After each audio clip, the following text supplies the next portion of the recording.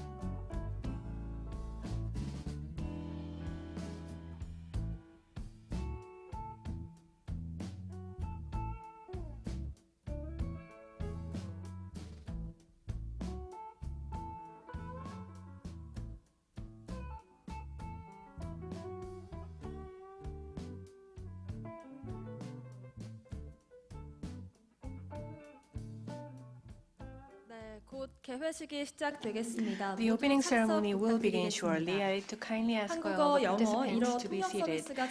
Simultaneous interpretation in Korean, English, and Japanese is provided, so please use the receivers on your table. Channel 1 is Korean, Channel 2 is English, and Channel 3 is Japanese. And now we will enjoy the opening video to open the International Conference on Women's Rights and Peace 2022.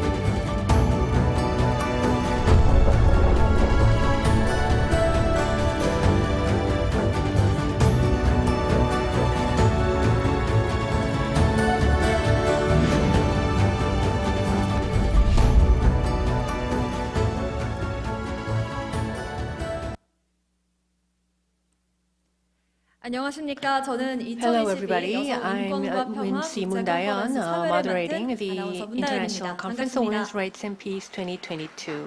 It's a pleasure to meet you all.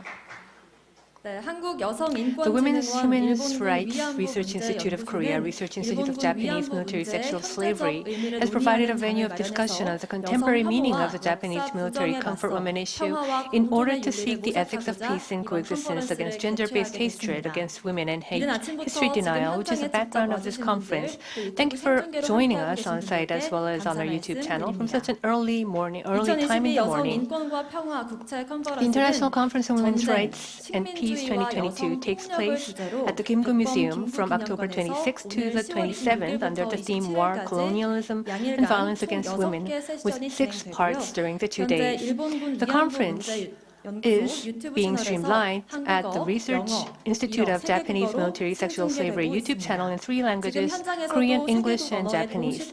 Simultaneous interpretation in Korean, English, and Japanese, as well as sign language interpretation, is being provided on site. Channel 1 is Korean, Channel 2 is English, and Channel 3 is Japanese. And now we will begin the opening ceremony. And we'd like to invite Lee Gi-suk, chairperson of the Women's Human Rights Institute of Korea, will deliver the opening remarks. We will invite Chairman Lee Gi-suk onto the stage. Please greet her with a warm round of applause.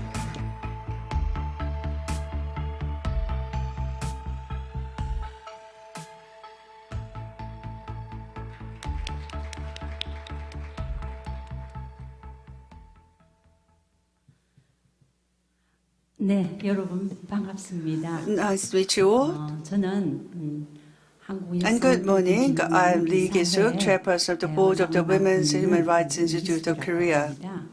아마 오늘 제 역할은 And the role assigned to me today 분들을 환영하고 is to welcome you all to the conference 마련한다고 수고해 주신 and also 일본군 위안부 연구소 applaud all the efforts of the organizers at the Research Institute on Japanese Military Sexual Slavery and the Women's Human Rights Institute of Korea. 참석하셔서 And I also thank 주제 발표 the chairpersons and the presenters and discussants who have taken time out of their busy schedules to be here today.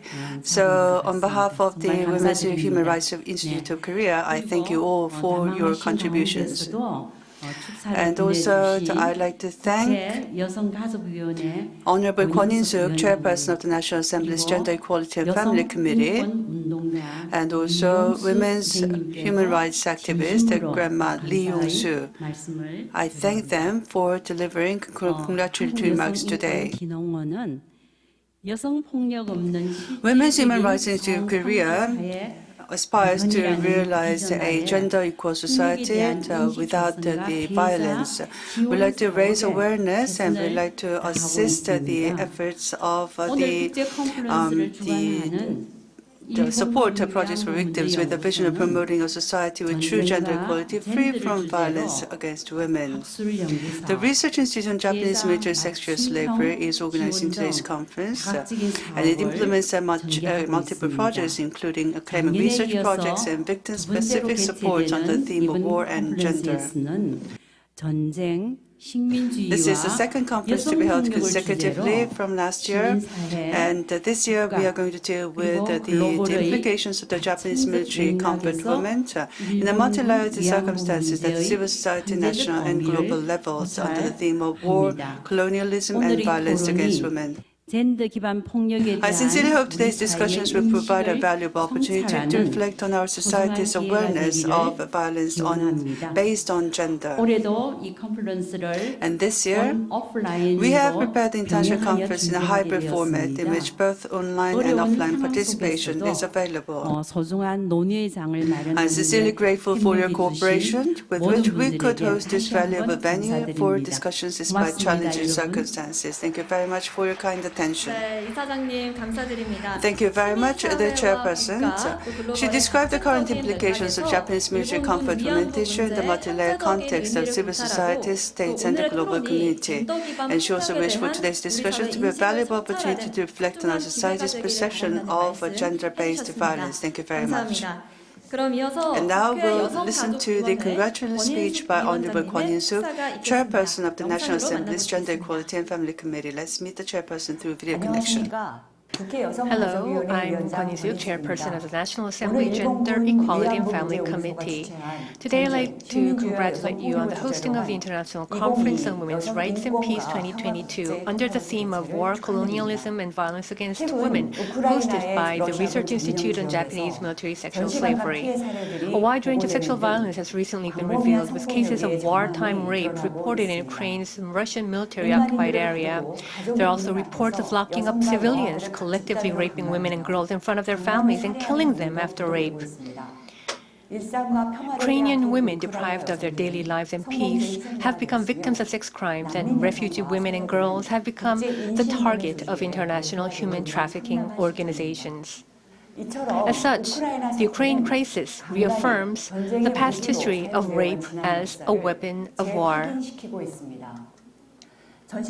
Sexual violence in wartime is a war crime prohibited by international law, and the international community and women around the world have been making efforts to prevent a recurrence. But women have suffered from repeated conflicts. Korea has also suffered from wartime sexual violence called the Japanese military comfort women issue, and has made great efforts to inform the world that sexual violence and human rights violation in the conflicts are crimes against humanity. As a result, the international community recognized the Japanese military comfort women issue as a sexual slavery issue and recommended the Japanese government to take legal steps to restore the victims' human rights and honor. However, the Japanese government is silent on official apologies and reparations. As recommended by the international community, the Japanese government should faithfully implement the truth and justice of the Japanese military's comfort women issue, compensation and measures to prevent recurrence. Today's conference is a forum for discussions on the current meaning of the Japanese military's comfort women issue, and I hope that a venue of solidarity will be held to stop the time of war and violence in the international community as soon as possible. Congratulations once again on the hosting of the International Conference on Women's Rights and Peace 2022, and I hope it will be a time to restore the dignity of the surviving victims of the Japanese military comfort women and to correct justice and peace. Thank you. Yes, to stress the importance of international solidarity to eradicate the issue of wartime sexual violence, which has led to the war in Ukraine, and hopes that it serves as an opportunity to establish justice and peace through the restoration of survivor-centered dignity. Thank you very much, Chairperson. And now we'd like to invite the women's rights activist, Grandma Lee Yong-soo, for her congratulatory video message. 김학순 할머니가 그 어려운 증언을 했지 않습니까? Kim Hak-sun, as a woman, made that difficult testimony as a victim, and then this told of the fact throughout the world. And I thought that going around the world doing testimony, that is not something just having a one-way communication. I went around making testimonies. Well, making a testimony, well, I actually am not a learned person. I'm not sophisticated. Yet, Daegu University awarded me an honorary doctorate in philosophy. I wanted to come forward. And sometimes I tell myself, you are a very good person, a great person. You should be proud of yourselves. What a brave thing that you are still upholding yourself. I sometimes think of that. And also, there are people like you who recognize this, who are aware of this, and who remember this. So that's why there are many happy moments. There are countless people that come up to help me and support me. When I go out, I meet people saying, fighting 할머니 cheers, 힘내세요. don't give up, 하고 하는 Grandma. 사람이 많은 사람을 만나서 응원해주는 사람이 있기 They meet 때문에 me and they tell me we are rooting for you and say stay strong. 이럴수록 내가 더 This 잘해야 happens 되겠구나 many 하는 times a 생각이 day. 드는데 And this makes me feel that I should do better. But one thing I regret is that the time isn't waiting for me. The International Conference on Women's Rights and Peace 2022, I hope this will be a time for you to listen to our words and remember them better. 되시기를 바랍니다. 고맙습니다. Thank you, everyone. 여러분 사랑합니다. I love you all. 네, 시간이 많이 남지 않았다라는 It's very sad to say that she doesn't have a lot of time left. And I remember from the paper for the conference where it says that the testimony of the victims of Japanese military combat women changed the Korean and Asian and the global civil society's collective memory of war. The victims' wars are not evidence of specific facts from the past, but it's more locutionary acts towards the victim's relationship and to society to which the victim belongs. Therefore, we need to ask who and where things are remembered rather than what we remember. I hope that this 2022 International Conference on Women's Rights and Peace will be a time to reflect on where we stand and how we listen to and remember the victims' voices. I'd like to thank Chairperson Kwon In-suk and Lee Yong-soo again for their valuable comments. And we invited a special guest to start off the 2022 International Conference on Women's Rights and Peace. She is a women's rights activist who has engaged in critical media activities in Russia after the outbreak of the Ukraine war in March 2022. Feeling the serious threats, she left Russia in March 2022 and she now resides in Israel, continue to collect the voices of women suffering from the Ukraine war. And she delivers the truth to independent media. Nastya Krasilnikova joins us through video. She will deliver a special keynote speech on the topic of Ukraine war and violence against women. Ms. Nastya Krasilnikova, the floor is yours. Hello. Thank you so much for having me. I hope the sound is okay. As you already know, my name is Nastya Krasilnikova. And today I want to speak about the war in Ukraine that goes on right now and violence against women. And I want to thank you for inviting me today. And I think that the matters I'm going to talk about are important. They're important for me as a Russian feminist activist, and I think that they matter for many women from all over the world. And the point I'm going to prove you, I hope to prove you today, is that war affects women, and the neglect of women's rights on the state level can be one of the reasons of the war. I'm an independent journalist and a feminist activist from Russia. And the 24th of February, when Russian President Vladimir Putin declared special military operation against Ukraine, it became one of the most horrible days of my life. The war that Putin unleashed brought me fear for my loved ones who live in Ukraine, pain and fear for all the innocent people who are dying.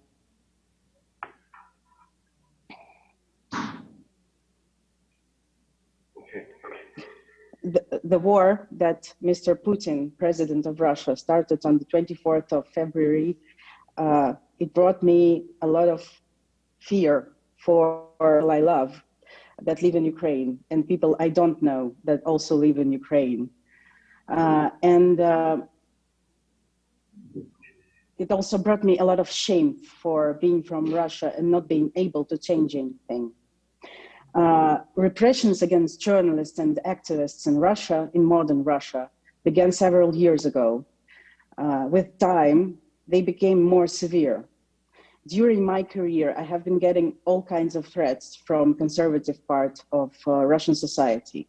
And when Putin's war started this February, it became obvious for me that it's becoming extremely dangerous to remain in Russia.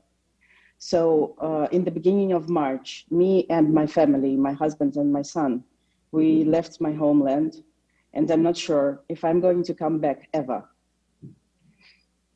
I have a popular feminist blog on, in Russian. It's called Robber's Daughter. Before the war, it was a blog about everyday sexism and fighting for women's rights. And when the war started, my blog became a platform for Ukrainian women who told me their stories about their experiences during their war and about their resilience.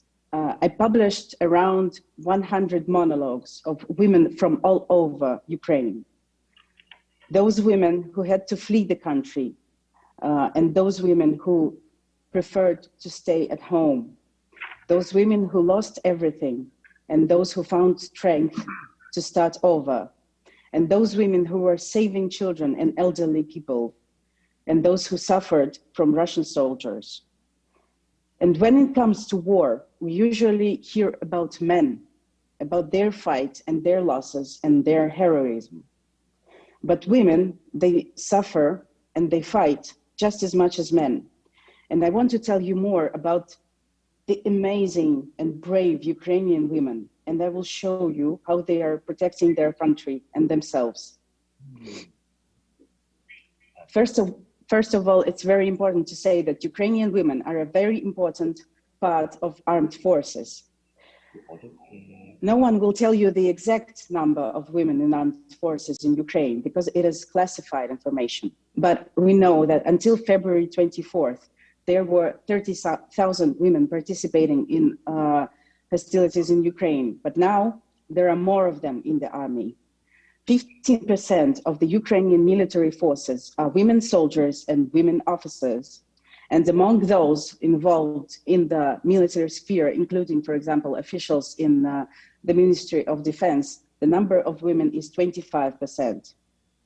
In 2018, Ukraine adopted a law on gender equality in the armed forces. Since then, there are 63 combat positions for women in the army. And after the Russian invasion on February 24, women's interest in the service increased markedly. We also know that this war made Ukrainian women subjected to sexual violence. And one of the main threats to Ukrainian women during this war is rape by Russian military. Human rights activists and psychologists began to record the first cases early March. Now, probably the number of victims of sexual violence grows to hundreds and maybe thousands. Not every woman can decide to speak up and seek help, so it is impossible to establish the exact number of victims. There are reports of girls and women being raped, including the elderly, about gang rapes and rapes in front of children, and about the rapes of boys and men. We know that sexualized violence during the war is a war crime, and it is prohibited by Article 27 of Geneva Convention.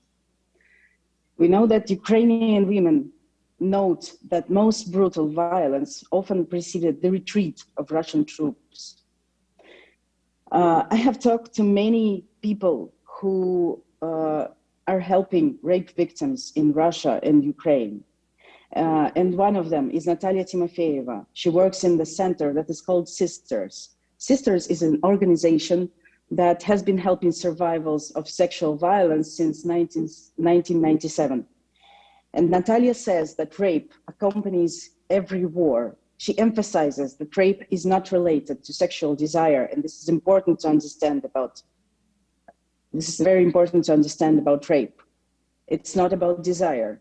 This is why many experts are calling for the term sexual violence to be replaced with the term sexualized violence, because actually there is nothing sexual about violence. And Natalia explains that a person who commits violence may experience sexual arousal, but his primary motive is to gain power and control over the life and body of another human being. And those rapes that Russian soldiers commit in Ukraine are a result of Russia's long-term policy of normalizing violence, which has become an important part of society and an important part of official rhetoric. We also know that rape is one of the weapons of war. And we know that by raping Ukrainian women and children, Russian soldiers want to instill fear in them. This is a terror of civil population, so that people are afraid and so they do not resist. Rape is a way of showing that if you behave well, you will not be killed. Rape is a violation of human rights and a terrible crime. There are quite specific criminal acts that the rape and everything that comes with it is a quite specific criminal act that have a perpetrator, and those specific individuals who can be named, who can be guilty of it. Any rape, no matter when it occurs, is always very difficult to prove as a crime and to achieve a fair trial in order to convict the rapist. This is always a difficult task to achieve, both in terms of how this crime is structured and in terms of the consequences that victims have to face. But in wartime, this difficult task becomes almost unachievable. Various studies show that rape survivors can recover and do something with their life, go on with their lives. But society has to understand that this trauma of being raped is also a social trauma, and society has to believe that those who survived rape didn't become worse and didn't become less valuable. We know that this discourse was very common during the Second World War. Women who suffered multiple rapes by the military side were labeled as collaborators. Their children were discriminated against in every possible way as children of aggressors. And now it is obvious that these people are not to blame in any way, but the only thing they need is support and nothing more. Rape itself is a hate crime, but during the war, the motive of hatred expands. Women, children, and men become representatives of a hated people. The rapist is trying to inflict maximum damage and maximum fear on a person as a representative of other people, of an enemy. War rapes are often committed in groups, and this is the way of solidarity, an attempt to relieve oneself of part of the responsibility, like, it's not my fault if everyone is doing it. And this is what we often see in rape cases on this war. And recently, I've read a phrase that impressed me deeply, and it said, you can kill a person by accident, but it is impossible to rape a person by accident. Ukrainian women are also forced to leave their homes, and they often become responsible for their families. We know that the vast majority of refugees from Ukraine are women and children. According to the United Nations, in any armed conflict, women and children make up to 80% of all refugees. Women run not only with children, but also with older relatives and pets, and they become responsible for everyone. Taking children to a safe place is one of the main motives for evacuation for Ukrainian women. Having reached a safe place, women still cannot feel safe because they need to worry about housing, about earning money, and educating children in a country they don't know anything about. And many European cities are, as we know, overflowing with the Ukrainian refugees. And some Ukrainians, unable to find a place for themselves there, have to come back to Ukraine, even to places where it is still unsafe. And no one, unfortunately, provides systematic support to refugees. And people are often left alone with their problems. Simultaneously with this, many Ukrainian women feel guilty for being saved while their husbands are fighting for their freedom.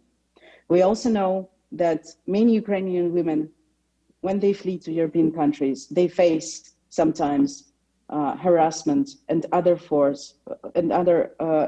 gender-based violence from those people who are supposed to protect them and give them support. Lastly, I want to say that violence against women is part of Russia's policy. Russian authorities refuse to call this war a war. They insist on calling it a special military operation. Russian anti-war activists and ordinary people are being persecuted for calling this war a war, and it is officially prohibited in Russia. Why is it so important for Russian authorities to not call a war by its name? I think that this is a part of their strategy to gaslight as many people as possible. They are saying that they are giving freedom to Ukrainian people, but this freedom comes with bombs, deaths, rapes, and broken lives. This is how gaslighting works. Someone big and powerful is trying to convince you that you do not understand obvious things. Gaslighting is often a part of violence against women, and I think that violence became a political strategy of Russian authorities, and gaslighting is one of their methods. First, they were gaslighting their own people, Russian people, and now they're trying to gaslight the whole world. They're trying to convince the whole world that the deaths they bring to Ukraine are necessary for reaching a bigger goal. But they do not know that there are no goals that can justify even one death. And Ukrainian women and men are fighting for their and our freedom every day. And one more thing. 2 weeks ago, I published an investigation that I had been working on for 6 months.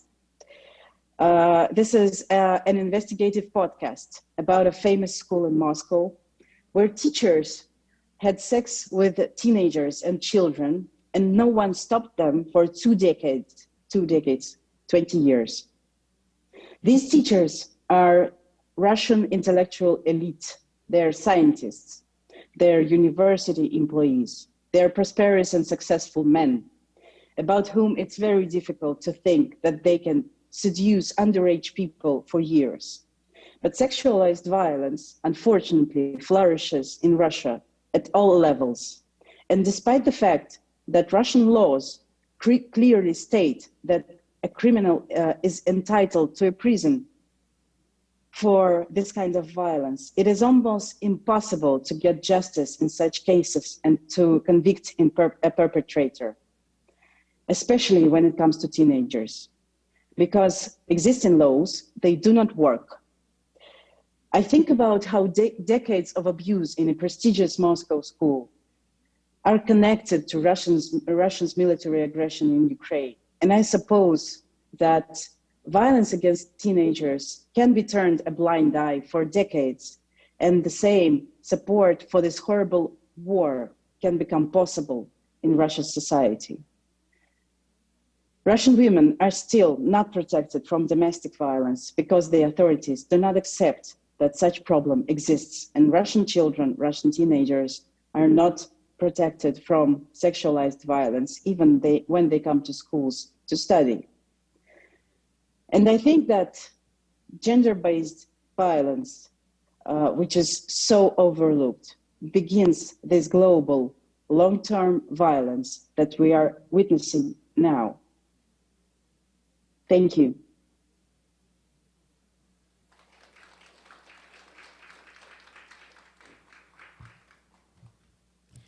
네, 2022 여성 인권과 The 2022 International Conference on Women's Rights and Peace and was organized to reflect on the war, colonialism, and Japanese military comfort women issue, focusing on the continuity of violence against women in everyday life.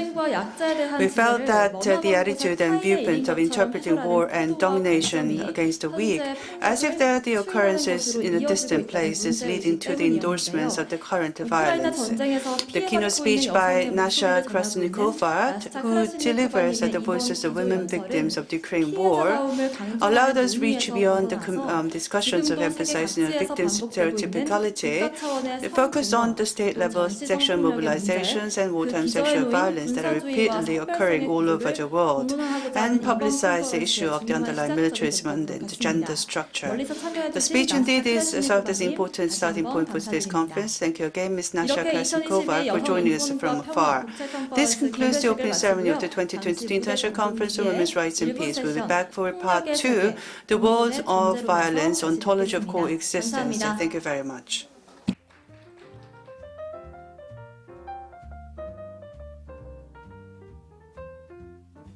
Before we start part 2, we will take a commemorative photo. I call on Chairperson Lee Gi-suk and the distinguished speakers to come up to the stage for a photo session. Next, we invite the students and their mentors of the Asia Youth Forum to the center stage. Chairperson speakers, may we ask you to pose for another photo? Thank you very much.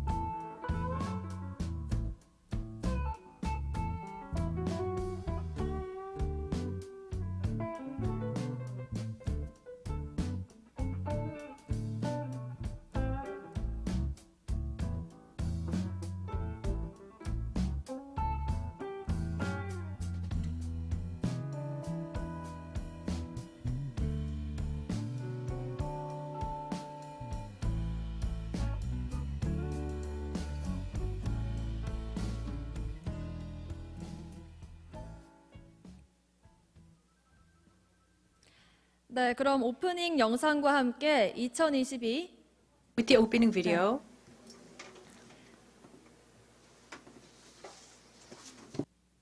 네, 먼저 교수님들 착석 먼저 I'd like to ask the 해주시면 professors 감사하겠습니다. to come up to the stage and be seated.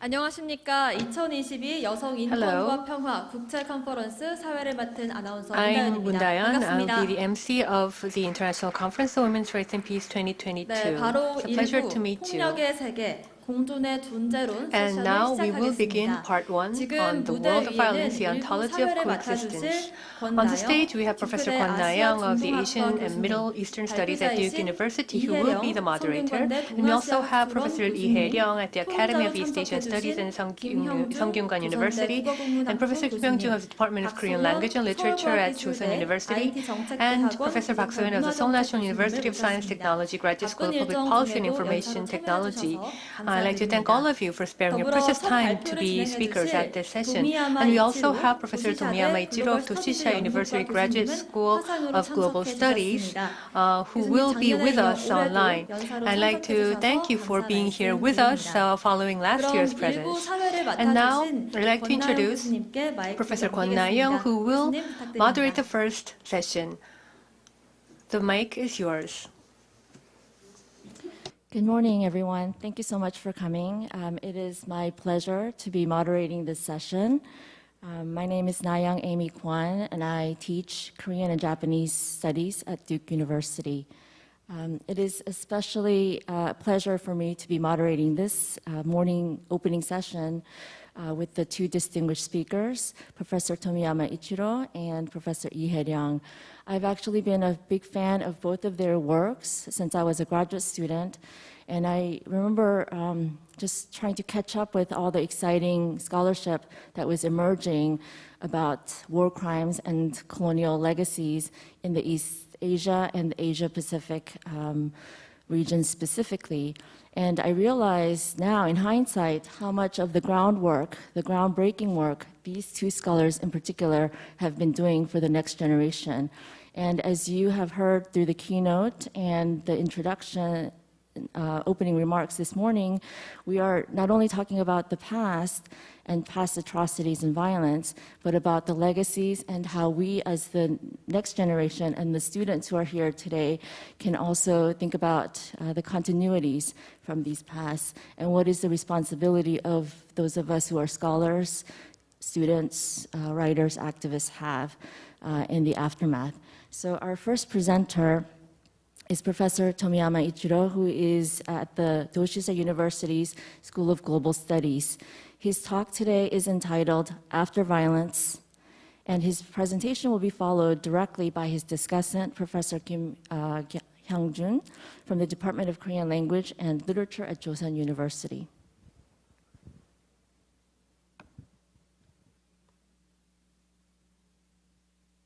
はい、ご紹介ありがとうございます。Well, thank you for that kind introduction. My name is Tomiyama, and I teach at Doshisha University. I have to say that it is an honor for me to be able to present at a prestigious conference like this. I'd like to thank Hyoungjoong, Chung Yoo-jin of the Research Institute on Japanese Military Sexual Slavery for organizing this splendid event.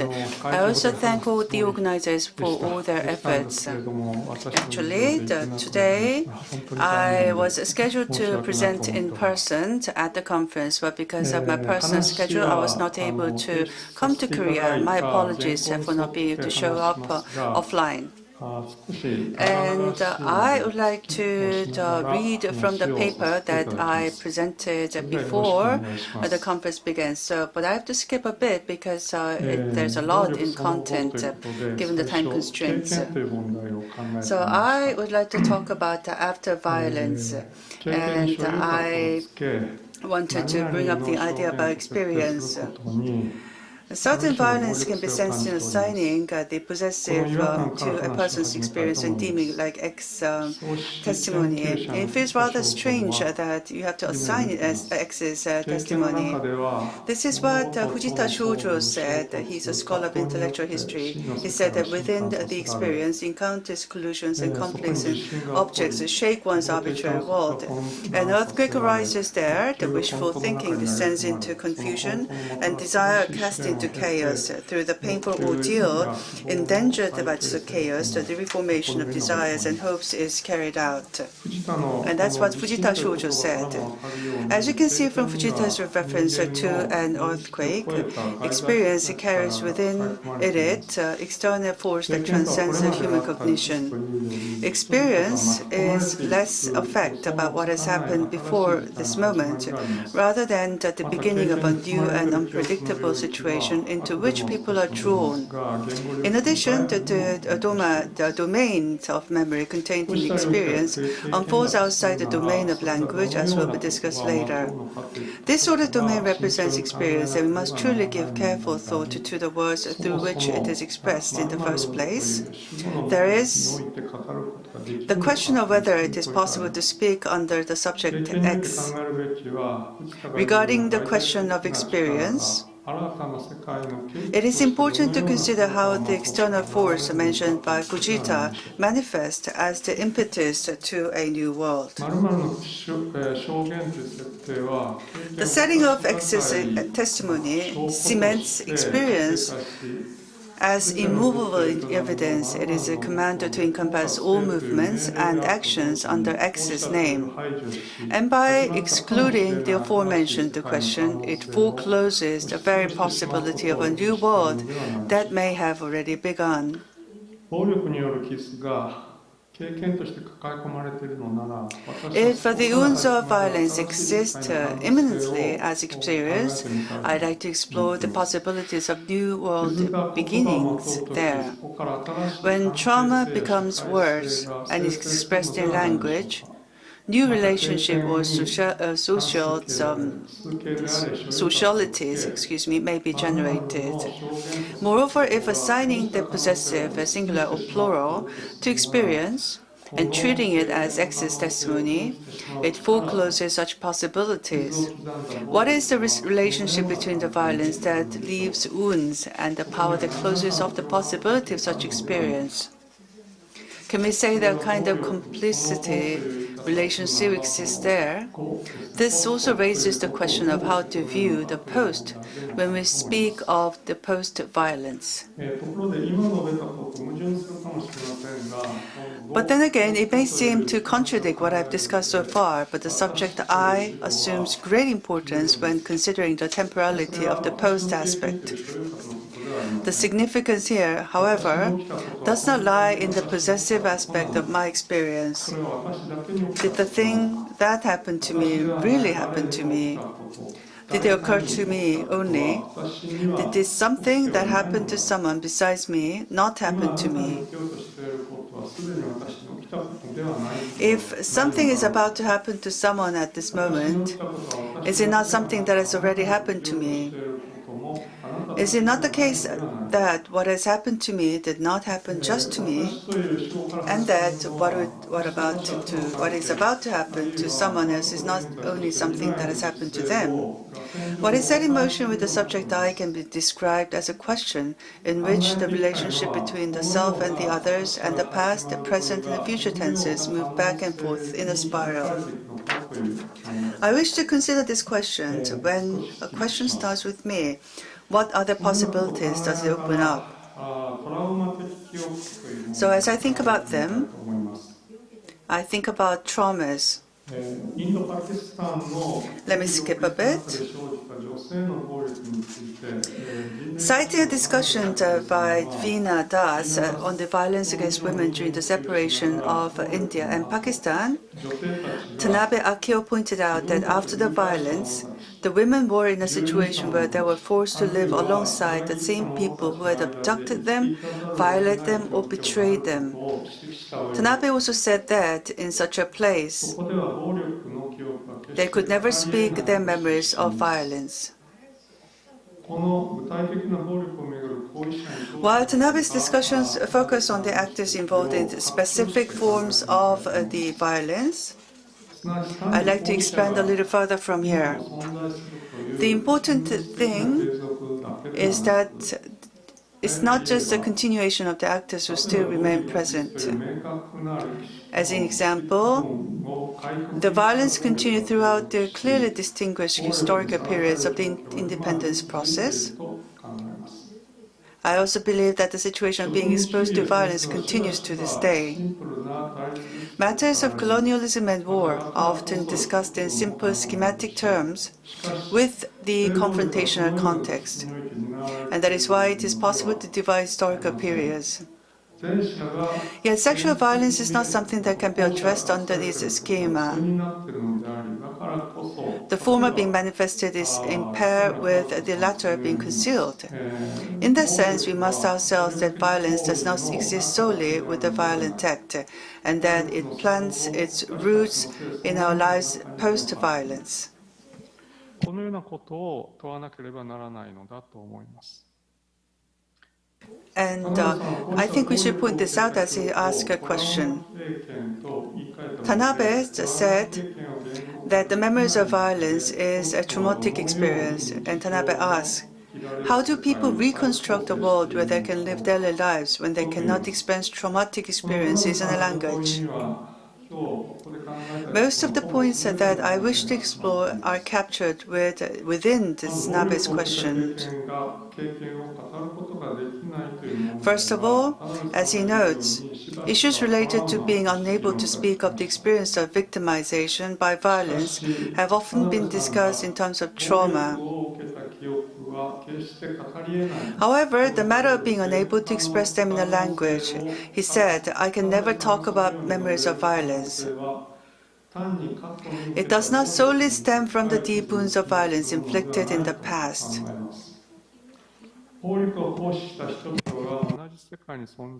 The inability to express things in words is the result of a present-day situation in which the perpetrators of violence are still present in the same world. The same norms and institutions that enabled the violence will remain in effect, and this gives rise to the perception that the violence is and could occur again in the future. As it pertains to the matter of post-violence, the word trauma tends to predominantly be used synonymously with post-traumatic stress disorder or PTSD as a reference to the profundity of the wounds. If that is all it is, it will simply be a matter of wounds that the victims must heal or cope with. Yet trauma does not belong solely to the past. It is a dynamic problem in which the effort of speaking about the events is intertwined with forces that try to foreclose that expression. So, I think the important thing is to speak, and the interlocutor and who you're going to have your voices heard is very important.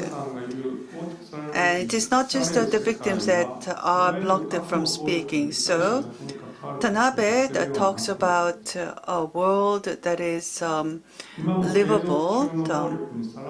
The question of who is being listening and who the words are received are so important that people involved in situations of suppressed expressions are not only the victims, and therefore the livable world that should be constructed, as mentioned by Tanabe, does not have only to do with the victims of the past violence, but with the people who are still exposed to ongoing violence.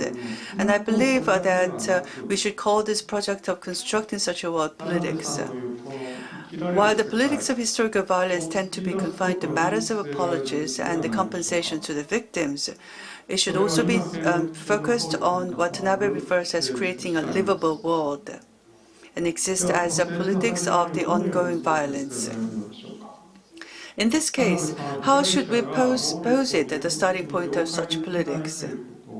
Tanabe writes that non-victims must face up and accept the fact that the victims cannot comprehend violence in linguistic terms. Now, if we adopt this approach, however, it leaves the question of whether the women who suffered violence remained passive entities. Should they be accepted, while the initiative in establishing a relationship is assigning to the ones accepting them? Not being able to speak is reduced to a matter of being incomprehensible. Then the experience is fixed in the place as a victim's experience. Tanabe asks, is it possible to think of incomprehensibility as the source of latent possibilities in human life? If I sympathize with the question, I do. How can we take this incomprehensibility, how can we tie it to the construction of a world where all those exposed to violence can live? Before saying that we accept incomprehensibility, should we face up a bit more on the matter of unspeakability? For example, with regards to the testimonies of the comfort women victims, Lee Jung-hwa has said that on the unspeakability, she said that when a living individual is forced to harbor a secret, this relates to being able to continue living. This is the precarious boundary between speaking and being unable to speak. Here, the secret exists as a matter of not to be spoken. In other words, the realm of the secret, which is consciously delineated, is not to be spoken in one's life. To point out the difference from Tanabe's discussion, for Tanabe, the unspeakability refers to the impossibility of speaking. Tanabe means that something cannot be understood in linguistic terms. People must accept this incomprehensibility according to Tanabe. However, it is not a matter of impossibility, but a deliberate choice not to speak. It is staying silent in order to survive in the current situation. It's not simply a matter of misery or pain, nor of the impossibility of speaking. It's an active battle to survive. Perhaps the construction of a new world will appear as an extension of this fight that has already begun. Those who have suffered violence are not people whose traumas cannot be understood in words, or who are in the situation of being unable to express them. Rather, they are people fighting to live. Moreover, the world that arises as an extension of their struggle involves everyone who is exposed to violence. I like to establish a politics here, a politics of surviving, in which anyone may appear as a directly involved party.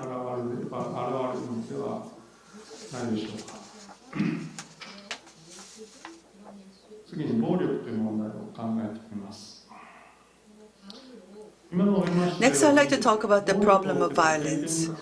And as mentioned above, when trying to think of the memories related to the experience of violence as a linguistic matter, unspeakability often becomes the focus of the discussions. This is also about trauma and memory. But instead of simply concluding with the psychoanalytical explanation of trauma, in order to discover those who are fighting to survive and draw politics from there, I want to discuss a bit more on unspeakability in terms of Judith Butler's concept of foreclosure. What sort of battle begins when one seeks to speak or decide to remain silent?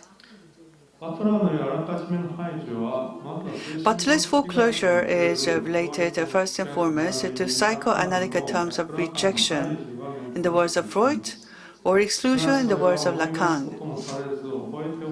In other words, it refers to something being excluded from the symbolic or linguistic order without being recalled, remembered, or brought into consciousness.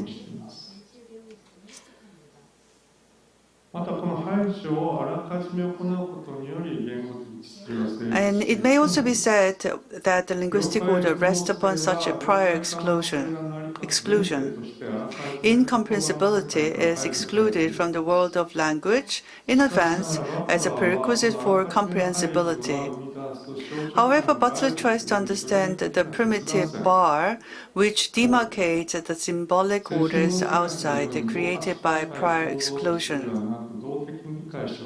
This is done in a dynamic way instead of treating it as an immovable structure alongside psychoanalytical lines.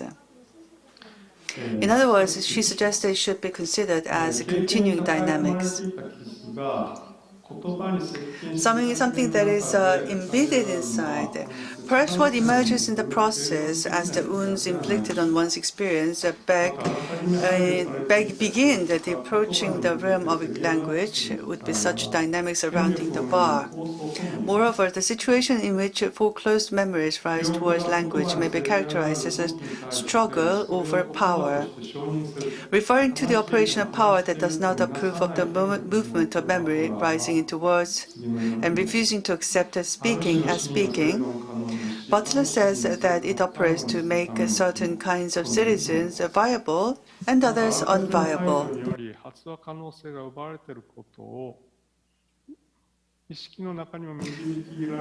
In addition, regarding the situation in which speakability is deprived due to foreclosure, she discusses as a perceptible state and the sense of being at risk felt by a subject when the possibility of speech is foreclosed, instead of defining as something that cannot be brought into consciousness. In considering the matter of violence, I wish to focus on the sense of being at risk. Foreclosing speakability means not acknowledging the agents of speech. Even when they speak, they're not recognized as speaking, and their message is not recognized as language. This is where the violence begins, in the realm of non-discussion.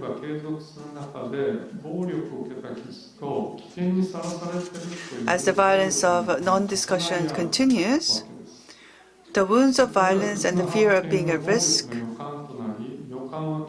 about the future relationship, they overlap. Thus, the discovery of wounds becomes a premonition of violence, which leads in turn to the discovery of wounds.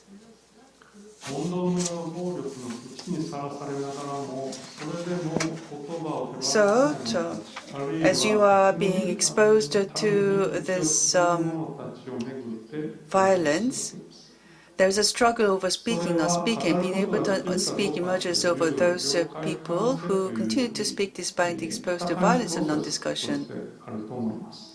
And those who hold their tongue to survive, there's a struggle. It's a process of struggle rather than a matter of incompressibility related to speakability and unspeakability. And returning to Tanabe's important question of how to reconstruct a viable everyday world in an environment where people cannot express their traumatic experiences through language, it is important to overlap this with the current situation of being exposed to the risk of violence. It does not only mean that the perpetrators of violence are still around. Violence is the cause of traumatic experience that has become inscribed And it also means words are foreclosed in advance. This means that exposure to violence cannot be expressed in linguistic terms, and the question is how we can reconstruct our world in this context. Before defining this unspeakability to be incomprehensibility and arguing the need to accept it, we may first need to face up to this ongoing struggle to survive. We may also have to recognize that those confronting violence and non-discussion arising in this battle are themselves exposed.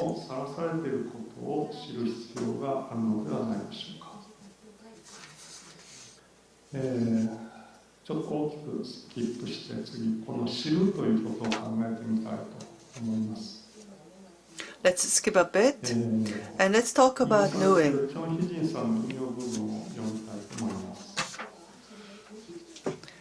And I quote from the words of Chung Hee-jin in my writing. She says that I believe that knowing must be hurtful. Knowing, especially knowing the history that has been deliberately expunged precisely because it is so crucially important, is bound to be hurtful because of the shame about one's life of being shielded by ignorance, and because of the anger towards society and the hopelessness of communication.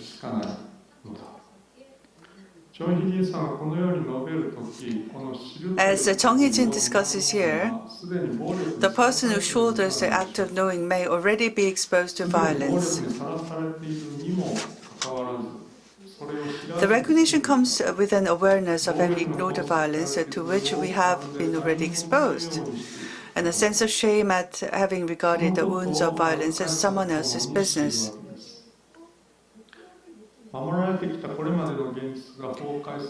As we hitherto sheltered reality crumbles, we become aware of the meaning of an order that bears violence, and we understand that there is no place to protect us from such violence. When we are aware of this, the history inscribed by violence is no longer other people's affair. The wounds are inflicted in a place where the shame of having regarded violence as other people's affair overlaps with the feeling of fear that we are already being exposed to violence, as well as the despair of not being able to quickly find our own words to resist this infuriating order. It is not a matter of previously sheltered person discovering the wounds of others.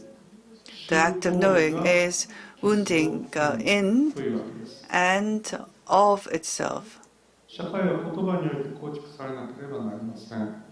The society must be constructed with language, but what should we do to engage in linguistically based work while problematizing foreclosure and without making certain kinds of citizens viable and others non-viable as other people's business? What sort of knowing is this? What can I say at least is that because foreclosure relates to the linguistic order, knowing is accompanied by a premonition of violence. The fear of being wounded or the discovery that one is already wounded. Such forms of words may become knowledge. The knowing that accompanies wounds described by Chung Hee-jin may involve establishing a piece of language for constructing a new society, even as we remain exposed to the violence of non-discussion. However, the sense of being at risk that Butler describes does not refer to the wounds of violence. Rather, it may be said to be something that elicits more general anxiety about being wounded. Perhaps such anxiety may fuel the advent of even more powerful control mechanisms of power. Amid the ongoing violence, the wounds of violence, along with fear that we might be wounded again, may make us yearn for a strong defense organization that will protect us from being wounded.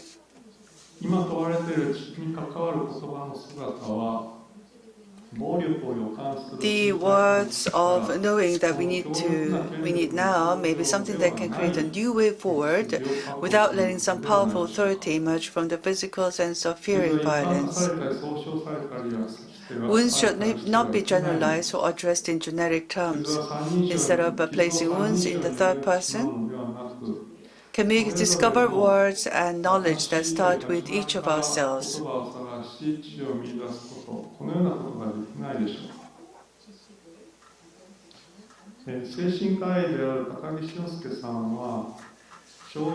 The psychiatrist Takaki Dasunsuke focused on the wounds and anguish experienced by people receiving disability support.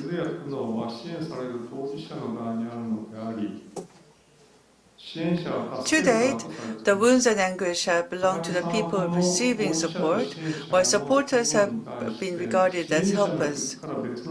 Regarding this distinction between the supported and supporter, Takaki attempts to locate a new path forward that begins with the suffering experienced by the supporter.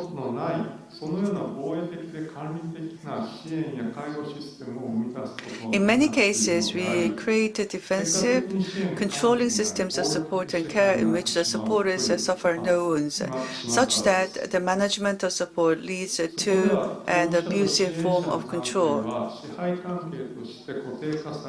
There, the relationship between the supported and supporter becomes cemented into a relationship of domination. The new path that Takaki insists on is, in a sense, a simple one: dialogue. It means that the individuals who embrace the wounds or suffer the fear of being wounded will search for words while talking together.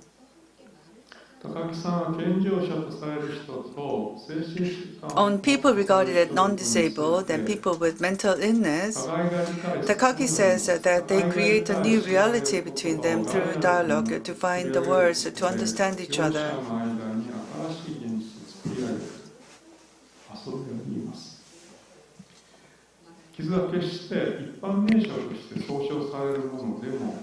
The wounds are not treated in generic terms, nor are they exclusively possessed by the affected individuals. There are secrets and fears each person carries. What other path exists but to hold on to that and search for the words together?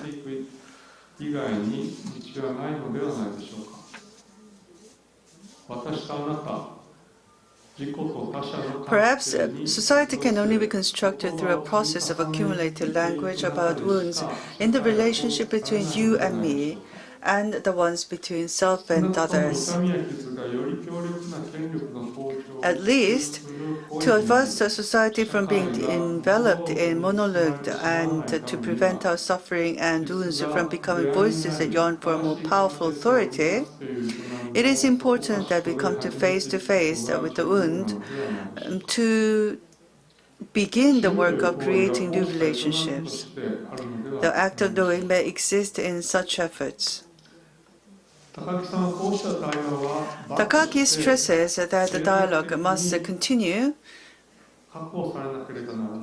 and it should be continually established as a space.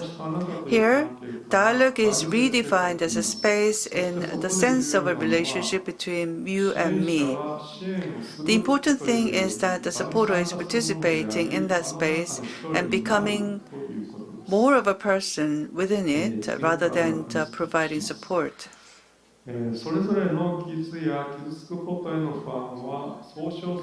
When it comes to the word, the wounds, this is where the words are created in a process of not individual wounds or the fear of suffering translating into the invocations of more oppressive organizations, but of a place that is constantly changing and taking on different forms through encounters with words.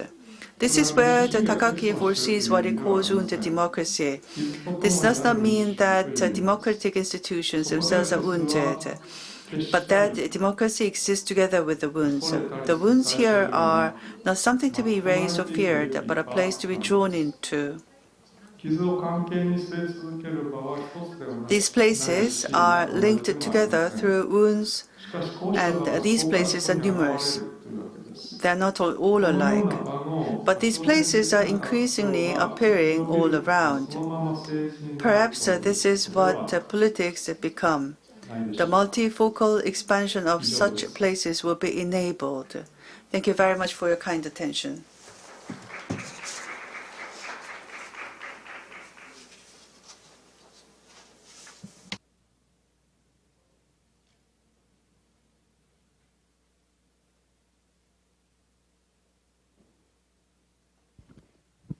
김형균 선생님 말씀 부탁드립니다. Well, Mr. Kim Hyung-gyun, the Professor Kim Hyung-gyun, would you like to begin your discussion, please? Professor Kim Hyung-jung. Yes, I will begin my discussions. I'm a discussant designated for the Professor Tomiyama. My name is Kim Hyung-jung.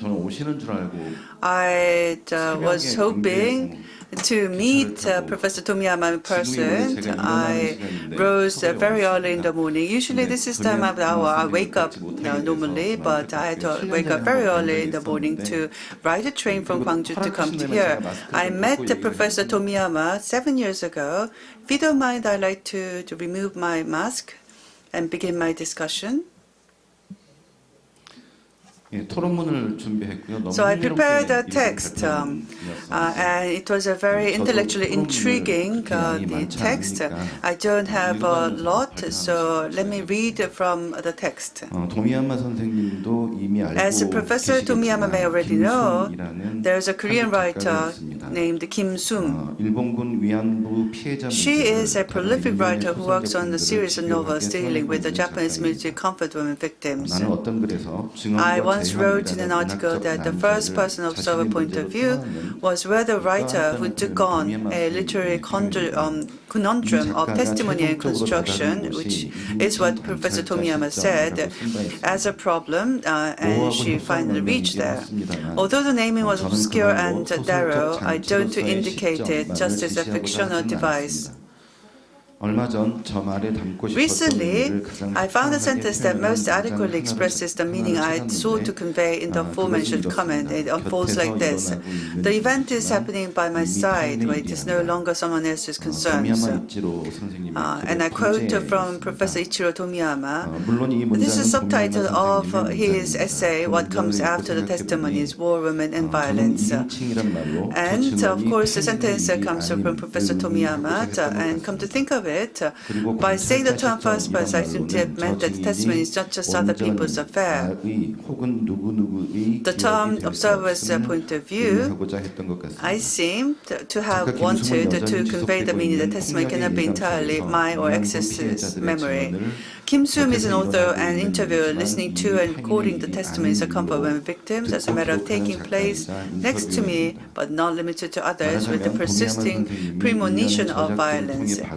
In other words, while reading the works of Kim Sung, I was making remarks similar to what you said in series your works, Professor. Maybe we have already been the comrades from a distance, and I met you a long time ago, and it's an honor for me. The introduction is a bit worded because although today's discussion contains a few questions, I want to clarify that questions are not intended for refutation or criticism.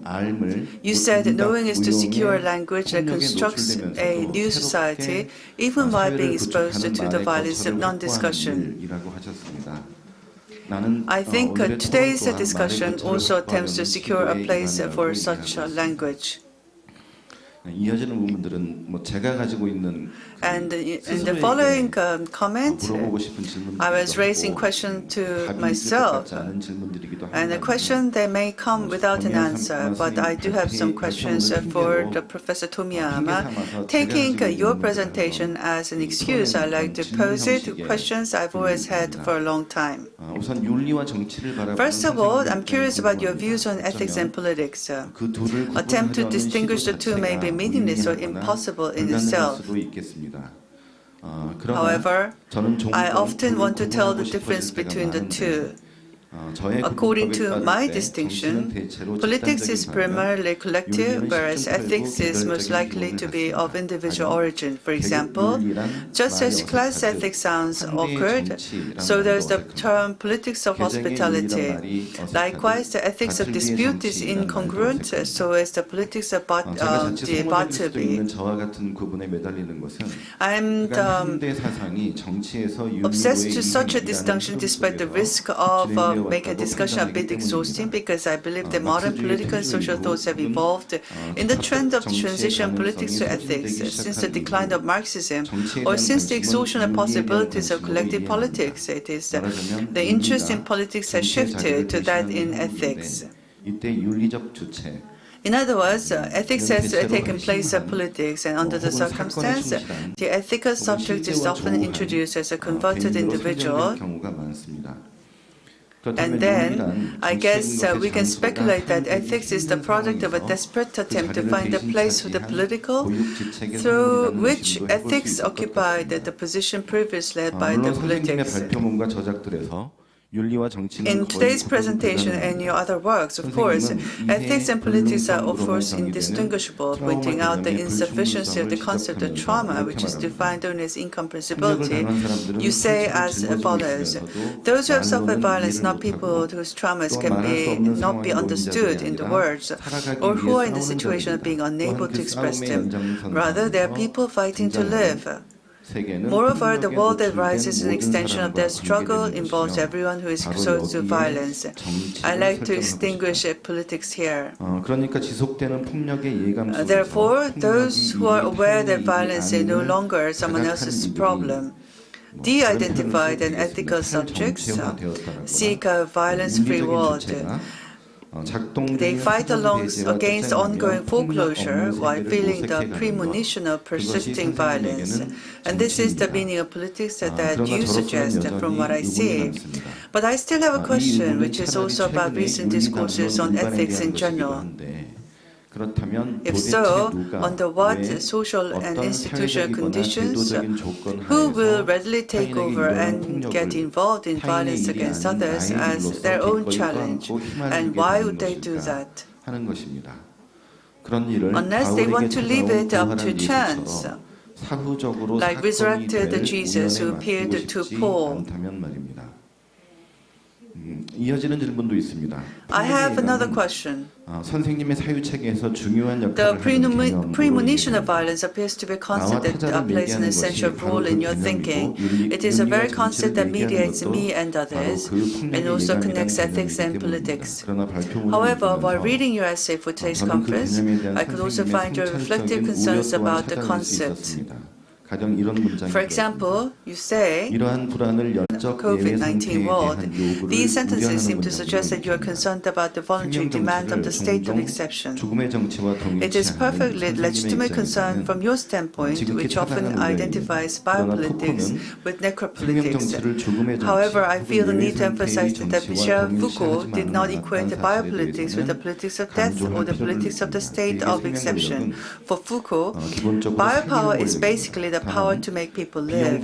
However, when cost efficiency decreases, it is the power to let people die. Hence, it is the power to reduce the people to biological populations and then govern them by operating safety mechanisms according to statistics and probability. In that sense, I'm more concerned about the possibility that the premonition of violence may increase the number of insurance subscribers exponentially, than by the fact that it may deprive people of the wish for a strong defense organization. That is to say, it is a situation in which the premonition of violence is not politicized but embraced as a functional element in biopolitical governmentality. That's because what insurance capital calls risk is not anything but premonition of violence. Neoliberalism, which Foucault views as a contemporary version of biopolitics, knows how to bring over the omnipresent possibility of violence to safety mechanism. Risk, any possible violence, disaster, accident, or disease is by self-capital and preventable misfortune. Additionally, this tendency will reinforce itself rapidly in the post-COVID-19 world because it looks quite obvious that the era we live in the future will suffer from hypochondria like a sort of transient mental illness. It is questionable how premonition of violence will defend ethically and political motivation from the biopolitical governmentality when such concerns are realized. The last question I have is the one I'm asking you with anticipation. In your thinking, knowing appears to be differentiated from knowledge. In other words, getting to know is both a practical and performative act. In the introduction to your beautiful book, Beginnings, Fanon, Critically Situated, which was published in South Korea 2 years ago, I found the following sentences. I yearn for creating a medium that can secure the practice of reading, writing, in which each of us will serve as a momentum. In other words, it's a magazine mediating a place to talk without worries, to expand us in a multifocal manner without presupposing abandoned others. The title of the magazine is MFE, Multifocal Expansionismus. I wonder what the magazine means to you and how much progress has been made in its efforts towards knowing. This concludes my discussion. Thank you very much. Thank you very much for Professor Tomiyama for his enlightening presentation and to Professor Kim Hyoungjoong for his discussion. This meeting has been prepared for by multiple hands and support groups, and I'd like to take this time to extend a thanks for everyone, including those who have prepared the booklets and the translations. It's not easy to be able to communicate with one another in these multiple languages, and there is an extraordinary amount of labor involved in bringing a gathering like this together. I think it's also significant to recognize that labor precisely because of the type of engagements that these scholars have been engaged with one another over the years. For example, Professor Kim just mentioned that he has been a fan and a reader of Professor Tomiyama's work for decades, and that, of course, is enabled through the inordinate amount of labor of translation. Professor Tomiyama raised important questions regarding the politics and ethics of speakability and unspeakability after violence and atrocity. The questions of who gets to speak and whose responsibility it is to speak are not limited to the immediate victims and survivors. This responsibility pertains to all of us, especially when we consider the ongoing violence all around us, still entailed in the continued force of silencing that still persists. Professor Tomiyama asks, how do we engage in dialogue in a dynamic and ethical manner in the face of ongoing violence that impacts us all in variable ways? How do we avoid perpetuating violence of our own by enacting forms of silencing, not only towards the survivors, but among ourselves as the next generation and as supporters of the movement? In his discussion, Professor Kim raised at least 4 different relevant questions and issues, including the relationship between the individual ethics and collective politics, the location of the speaker and the listener or the interlocutors in terms of the first or third person perspective, and about how new alternative or radical forms of engagements have been opened up in new ways of forming community and dialogue. So we look forward to some of Professor Tomiyama's responses after our second presentation. Our second presenter is Professor Hyeryoung, who is at the Sungkyunkwan University's Academy of East Asian Studies. Professor Yi's talk is entitled Ruins, Memories of the Sea, Can the Japanese Military Comfort Women Be Counted? Her talk will be followed immediately by her discussant, Professor Park Sohyun, who is a professor at the Seoul National University of Science and Technology. Her comments are titled Incapacitation of Politics of Numbers and Mainstreaming of the Representation of the Memories of the Japanese Military Comfort Women.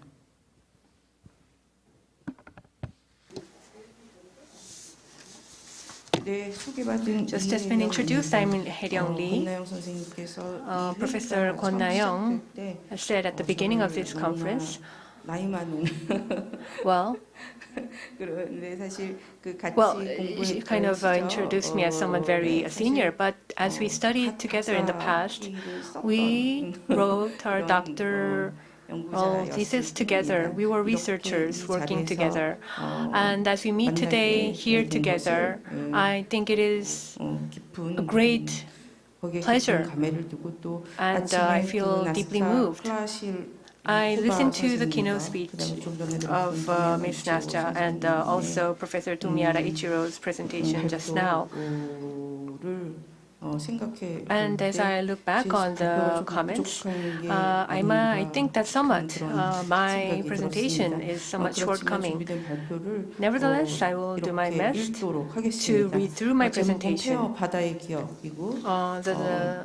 The title is Rune's Memories of the Sea, and I will talk about this later on. The Memories of the Sea is a work of Tomiyama Taiko. It's the title of the painting.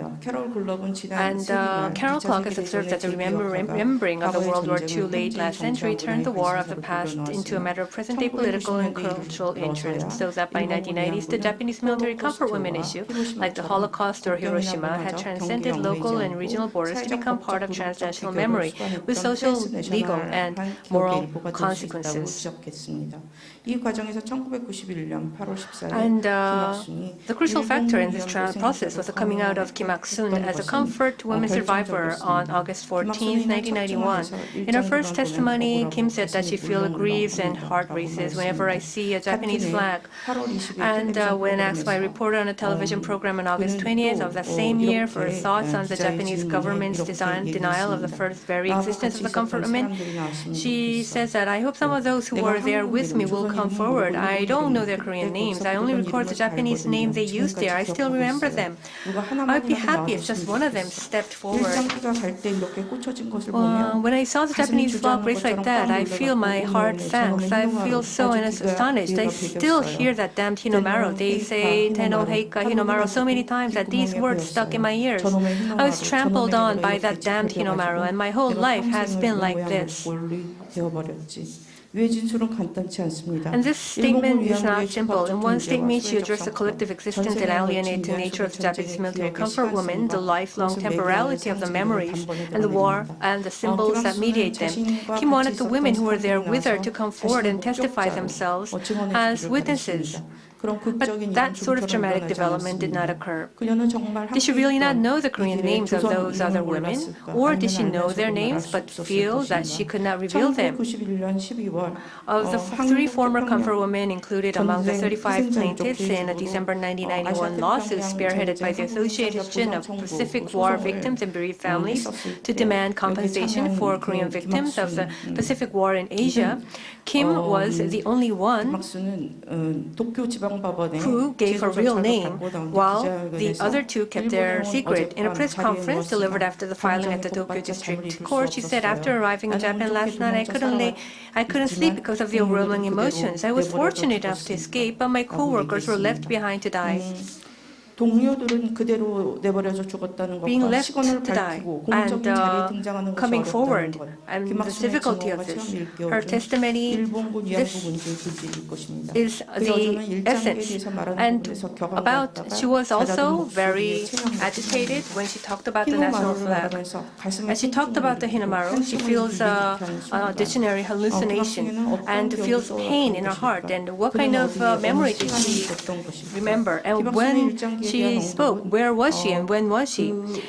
Kim also spoke about the Japanese flag at the gathering to hear Kim Il-sung's testimony event held at the Tokyo YWCA on December 9, 1991, organized by the Women's Network on the military comfort women issue.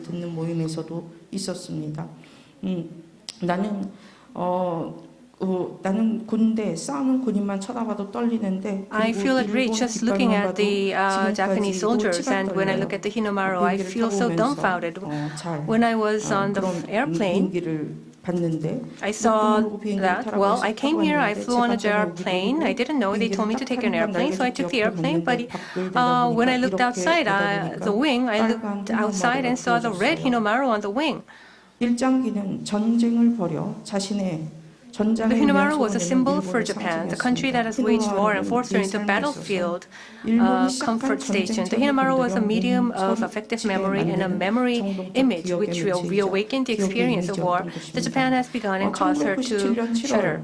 Kim's last interview, recorded in July 1997, reveals what caused her astonishment. 드러냅니다.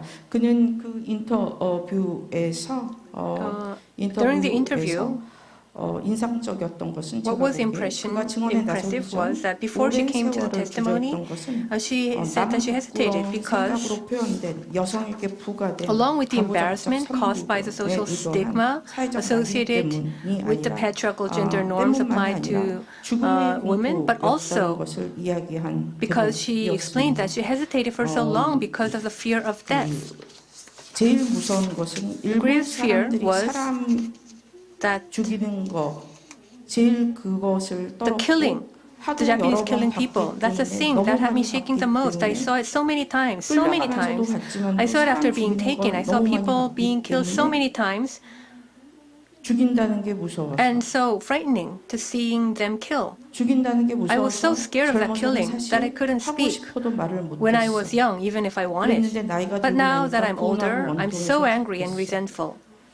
Imagine living without being able to tell the world. I thought that if I spoke like this, I might end up being killed by the Japanese. But the reason I decided I had to speak before I die is that I worried there wouldn't be anyone else to speak for me. Having listened to Kim's voice over and over and having read her words over and over and transcribing them, I came to understand that she remained silent until her life near its end due to the fear that she might be killed by the Japanese if she revealed herself and spoke out. Until her end, the struggle for testimony was a repeated performance of the affective experience of recalling the war and the battlefield. It was repeated to figure out whether the war initiated by Japan, a country that might rob her of her life, had really ended, and whether this moment was here and now, was now in fact the battlefield.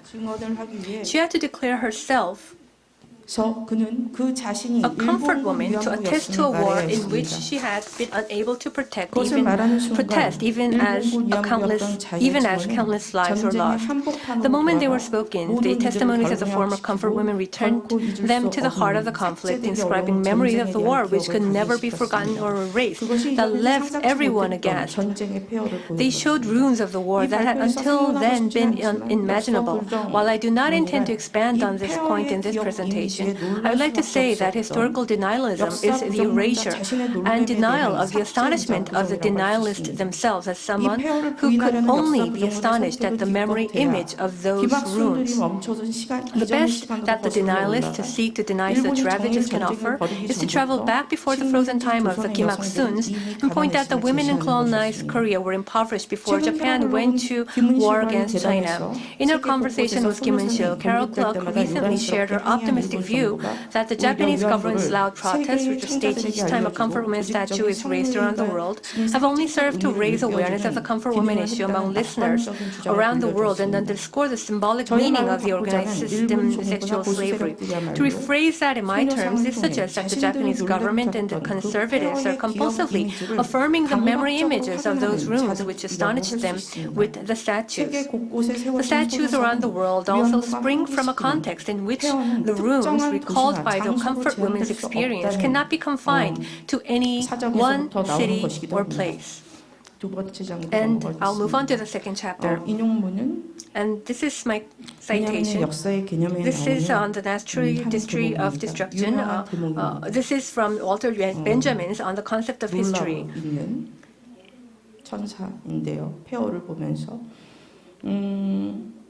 This is an astonished angel of history. 독일 작가 제발트 The German author Sebald, 공중전과 문학이라는 글에서 in his book 발토 on the natural 베냐민의 history of 역사의 개념에 destruction, 대한 quotes 위의 this 유명한 famous 구절을 passage 인용합니다. from Benjamin's on the 그리고 concept of 제2차 history. 세계대전 당시 독일 전역에 He also 이루어진 juxtapises the angel of history with the record of Alexander Pludge, who as a boy witnessed his hometown of Halberstadt being destroyed by the Allied air raids throughout Germany during World War II. 그다음에 Also, 리사 요네야마 선생님도 베냐민의 역사의 Lisa 천사를 Yoneyama also referred to 인용하면서 Benjamin's Angel of History in referring to the ruins of the atomic bomb dropped in Hiroshima on August 6, 1945, and the ruins of the World Trade Center after the attacks of September 11, 그녀가 이 두 2001. 개의 폐허를 두고 이루어지는 기억의 She 정치가 criticized the 지역적으로 politics of memory 차이하고 surrounding these two 차이가 sets of 있지만 ruins, noting that while they differed in terms of 침략의 region, 역사와 they 과거에 both 대한 created a sort of 기억 상실을 amnesia 조성하고 toward our 있다고 history 비판했습니다. and past of imperialist 히로시마를 평화의 aggression. 상징으로 기억하는 데 있어 She also pointed out that the remembrance of Hiroshima as a symbol of peace failed to pose questions about the history that led to the atomic bomb being dropped, namely the tendency to disregard Japanese colonialism, imperialism, and military aggressions. She also criticized the presence and responsibility of the U.S. as a party responsible for dropping the atomic bomb in Japan and supporting Osama bin Laden as a contributing factor to 9/11 are not questioned. 새로운 천사의 부분을 인용하면서 And citing this part on the 2차 세계대전의 재기억화를 answer 주장하고 있고 on the angel, 승리와 패배의 the two 영웅서사 authors 속에서 both advocates the re-remembering of World War II, and they reflect on the forms of thoughts in the philosophy of history that might open up moral horizons for remembering and mourning the dead by exploring the realm of memories of the ruins. According to Yoneyama, Benjamin's history criticized modern history writing, which creates a list of past events and things that actually happened, and standardized them as though history lacked any alternative possibilities. Benjamin history also raises questions about historical inevitability by illuminating countless counterpoints. Revolutionary now times in the familiar process of historical progression is different from the modern historical narrative. While I agree with these ideas, I would also like to think further about the following questions.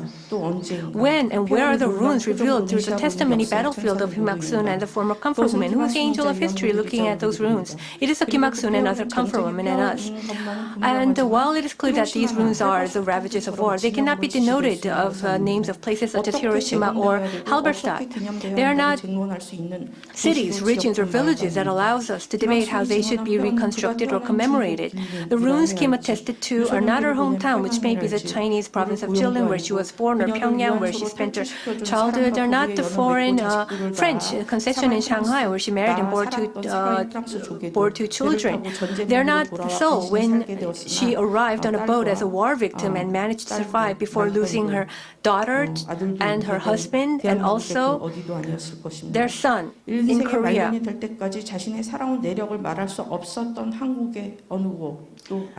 And it was nowhere in South Korea, the country she had to live in, where she could not speak of what the comfort stations were. None of these could be the answer. There are ruins with no place for debris or bodies to rest and no destination to visit. In that sense, we can envision the image of ruins revealed by the comfort woman as being less like a land and more akin to the scene. In the painting series titled The Memories of the Sea of artist Tomiyama presents this very image of ruins. The Memory of the Sea series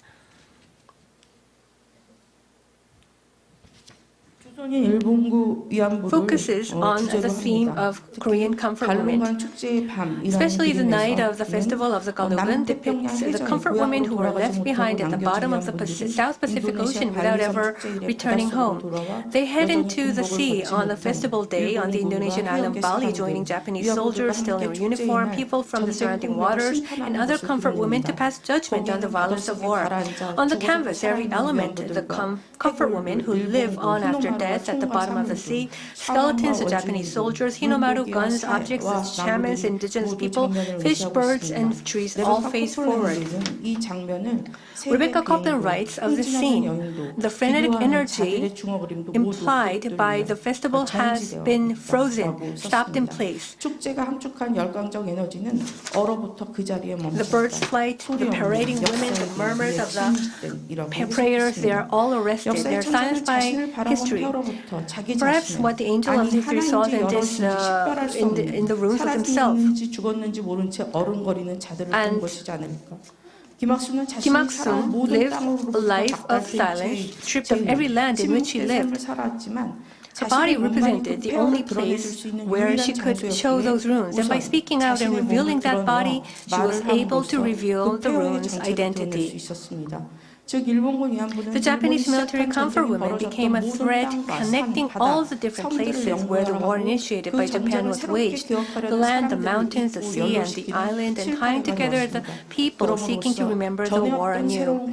We might say that she became the founder of a new community or polis that had never existed before. The fact that this community has no territorial borders is what has enabled comfort women statues to be raised all over the world. And can the Japanese military comfort women be counted? Yonema also says that I think it is important that the angel in Benjamin's description must move forward.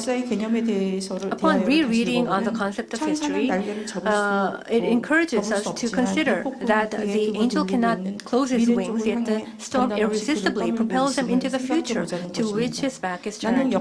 What I wish to emphasize here is that the angel of history has not turned his back. By not turning his back, he exists simultaneously in the past and present. Give me back my youth, Kim Hak-sun said. This does not simply mean that the past cannot be restored or turned back. It means that in critical reflections on history, we must accurately consider the subject of the subjunctive. When we unreflectively talk about the overlapping of patriarchy with poverty in colonial Korea along with school factories and making money which were used for the fraudulent mobilization of comfort women, what ends up concealed is the fact that the victims were regarded as objects that were not even needed to be counted. The basic position of the Japanese government and historical denialists is that there's no evidence to document how many women were recruited, mobilized, how or where, or to show where they went.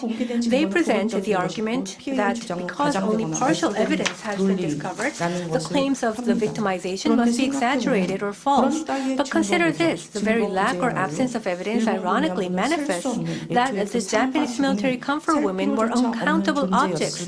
There were never any need to tally their lives and deaths. The estimates suggesting that there were more than 200,000 Korean comfort women are based on the numbers of the Japanese military units.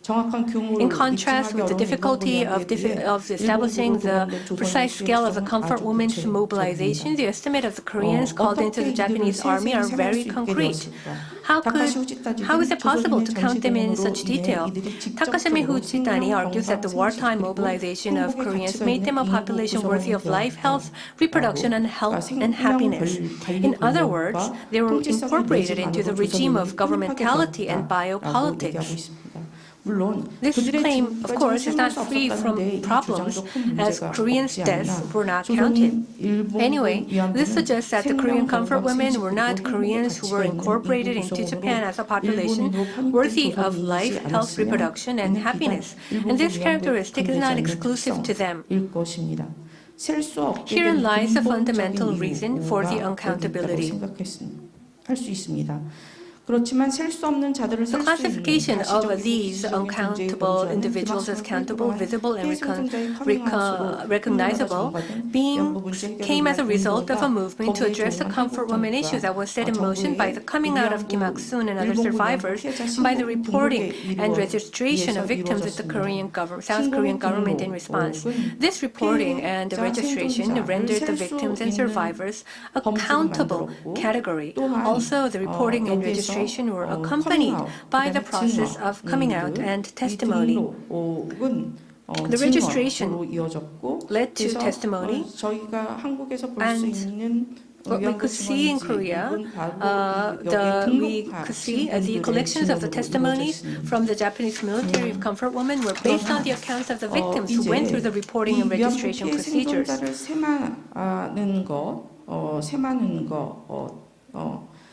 그다음에 이 한국의 정부의 Counting the 법적 comfort 등록의 women 대상으로 survivors 범주화하고 and 거기에 안착해 있는 상황은 이제 한계 this 지점에 the reliance on the categorization of comfort women survivors as subjects of legal registration by the South Korean government may now have reached its limits. The reporting and registration approach is exclusive in the sense that the final certification of victimhood is based on institutional government procedures in South Korea. Also, it may be seen as having subtly contributed to an attitude in which borders of nationalities are applied to the comfort women, so their suffering and significance are weighted differently. And tomorrow, Hyoungjoong will make a presentation, and I would like to briefly cite her presentation in my presentation. Certain implications in this sense can be found in the life of Baebonggi as a figure that were not needed to be counted. 김영경 선생님은 귀환하지 못한 일본 군량군인 배봉기의 삶과 죽음은 the life and death of Baebonggi as a Japanese military comfort woman who did not or could not return home was a product of the forces of the post-colonial Cold War regime. And under this regime, the comfort women issue was rendered invisible, and the subaltern silence was perpetuated amid the entanglements of the hierarchy among U.S., Japan, and South Korea. She also stressed the necessity of the perspective on comfort women beyond national boundaries. The website of the South Korean Ministry of Gender Equality and Family includes a simple chart showing the comfort women survivors in terms of the number of support recipients in the country's various sites and provinces. And my concern is that we're progressing towards the skeletonization of the comfort women movement's significance. Most important, we must keenly be aware of how the drawing of national borders on the comfort women issue can be associated in a larger sense with the substance of the working of nationalism as a war machine. The ruling party in South Korea succeeded in taking the presidency by exploiting anti-feminist sentiment while attributing the growing anxieties associated with the neoliberal order's entrenchment to generational and gender conflicts. Well, I did not mention this in my paper, but as I wrote my paper, as a matter of fact, the Korea-US-Japan's military alliance issue has also emerged publicly. Also,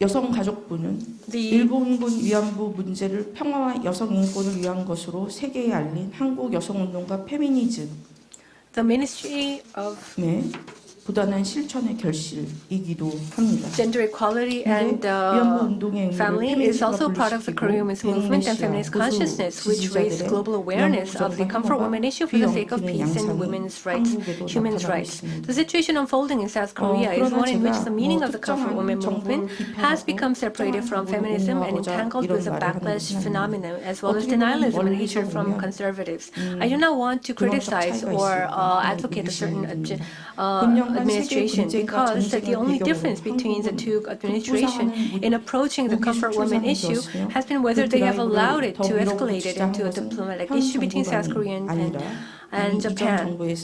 And we see that Korea is now emerging as a weapons exporter in recent years, and this drive has been pushed not only by the current administration but also by the Moon Jae-in administration. As the war in Ukraine continues, news reports describe the signing of arms sales contract with Poland as a bonanza. Referred with terms such as K-weapons and K-defense, the Korean-made weapons spreading behind Asia and the Middle East and into Europe has quickly established themselves as a banal nationalism item on par with K-culture. Under these circumstances, no contradiction is seen between remembering the Japanese military comfort women on the one hand and profiting from arms sales on the other. Those who content themselves with a national narrative of economic recovery, growth, and the rebuilding of cities and estates from their post-war ruins offer a back projection of the economic narrative, characterizing comfort women as as women who were trying to earn money. In addition to the deceptive view of war as something serious and noble in both victory and defeat, this also reflects a particularly shameless and heinous mentality that foists on poor female colonial subjects, the logic of modernity inherited to colonialism. Kim Young-ok justifies the narrative in the thesis 15 on the concept of history, which in her interpretation of the Benjamin's angel of history. She says that what strikes a homogeneous and empty times each minute is here and now, which enables a revolutionary collection in which we wake from the nightmare of capitalism. Memories of the sea comfort women who have sunk into the sea and died yet remain alive, their bones, Japanese soldiers, guns and other objects, shamans, indigenous people, fish, birds and trees. The recollective message of runes that these uncountable entities have created will be the end to all wars and the downfall of a phallocentric world order that pursues violent expansion.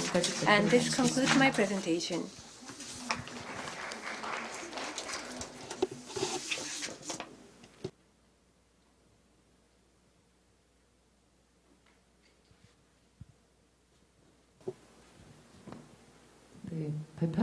Well, should I move on with my discussion? I'm Park Sohyun, just has been introduced. First of all, I'd like to thank you for inviting me to the International Conference on Women's Rights and Peace. It's a very meaningful moment for me. Well, I was in the I used to study aesthetics and art history and philosophy of art, so I don't think it is a very frequent opportunity for me to be here like this. As I listened to the keynote speeches as well as the presentation of Professor Tomiyama and Professor Hyeryoung, which led to my discussion paper, I got to learn so many things and inspired me to think of many other issues. So I'd like to thank all the presenters and speakers, and I'd like to move on and begin my discussion paper.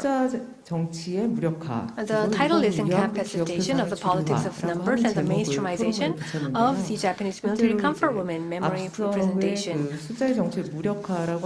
The incapacitation of politics of numbers is actually my kind of summary towards a question raised by Professor Hyeryoung. And regarding this question and issue, and when we think of the memory representation of the Japanese military comfort women, I'd like to make a proposal that they should be in the mainstream. So that is the background of my title. And I will focus on my discussion paper and go on with my presentation. The article is a critique urging critical reflection on the institutionalized politics and historical negationism, which reduced the memory struggle of the Japanese military comfort women to number of survivors. It is also an attempt to problematize the points at which symbols or representations surrounding the memory, administrative measures, or official history taken by the nation-state have monopolized the truth effect while segmentalizing and superficializing the memories of war. In this context, the question of can the Japanese military comfort women be counted is an intensive and powerful counter question. So I'll skip some parts. On the next page,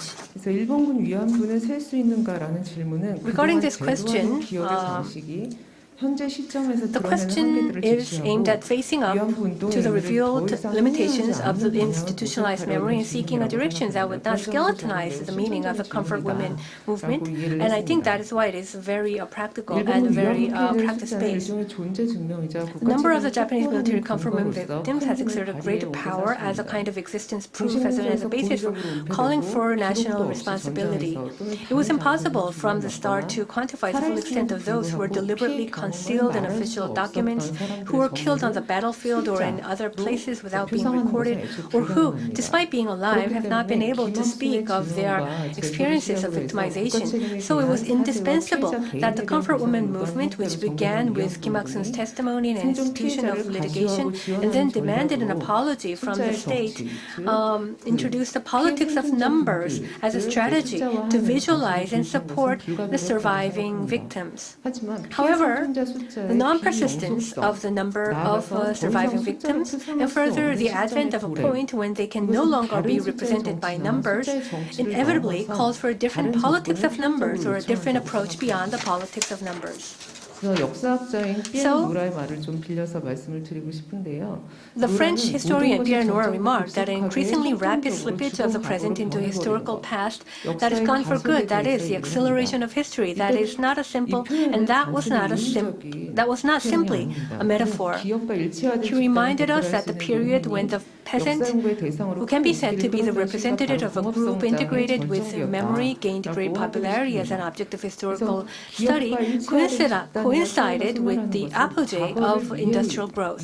The disappearance of a group or society integrated with memory was accompanied by the end of the ideologies incorporated with memory, which either carried the past into the future or gave a clear indication of what the past needed to be kept in order to prepare for the future. In this respect, the aging of surviving victims and their decline in number cannot be irrelevant to a variety of signs that the politics of numbers is incapacitated and that the comfort woman movement is skeletonized. And the same applies to the changes in government policies, from livelihood stability support to the various commemorative projects.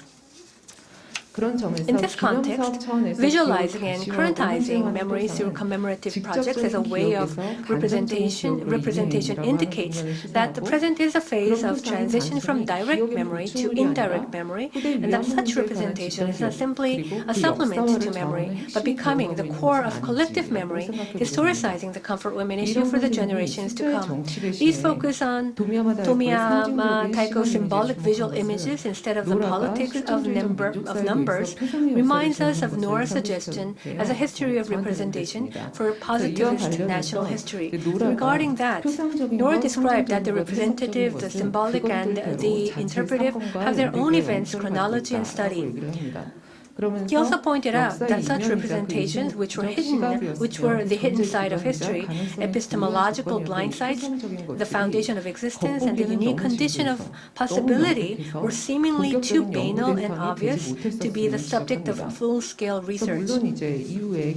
Of course, since then, various studies have been actively conducted from the point of view of the politics of commemoration and memory. Yet, despite the expansion of research of such banal representations of the nation-state, just as Kim Eun-kyung pointed out, the research of the Historical Museum of Sexual Slavery by the Japanese military and its representation has yet to bear fruit, and the discussion on how to represent the trauma of comfort women has not even begun. And given how the state has dealt with and imparted meaning to the comfort woman issue through war memorials and museums, I think this point is still valid.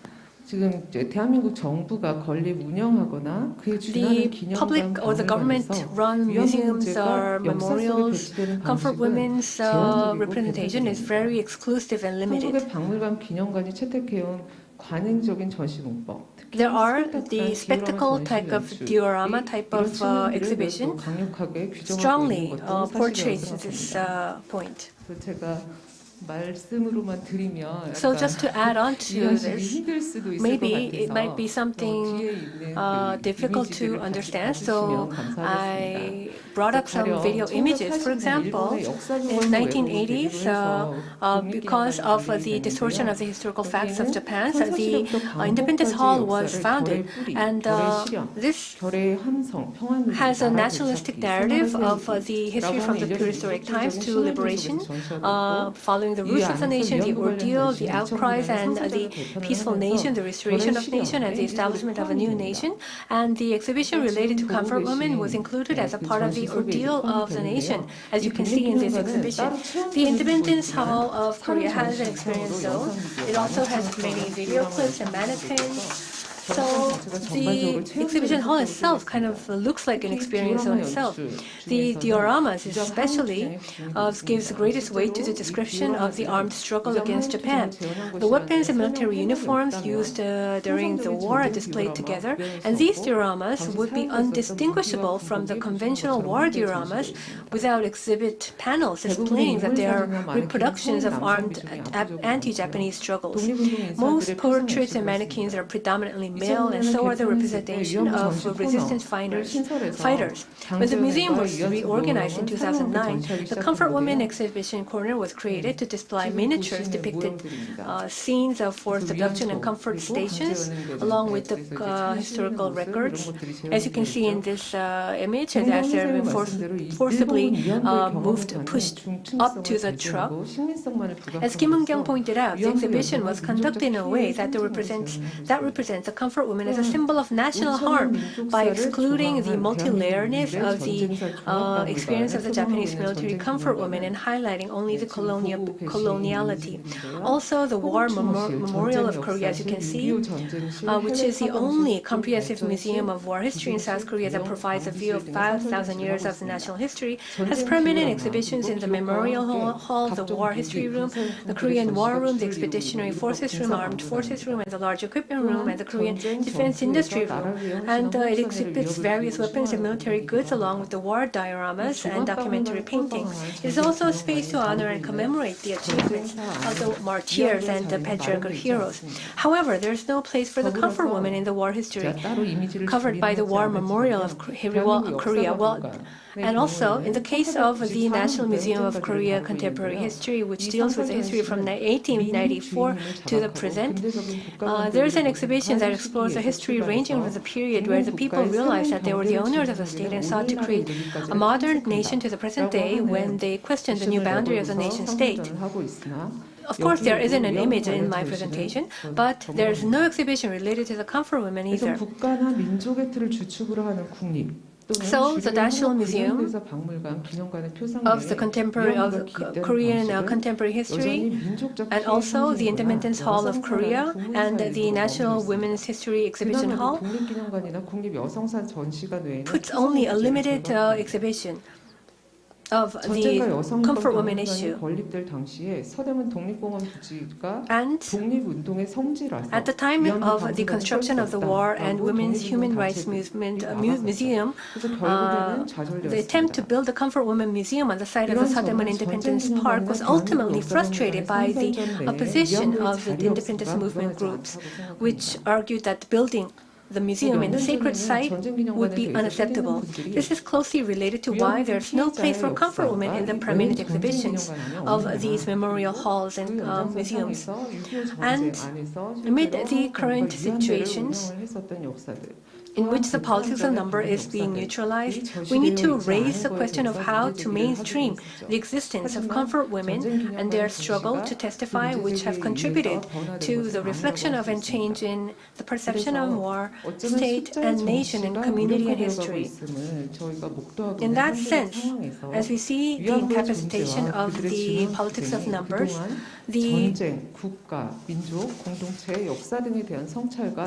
also leads to contribute to mainstreaming the comfort woman issue in the exhibitions and these museum and memorials narratives. Well, this is a very well-known publication, so I'm sure you all are aware of this. It's a Spectre Electoralist publication. The war does not have a face of women.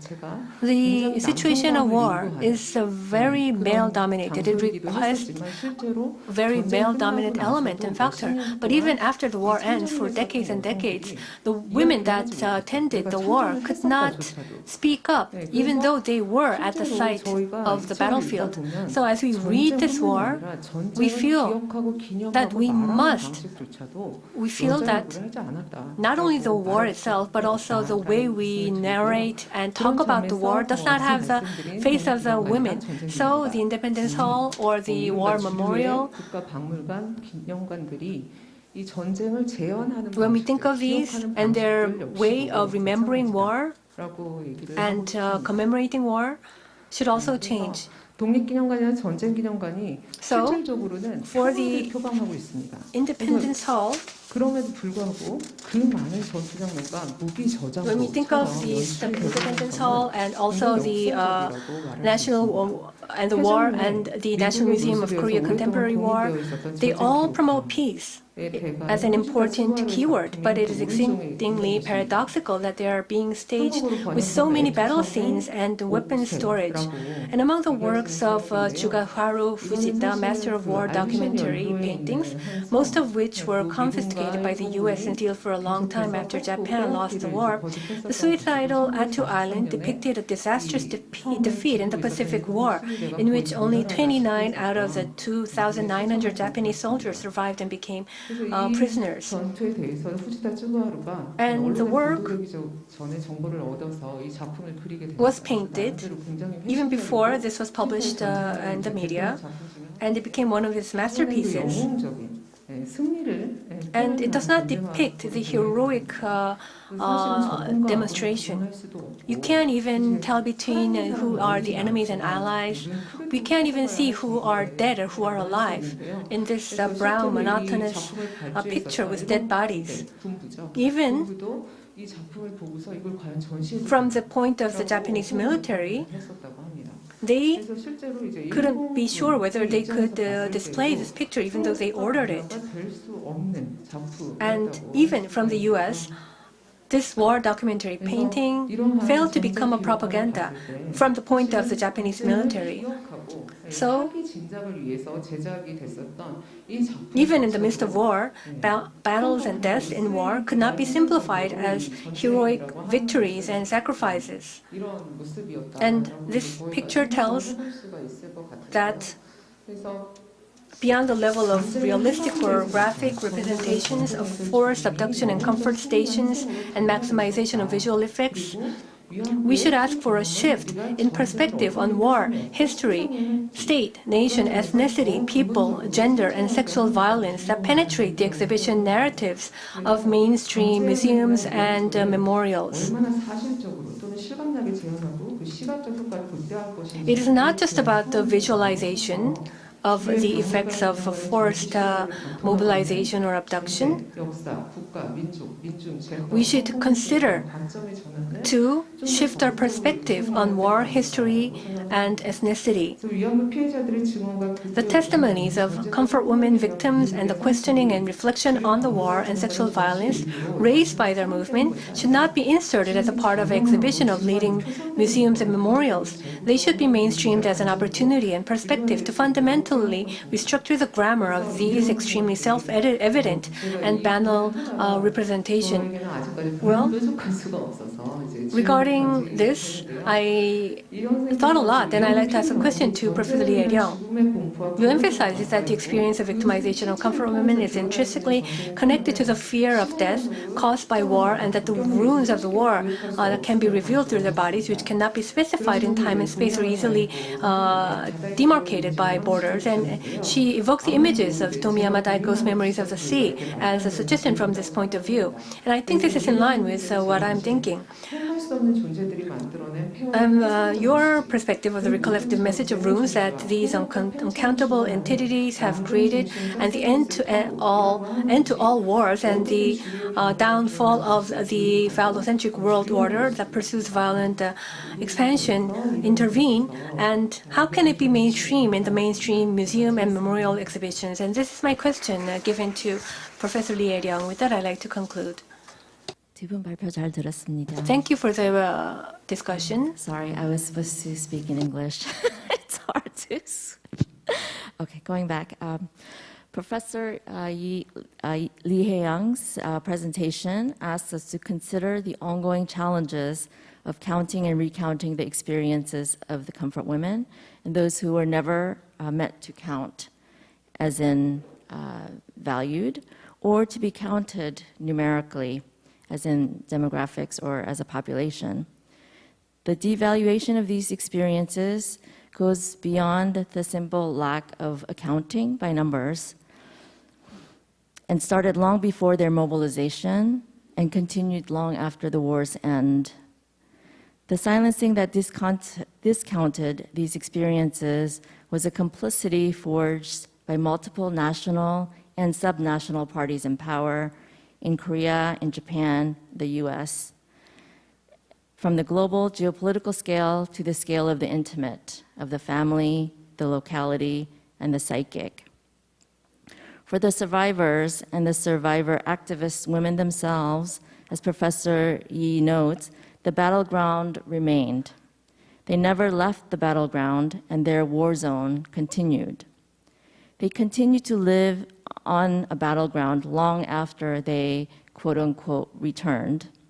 Professor Yi notes the hypocrisy or the contradiction of the nationalist framework that denounces the atrocities of the Japanese militarism while currently perpetuating militarism here and now in the form of serving the contemporary US global military-industrial complex through celebrating newly cultural industries coined as K-militarism or K-defense. She asks, what might a radical politics look like, one emerging from the ruins or spaces beyond those captured by the nation state for creating a different future? Professor Park's discussion offers us one practical site of commemorating or memorializing these past atrocities and gave us fresh insights into the continuing challenges of the contemporary museums that we see around us that were memorializing practices on various levels, official, governmental, and the private realms.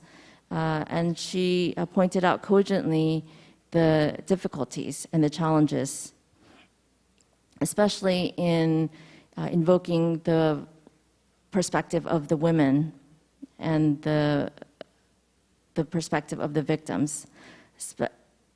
She shared continuing challenges facing these processes of negotiating the memorializing practices pertaining to the comfort women histories, but not just of the Japanese militarist history, but also of ongoing and pluralizing experiences of sexual violence. This negotiation is further challenged especially by their numbers and the actual activism and the state resources that support the women themselves as they necessarily dwindle. So what is the role of those who are left behind to commemorate and historicize them? Professor Park asks about the challenges and the possibilities of making the comfort women narrative mainstream, especially through our museums. So in the remaining time, we also have an opportunity for the speakers to respond to the discussants. And following, we will also open up to any questions from the floor or from the online audiences. So if you could think of some questions you may have to all four of the presenters today as we turn to a dialogue among the presenters now. So now I would like to invite Professor Tomiyama back to the screen if he's available, and give him an opportunity to respond to his discussant.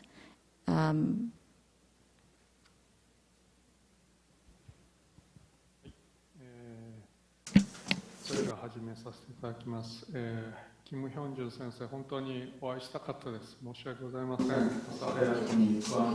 Well, I would like to respond to Professor Kim Hyoungjoong. I really wanted to meet you in person myself. My sincere apologies for not being able to show up in Korea. I was very saddened to hear that you had to leave such an early hour in the morning from Gwangju, but you were not able to meet me. I actually purchased the airfare ticket, but I was not able to make it to Korea. You posed very important questions, and you just used the term comrade, and having heard the term comrade so far, I feel that we have been engaged in discussions with Professor Kim over a very long time. So that's the kind of impression I got. I won't be able to give you very specific answers to the specific questions that you have posed, but I would like to bring your questions into my heart as I continue with my research studies. So I have to think about your questions in depth in order to be able to do that. And this is a translated version of the work from the Kim Sum. And you talked about the novelist Kim Sum, and you said that the first-person tense was used by Kim Sum, and the first-person observer perspective was very important. I recognized it myself in that Kim Sum's translated version, the book of the person Hitori. And you talked about how you embedded my statements into your thoughts. And you talked about politics. I want to give a political perspective to interpreting the first-person observer positions as well. And you talked about intellectual domain that is being set and making politics political by trying to make an effort to turn that venue into something else. And firstly, I'd like to talk about this big picture, the big topic of ethics versus politics. Politics is about making transitions into a circumstantial situations. I think that politics can play a positive role in making changes. Let's take Marxism as an example. You struggle against capitalism. And capitalism is coercive, and people are trying to come up with something that transcends the principles and aspiring to achieve through the struggle. And it can be coercive, but it can be coercive in a very, it can be embracing in a very positive way, not coercive. I think politics can be shown in the very specific situations, in a very individual manner, and in the very individual manner. The politics can be shown, but I think sometimes it can be subordinated and it can be expressed as a suppression. So if you have to look at individual situations, and you have to look from inside, and you want to find politics, it won't be easy. How would you be able to do that? And this is a question I wanted to answer myself. If you look at the individual situations, I would see someone like myself, and I would see the ethical questions to be addressed. And you talked about the questions being posed and answers being presented by yourself.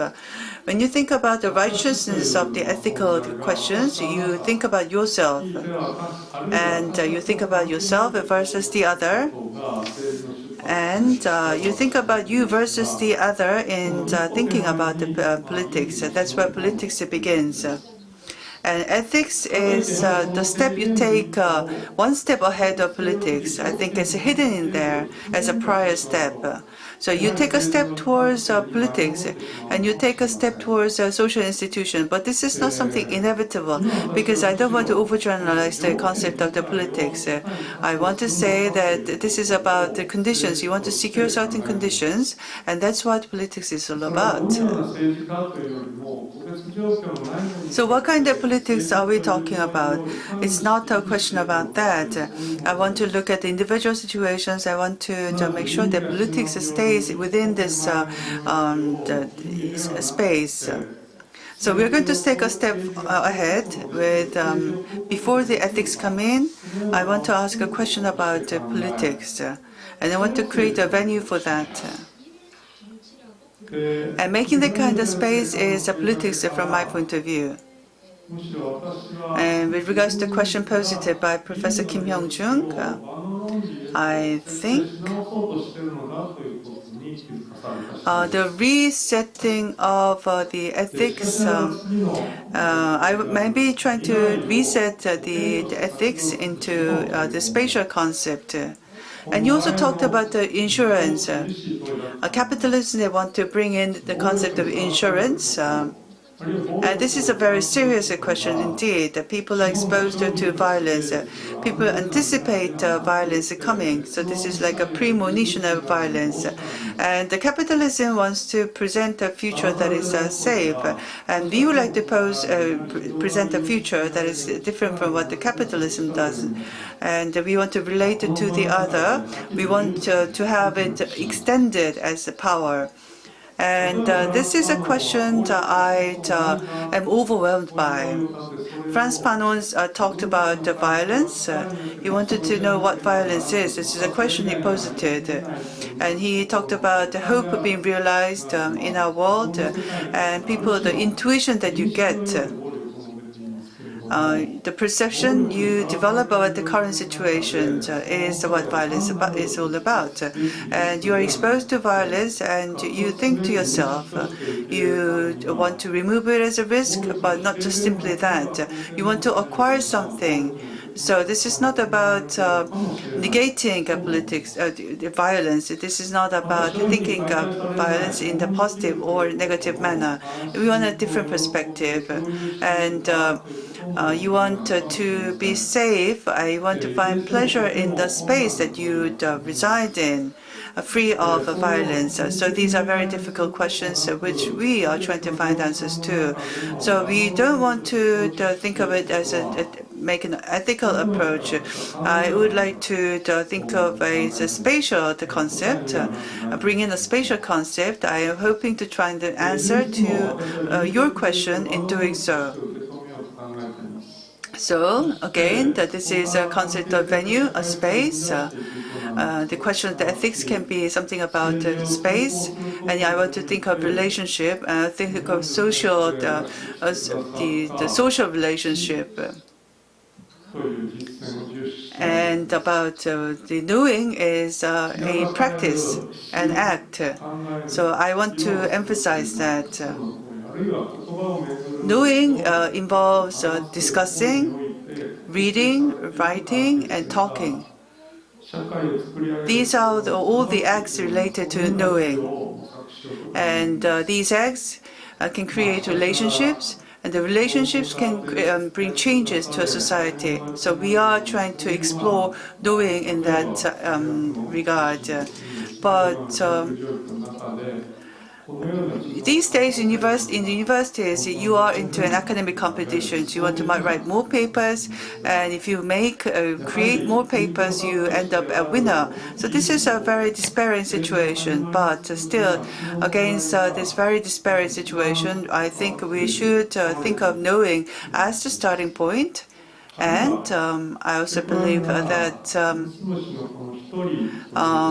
the important attributes such as these should be emphasized. In a novel by Kim Sum, she talks about horrible violence, and she talks about proactively surviving the horrible violence. I was greatly impressed by her writing as well. It's about seizing something. There is a certain physical presence, physicality. And within this ethical logic, we find the physical presence. And I think she acutely describes this presence in her novel. And with regards to the last question about my magazine, and I had wanted to bring all these ideas into my magazine, something that has a physical presence, a venue for the language. So how far did I come, was your question? This is only at the beginning stage. I'm not really able to give you a concrete answer about what my magazine is. So I'm looking forward to your active participation in this magazine in the future. Thank you very much. Thank you very much. Now we will go directly to Professor Hyeryoung's comments and response. 네, Yes, Professor Park Sohyun's discussion. Thank you very much.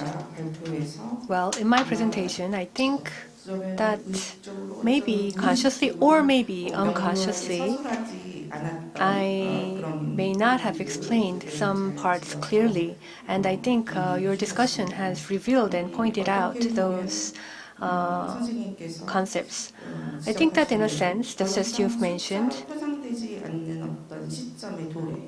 the arrival of a time where the counting is no longer meaningful, and also the acceleration of history is now at a time that we're hearing. And so I think I was trying to propose a history of representation and an alternative representation, just as you pointed out. And in that sense, the collective memory and history writing takes place at museums and memorial halls.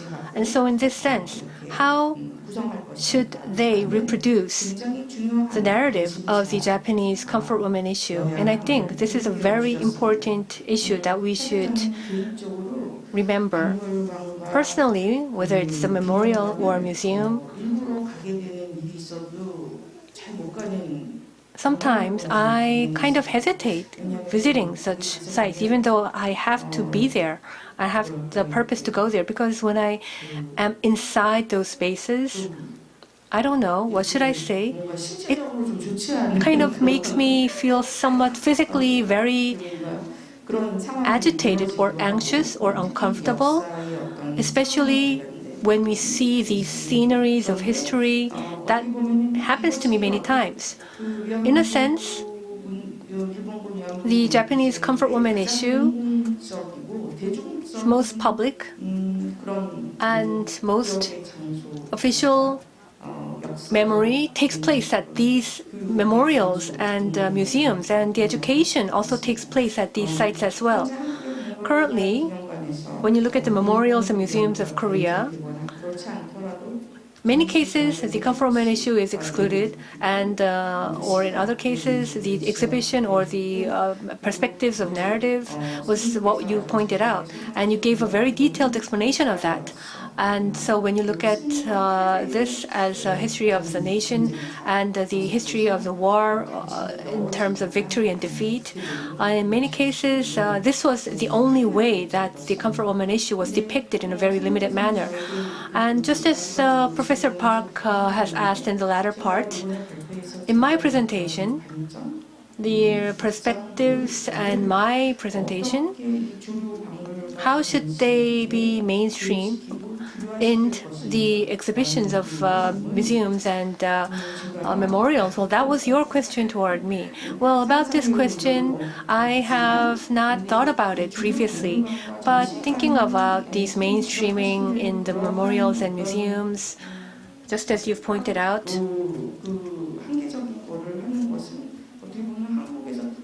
I think, especially in the case of Korea, this is normally led by the representation of the Korean government and the public agencies. And so in many cases, we're kind of used to administrative practices or political practices that kind of induce us to follow and be tamed by a certain narrative.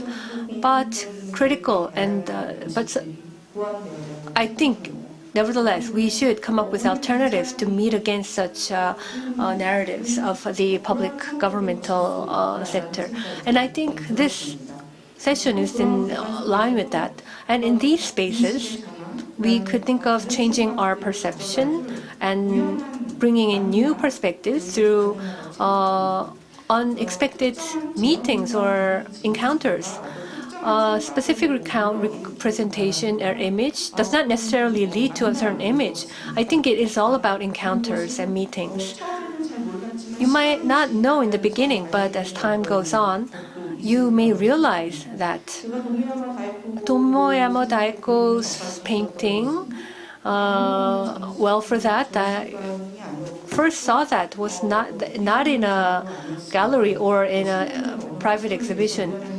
It was about 10 years ago at a certain academic seminar. I saw it as a slide image.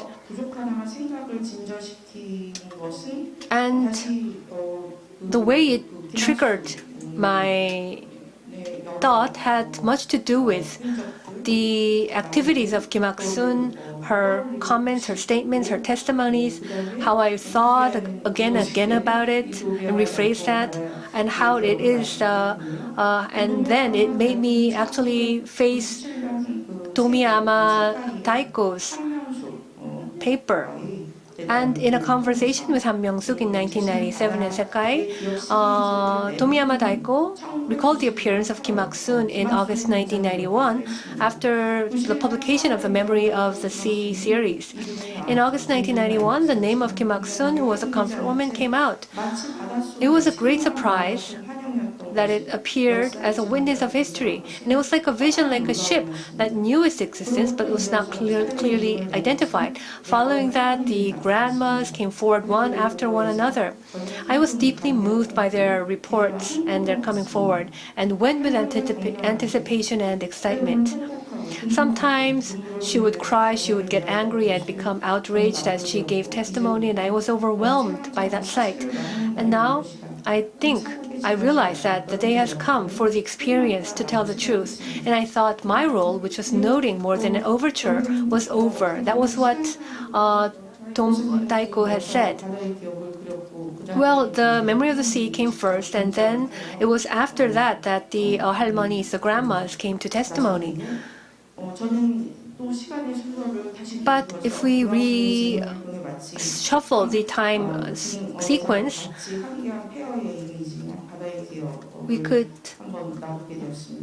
rethink of the image of the sea in parallel with the testimony of Kim Ak-sun. Professor Domero said you should not limit it to a specific person's testimony, but nevertheless, if I think of Kim Ak-sun's testimony, it is a reproduction of her own appearance by staring at the runes from a silent memory. That is my opinion.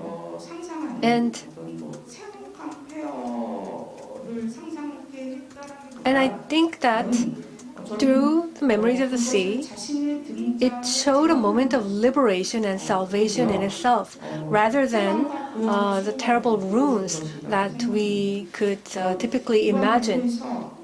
In my presentation, and also the strong inspiration of the painting was very powerful for me. Of course, we're in a challenging situation, and the Comfort Woman movement is very unclear in its future direction. And compared with any time, the war seems even likely to dominate the Korean peninsula, considering the historical circumstances. Nevertheless, I think we could still be optimistic about this movement, and I want to do so as well. This optimism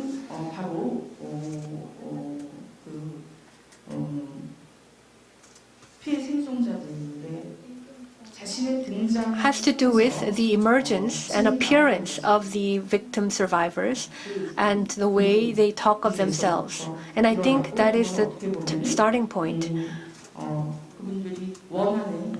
And the apology that they want and the reparation that they want, it is not being realized, and it may be something far away, but nevertheless, I think we can think of this from a perspective of salvation and liberation. And well, I know that I have many things to reinforce in my presentation compared to the previous presentations. Well, this has been carried on for tens of years, and the experience has been reconstructed and relocated. And I think this is something all of you are participating in. This is something that you are all experiencing. I think in this situation, Of course, there are the museums physically on land and the memorials physically on land. But we don't, of course, we don't see the memorials that have reflected this mainstreaming. But even though it could be literary and subjective, I think we could be hopeful about the future. And with that, I'd like to conclude. Thank you. Thank you so much. Unfortunately, we are out of time. We will not be able to take questions, but I am sure that our presenters will be happy to hear from you by email and maybe after our panel.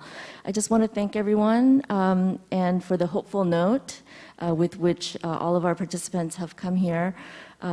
As many of the both of the presenters and the discussants have acknowledged, the struggle is long and is ongoing, and there are many, many challenges that we're still facing, but the hopeful aspect of these encounters is the very community and the continued struggles of all of us together. And we are inspired by the continued efforts of the women themselves, who are not only survivors, but actual activists who have created and produced the worldwide communities of which we the next generation have become a part as well. So with that, I think this is a very fortuitous beginning, and we look forward to further conversations in the coming afternoon panels and tomorrow. Thank you very much for participation.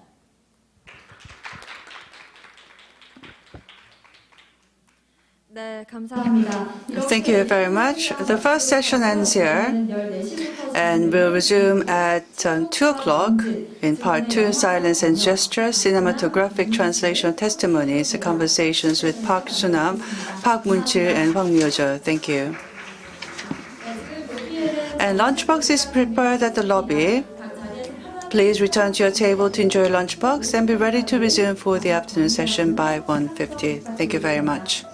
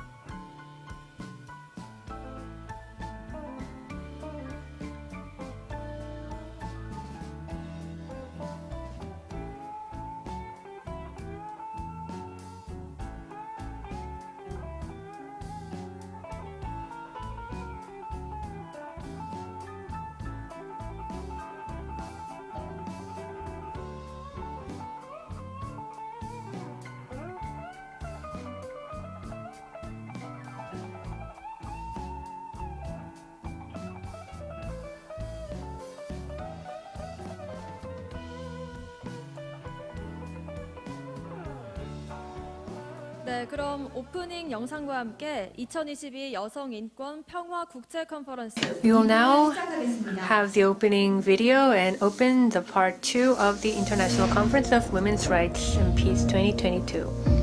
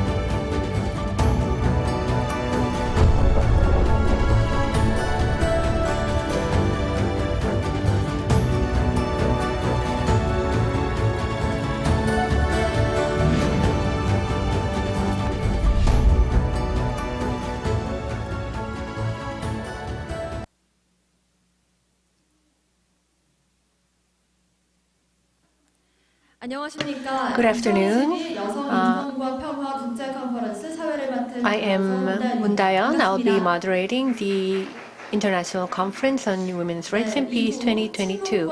We will now begin part 2, Silence and Gestures, Cinematographic Translation of Testimonies. And on the stage we have 제일조선인 인권운동가이신 film director Park Soonam of Silence and the Dainichi human rights activist, and also Emmanuel Moonchil Park, the film director of Comfort.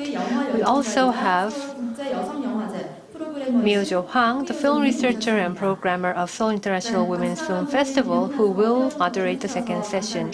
And Director Park Soonam, thank you for traveling a long way from Japan. And now I'll hand over the microphone to Ms. Hwang Miyojo. Good afternoon. My name is Hwang Miyojo. As was introduced, I'll be your moderator for the afternoon session.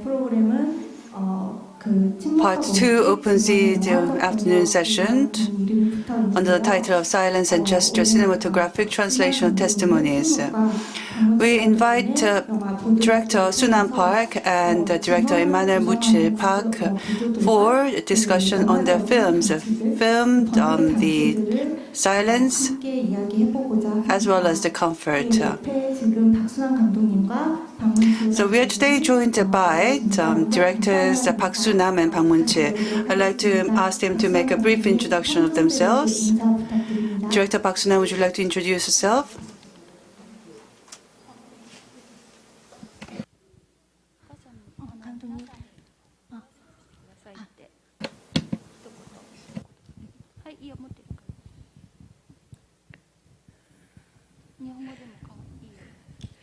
일본에서 박순남입니다. I am from Japan. My name is Park Soonam. 여러분들에게 이번에는 저를 I'd like to extend my appreciation to the organizers and all the audience here today for inviting me all the way from Japan to participate in this conference. I love you all.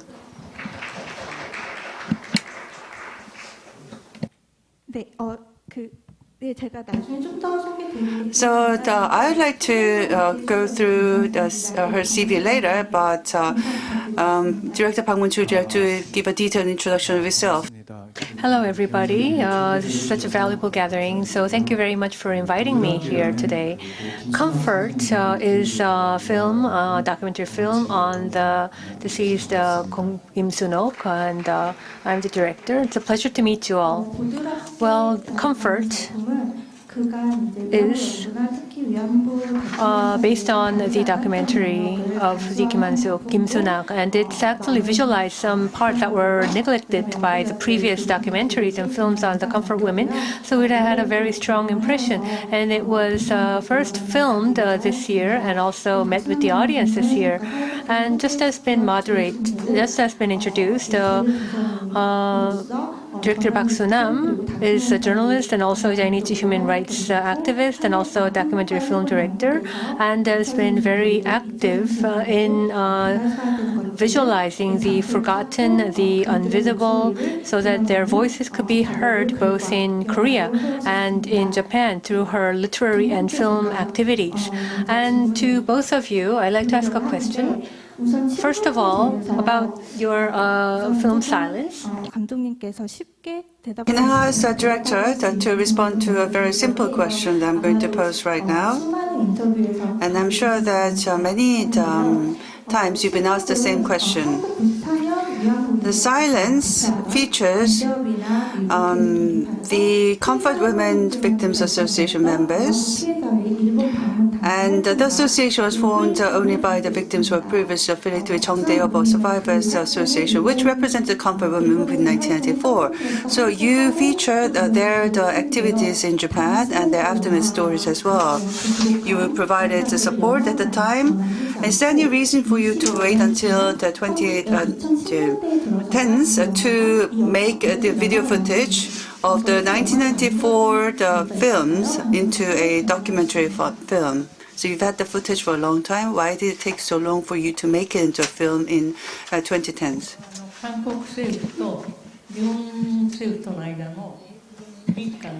I think it is because of the Korea-Japan agreement which was reached between Korean and Japanese governments.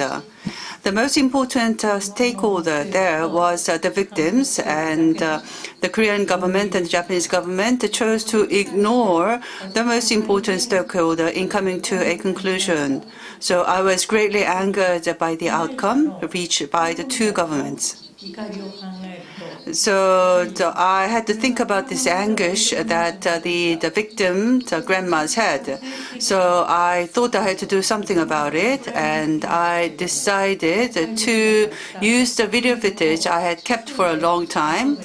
I had put those film footages in my warehouse, and I chose to bring it back all in to come to a feature documentary film. 20 years ago, I made the footage. I think this is about half my lifetime's work because I have to think about the time I needed for investigate. I think it's more than 20 years. I think it took more than 50 years for me to come up with this documentary feature film. I used a 16mm film for the video footage. You will see that the quality deteriorates after the time for the 16mm films. And sometimes you will see that the films will be damaged by time because of the balls and so on. And I wasn't able to have the financial resources to complete my work. And that is why I had kept those video footages in my warehouse for a long time, and I chose to make it into film later. I remember that if you look back on these films, A lot of the films were about emphasizing the victimicity of the victims. I thought that was the wrong approach. I felt that I needed to talk about the women I met earlier. And there was a victim who never experienced menstruation. She was only about 12, and she was first forcibly taken as a comfort woman. She was a very pretty girl, a very young girl at the time, and she was forcibly taken as a comfort woman. That was a shocking news for me. When she was 12, I was 2 years senior to her. I was 14. And when I was 14, a girl as young as 12 could be forcibly taken to the comfort station to be working as a comfort woman. That was a great shocking news to me.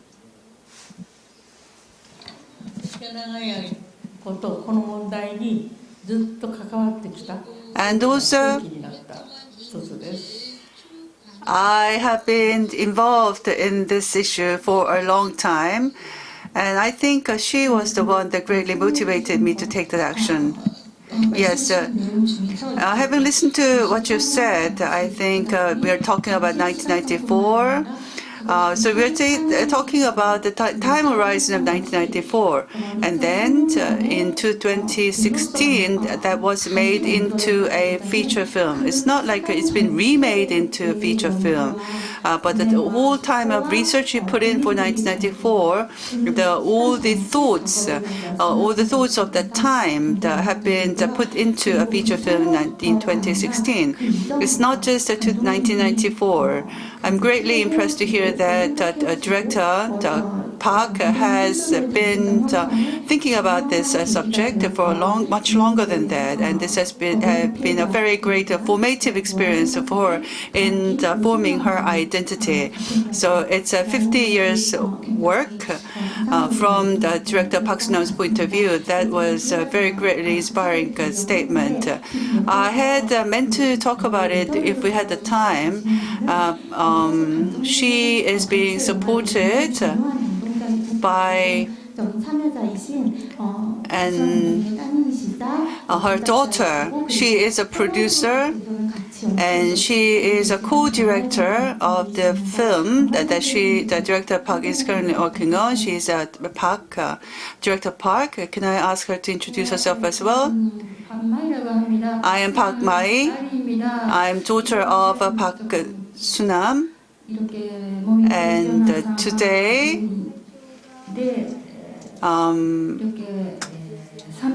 Director Park Soonam is not too well, but she was able to make it to Korea after 3 years' absence.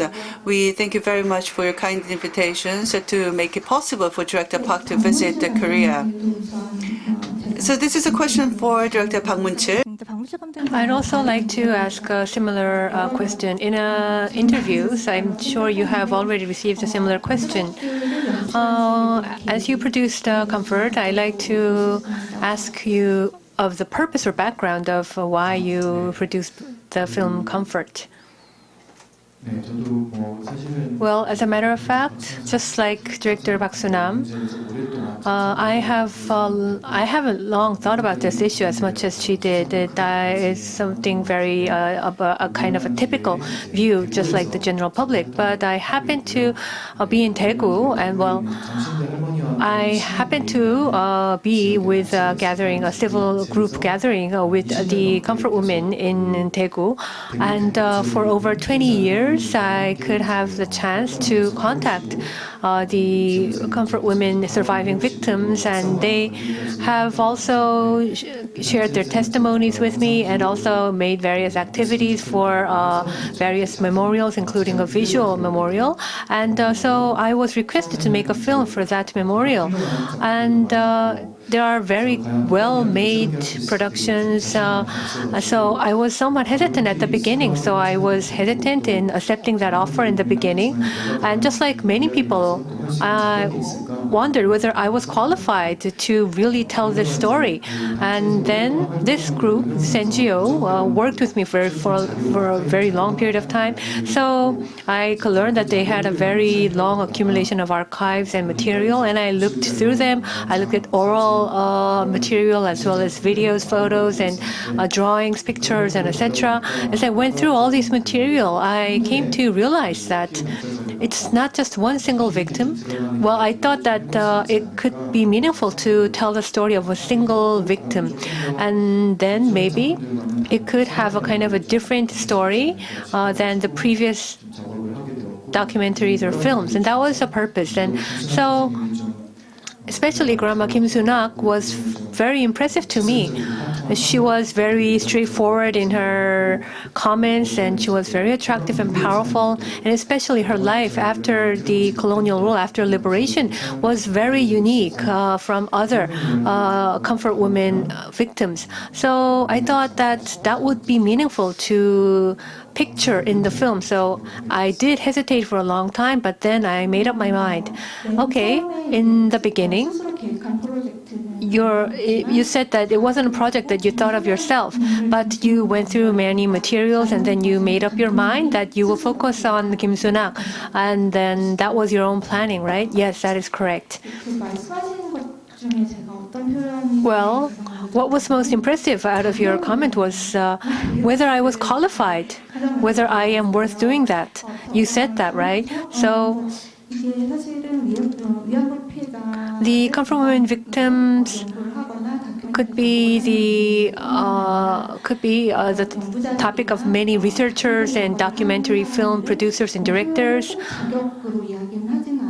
So I understand that even though some may not really think about whether they're qualified or not, but nevertheless, many of them really think hard whether they could have that kind of intimate relationship and whether they are capable of doing that.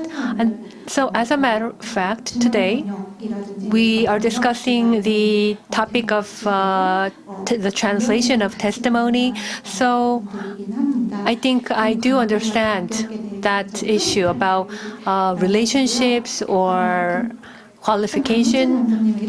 And I'd like to add on to the previous question to Director Bang Moonchil. You went through the life and testimony of Kim Soon-ak, and then you made up your mind to film her.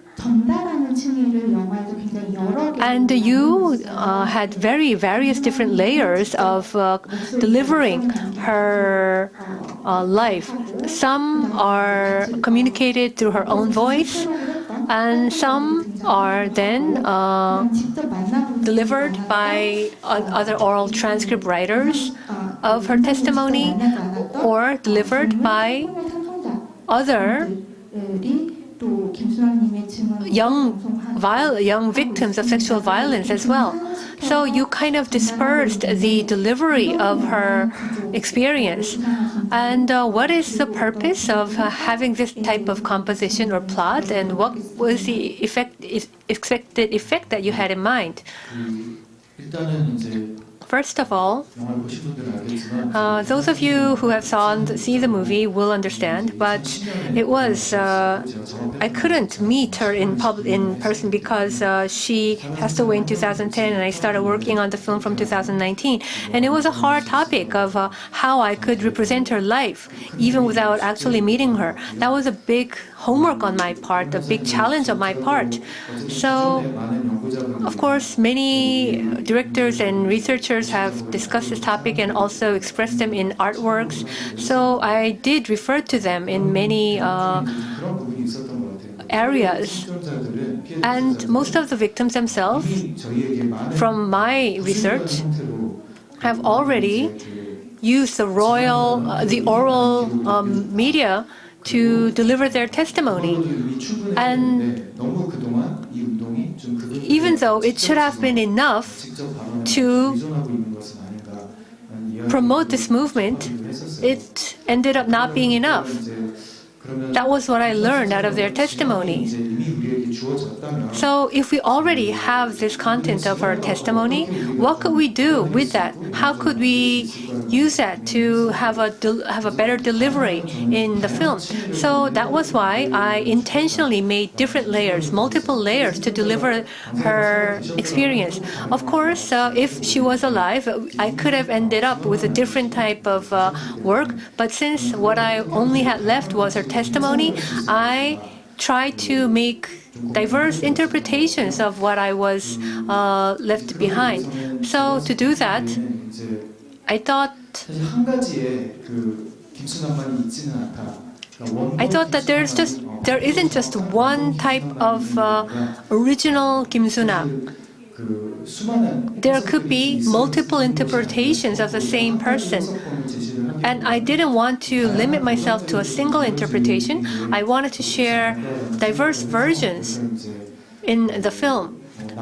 So I used narrations or animations, or the direct oral testimony, or an interviewing, this type of indirect delivery, were all included in the plot. And I was also influenced by this. This is actually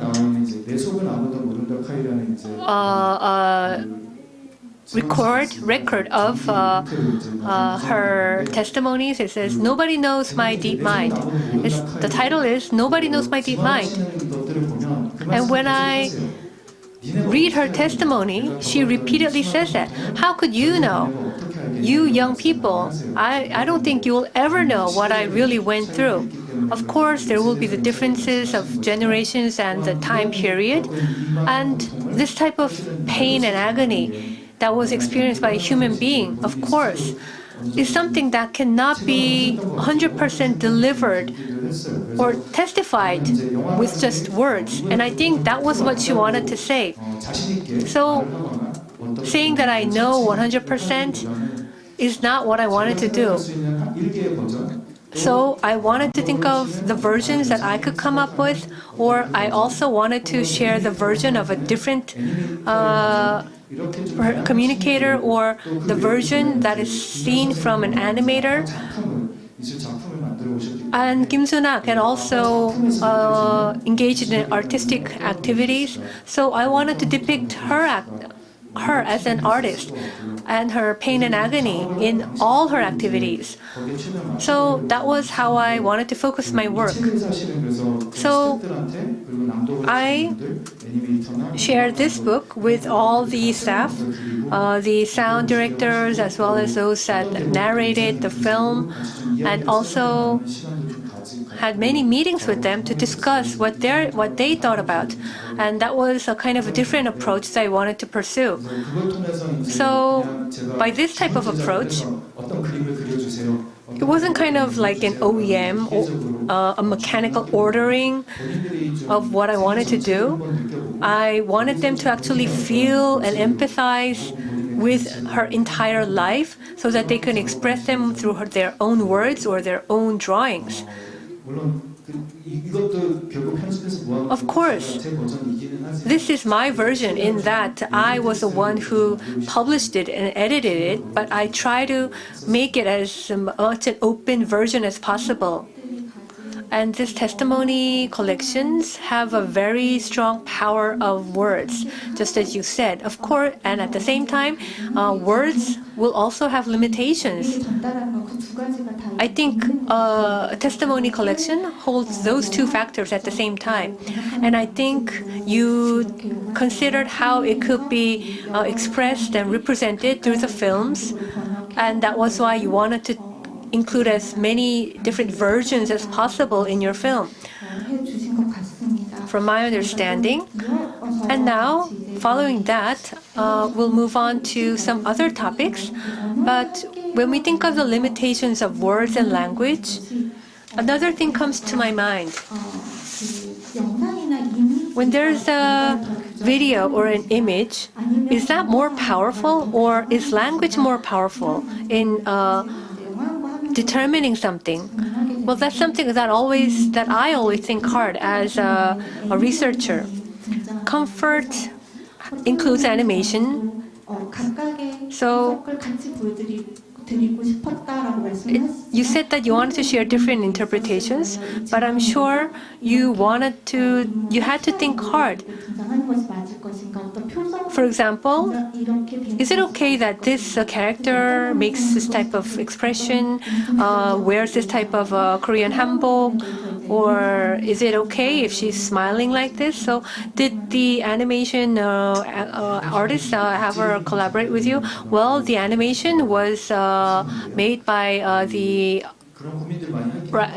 artist DJ. Well, as you said, that was true. What about the costumes? Because we can't really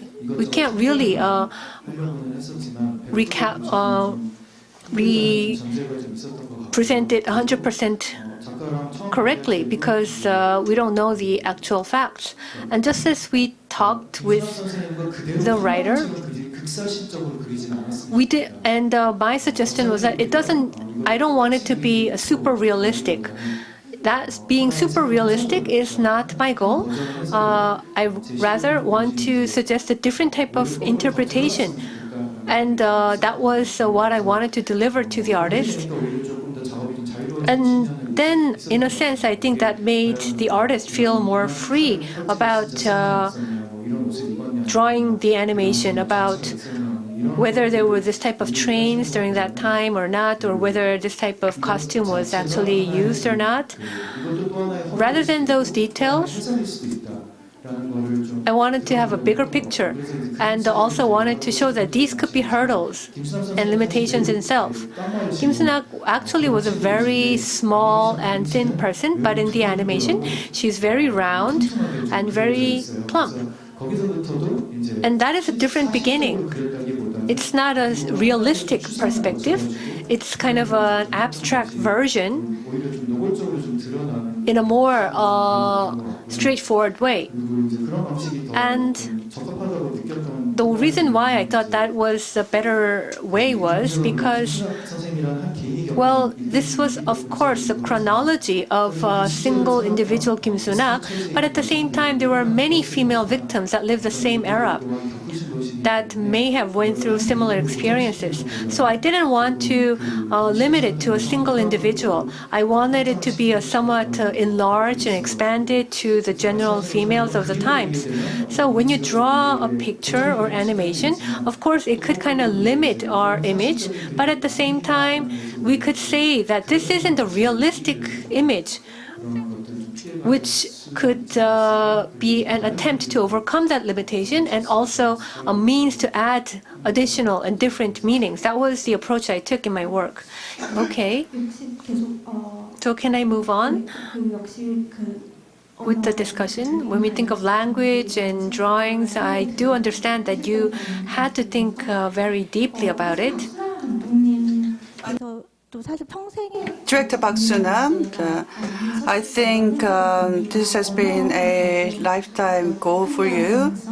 Maybe you thought about the limitations and possibilities that you have with the language or with video per se, visual work, because you began your career as a journalist in the 1960s.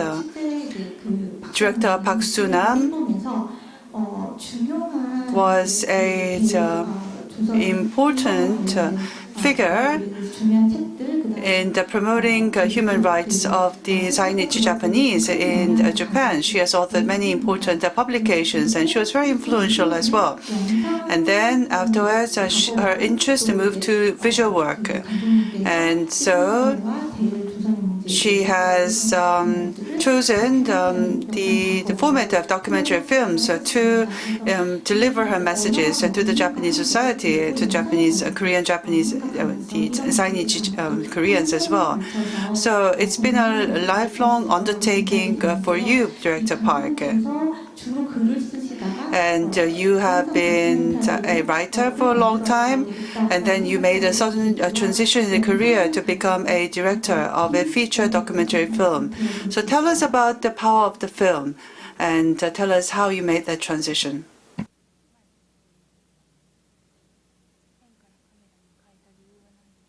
영상이 또 글과 다르게 표현할 수 있는 How is a visual work different from a written work? What different things can you express with the feature films? はい。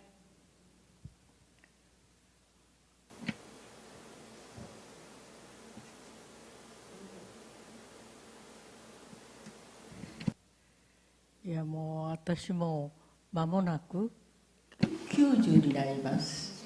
もう少しすると I am going to be 90 years old very soon, and perhaps 100 years old very, very soon. And since Japan invaded Chosun, からこの100年の we would have passed about 100 years very soon. So I think of the invasion, aggression of Japan, the history of aggression, and I think about restoring memory through a journey. Because many of the victims have passed away already. I did my research not only on the convert women victims, I also researched the forced laborers who worked in the mines of the Kyushu. I also met with the victims of the atomic bomb. I wanted to identify each and every one of these forced laborers who worked previously at the Kyushu mines. Many of them passed away, so I had to ask around to meet them all. And I also met with the surviving family members of the forced laborers that passed away. And I listened to the stories that they told. For the comfort women, I met with Baebonggi, who is also featured in my film. I think I spent the longest time doing a research in Okinawa. Okinawa is an island of Japan.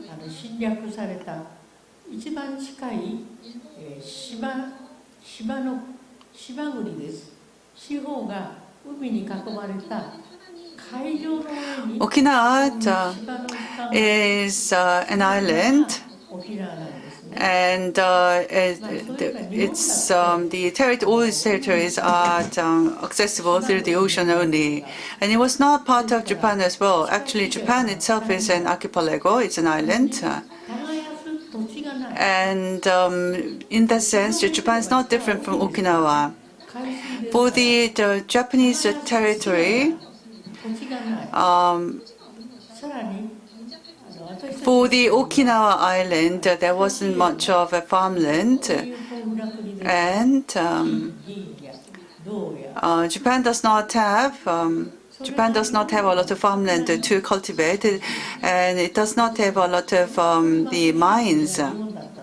Because Japan is an island, it's not a resource-rich country. Therefore, Japan was a very poor country in the past.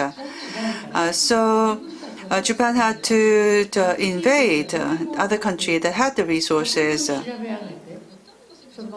So they wanted to see what resources others had, and they wanted to explore things that they could not produce themselves on their own, and that is how the history of aggression begins. So for the island of Okinawa, Okinawa has been invaded by Japan. And then Japan targeted Chosun after they conquered Okinawa. Chosun is the previous name of Korea. And for the rice farming,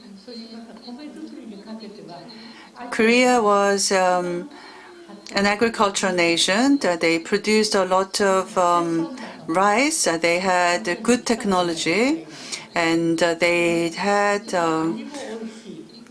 produced good high-quality rice in abundant volume, very high with protein. So in terms of food supply,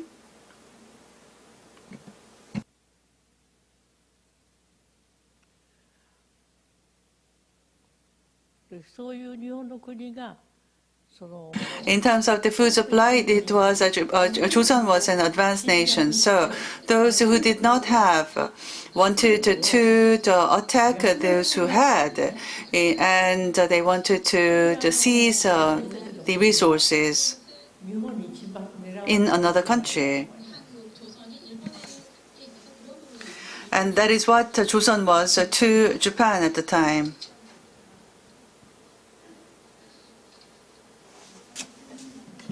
감독님께서 예전에 Well, actually, in the past, I believe that there are a lot of benefits in writing and also in making a film. And I think she has also said once that you can't record a silence. You can't put silence into writing. And she met with the victims of the atomic bomb and also the forced laborers and the comfort women. And she felt that there are times when all these people they fell into silence, that they're not able to continue their communication. And they communicated in a very complicated hybrid language. It was partly Japanese and partly Korean. And director Park Soonam may have opted for visual work, the video format, because it may be more appropriate to record the silence that is created in the middle of the conversations and so on.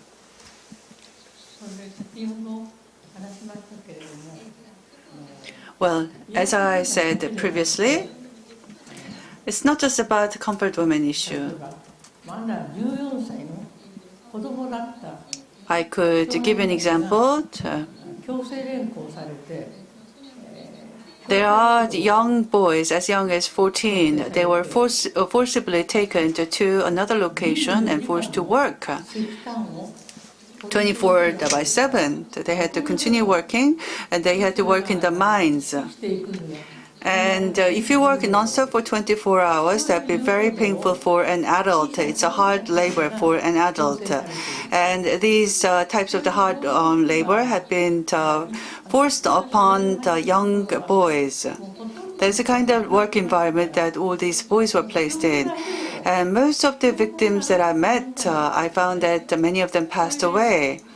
And so I wanted to restore the memories that they left behind.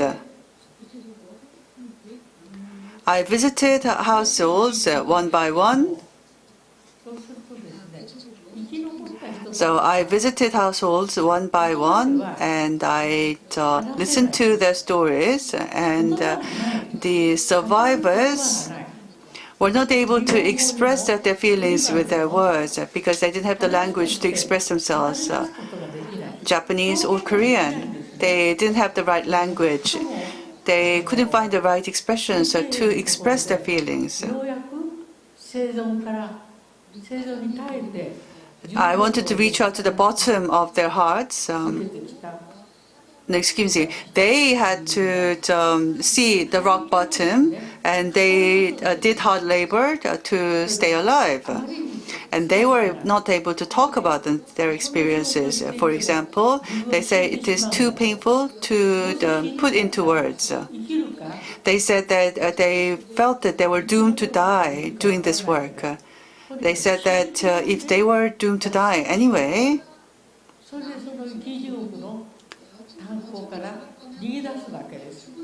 they may as well try to escape because that's the slim chance that they may stay alive. So they wanted to escape, they attempted to escape, and if they were caught, if they failed and they were caught, and they would be beaten close to death. And then if I met a victim like that, who had that kind of experience, they're not able to express their feelings with their own their words. They can't find the right expressions. They're unable to speak. They feel so much pain in thinking about that experience because they wanted to escape, but they were not able to successfully escape. And they have this painful experience, and they do not have a clear idea of whereabout they are. because they were forcibly taken to a distant location in the land, in the mine, and they have no sense of direction. They have no idea where they should go, north or south, east or west, and they would run. They would desperately run all night, and the morning will come, and they realize that they are not too far away from their stations, dormitories, so they're not able to get out of the village. They've just been running around all night in the same place because they lost the sense of direction. And this person who tried to run away felt that he had climbed many mountains, but after the night has passed, when the morning came, he felt that he realized that he was in the same village that he ran away from. So trying to think about the situation, he would be so desperate. The sense of despair is going to be so severe for him.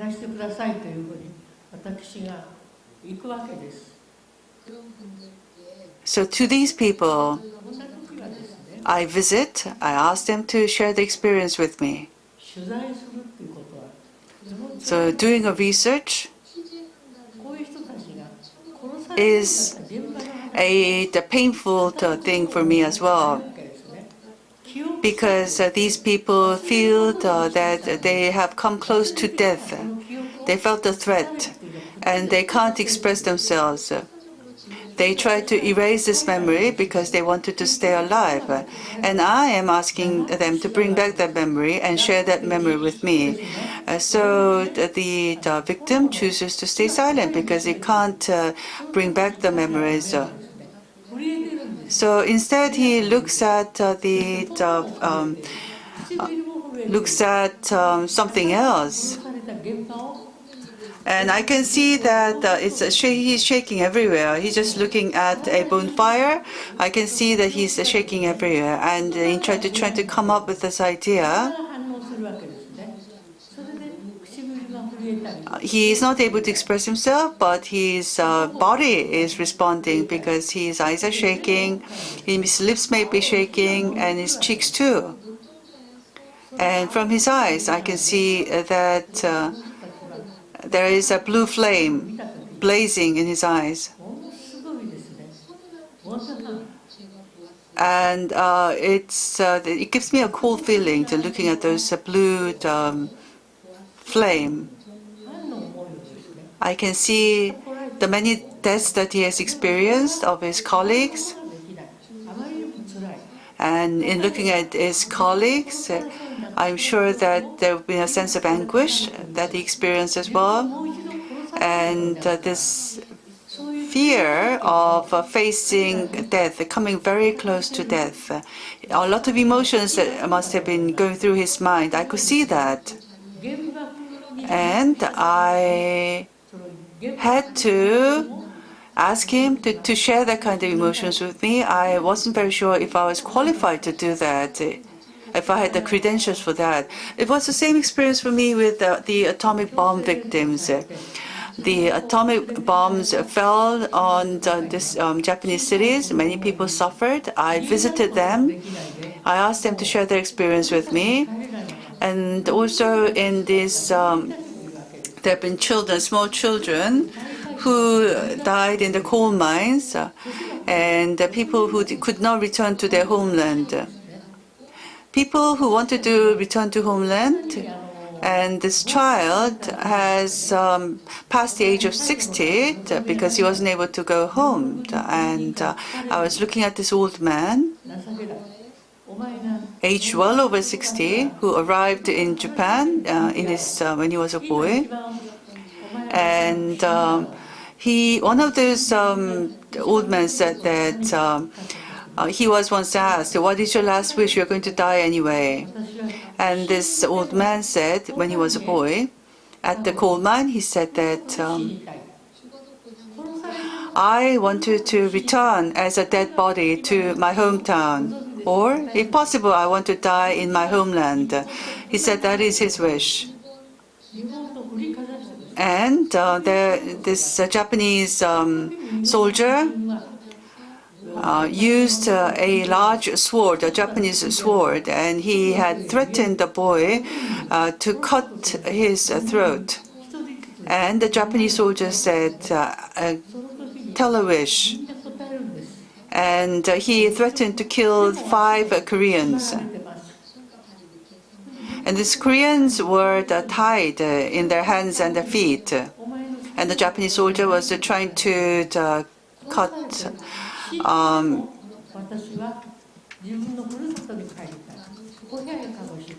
decapitate these 5 Korean men.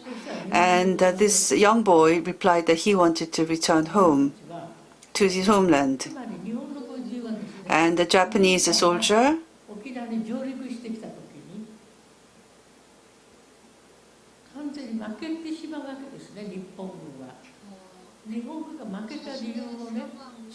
he said that his situation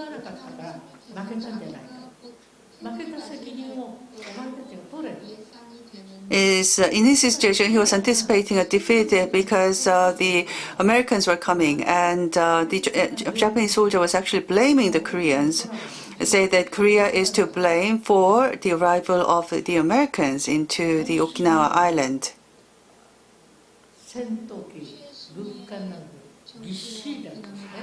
With fighter planes and the battleships, the Americans were coming to the Okinawa, and then the Americans also landed in the mainland of Japan as well afterwards. In any case, this is the kind of situation that I experienced. And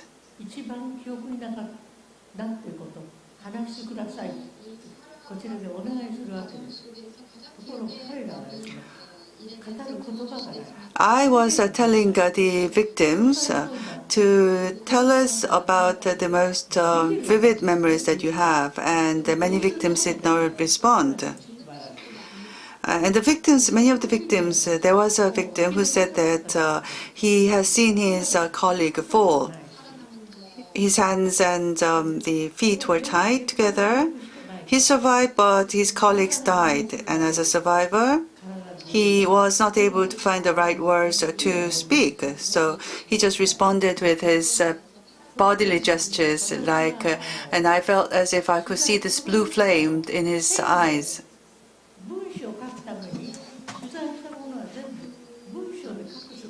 And at the time, when I was doing this research, I had intended to put down everything in writing. So I jotted down, using a pen in my note, everything that's been said. But because they did not express with their words, instead they showed in their bodily languages, and I just couldn't find the right way to describe it. There's no way for me to transmit what I have experienced. So if I put that into writing, I would have to add some light to it, because I am going to express what I feel with in my encounter with him or her. So that's not going to be his or her experience. It's not someone who had that direct experience. And that is why I felt a sense of despair. And I felt that at the time I was using a recorder, a voice recorder. And I tried to use this voice recorder.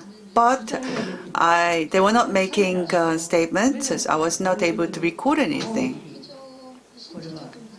And I was looking at all these bodily gestures. I was looking at these blue flames in their eyes. And I felt that this is a flame of resentment or a grudge. I wanted to express that. I wanted to not use my words to express their feelings, because that's going to be the feelings that they had. I felt that I may be lying if I was to include my feelings in their experiences. So I wanted to convey their feelings truthfully. I tried to think about the right means to do that. And I decided that doing it, taking a visual image would be the appropriate way of doing it. I wanted to look at their shaky lips, eyes,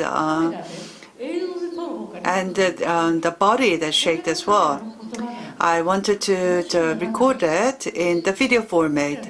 I felt that this is the language that they are using. This is the sadness and the anger they wanted to express through their bodily expressions. I wanted to use this physical expression of the shaking of the body to convey their feelings. They were only able to express themselves through silence. And so this is not language. I thought that instead of using the language or the text, I should be using the video, the camera to express, to capture that kind of moment. And so before I did that, I did a voice recording.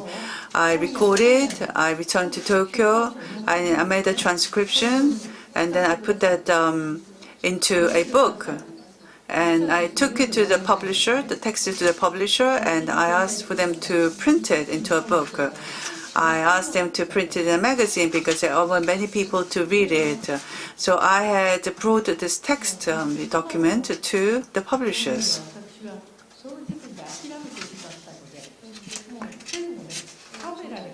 And when I met this victim, I gave up on keeping a record in writing. So instead, I discarded the voice recorder. I used a camera instead. No, actually, I put a voice recorder in my bag. I wanted to purchase a camera, and it's going to be millions of yen to purchase the camera. And I did not have the know-how. I had to hire someone who could take the video. I had to pay this cameraman for any project I wanted to do.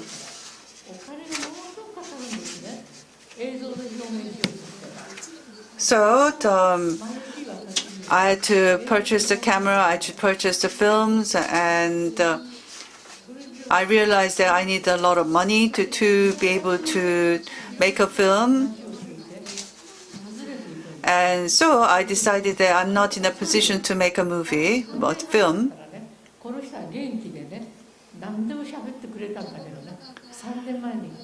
And in my work, I encountered a lot of people, and I came across someone who said that if only you'd been here 3 years earlier, then this person would have gave the testimony for you. If you'd only been a few months earlier, then this person would have talked to you. I have had many experiences of missing out these opportunities. So going back to the question posed to me by the moderators, I changed the mode from pen to camera. What I could not express in the language, in text, I could do that with video. So I changed my means to camera, and thus I became a director. Now, when it comes to film, the raison d'être for the film is to deliver a story, of course, but it's also about allowing the audience to have a sensory experience. To participate in the sensory experience is one of the important raison d'être for the films. And I think director Park Soonam has just depicted that part by talking about her experience of having seeing the bodily languages of the victims. I think that's what she wanted to deliver to us. And at the same time, she talked about the history of the colonial domination. I think she began a statement with this story about this historical experience, the colonial domination. I think it was her way for us to engage us into the sensory experiences that she has had. Thank you for the very valuable comments. And now I'd like to ask a question to Director Park Moonchil. Well, in your reply, as I listened to your reply, there was it was relevant to what I wanted to ask and what I prepared to ask. There would be the animation artists and the activists and also the victim survivors. You would have had meetings and you told us how you talked with them and met with them, and did you ever think? And well, I came to think what would have been like if they were all included. So if you made a film as a director, well, you did share the background, but the grandma Kim Sun-ak has already passed away. So what about the relationship with the audience and the represented? Will they be included in the film or not? How did you approach this issue?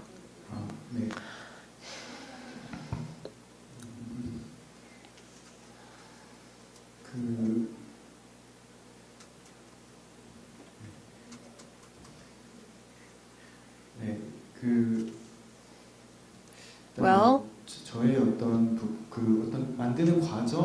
the process of production, it would first begin with a concept of work that was having a multi-layered approach in my case. That was the preparation, that was the planning. And you asked whether I intended to include that process in the film as well, and also my perspective as a director. Well, in the beginning, I did think about that approach as well. But on the other hand, I wanted to think about the feature and characteristics and the experience and life of Kim Sun-ak. And I wanted to provide very multi-sensed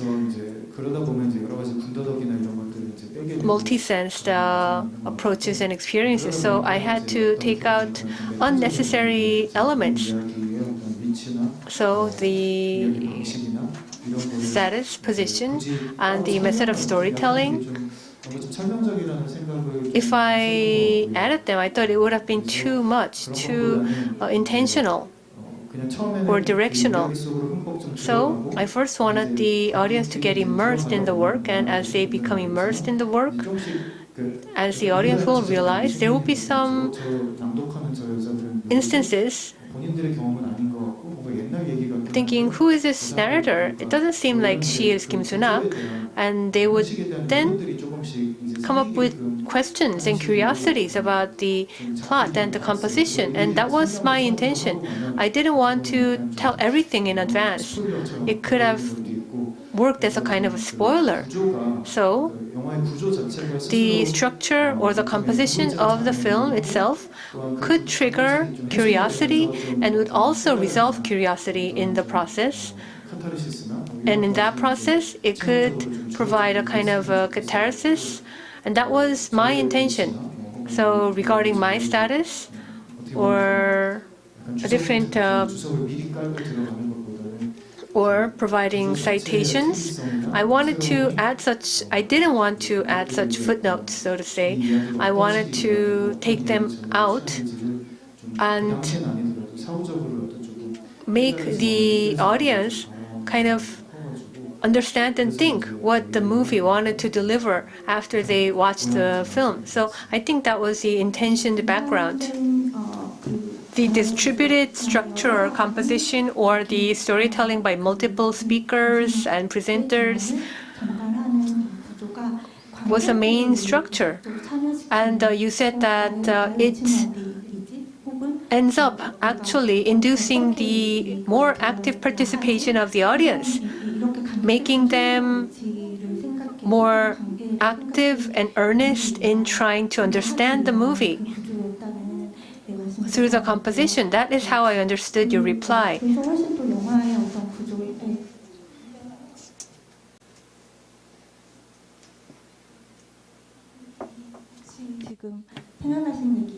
If you want to add something, you may feel free to add.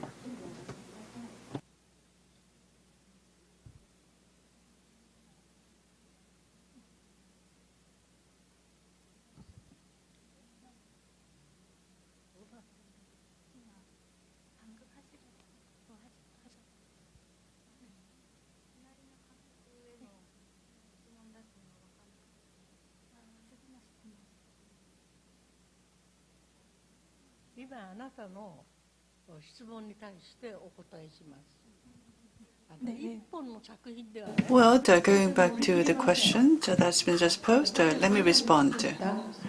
I don't think I can print everything. I have made a lot of films. I want you to see them all. That's my wish. I don't think I can say everything I want to in just one feature film. And I don't have a lot of money, but I have continued to make the documentary films. So it is my wish that you just see them all.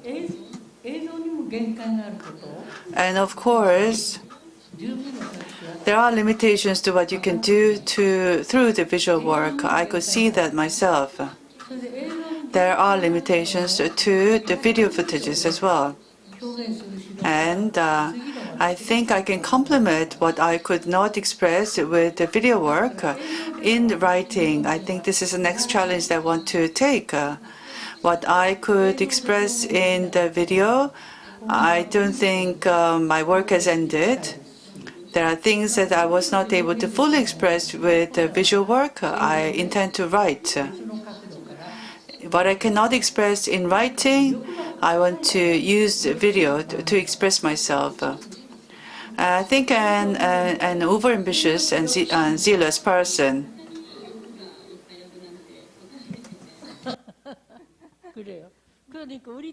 I'm not a resourceful person, but I am a very ambitious person.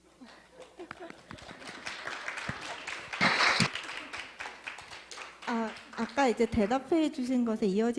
think this is related to the response that she gave previously.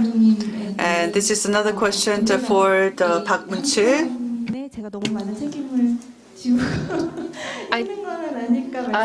Well, as I listened to your reply, I thought maybe I was kind of overburdening you with your work, The Comfort.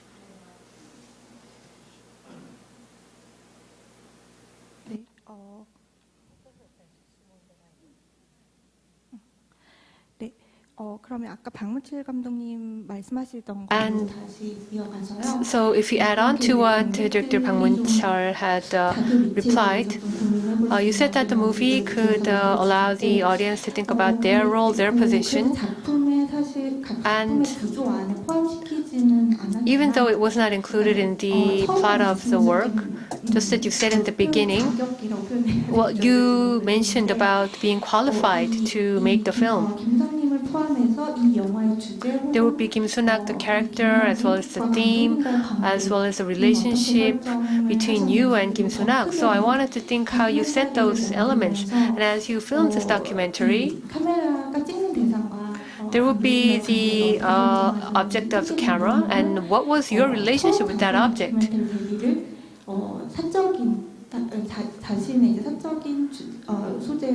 And you first filming documentaries as with a private theme, including yourself, and it had the single person storyteller. So what was the difference between those type of private documentaries and this one?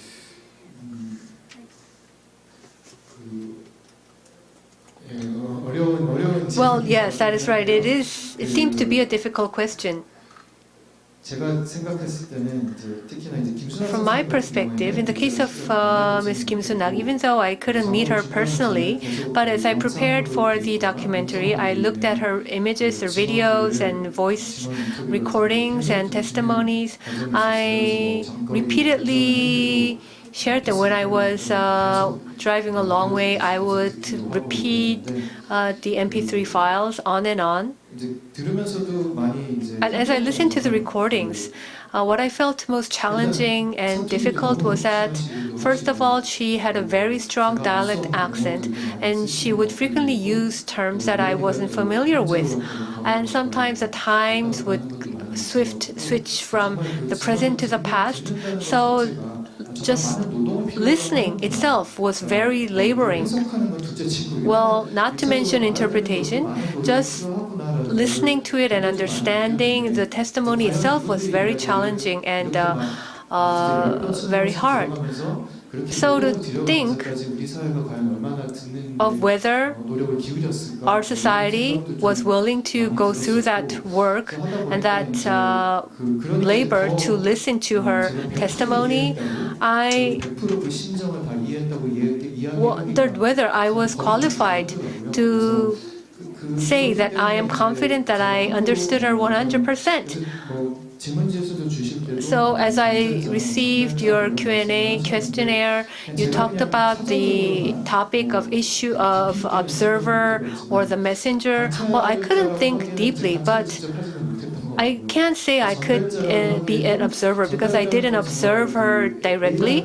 And if I say I'm a messenger, I think the role is delivering something from place A to place B, but that wasn't what I actually did. So I wasn't quite sure enough whether I was playing that role. So the role that I thought I could play was, when we think of a translator,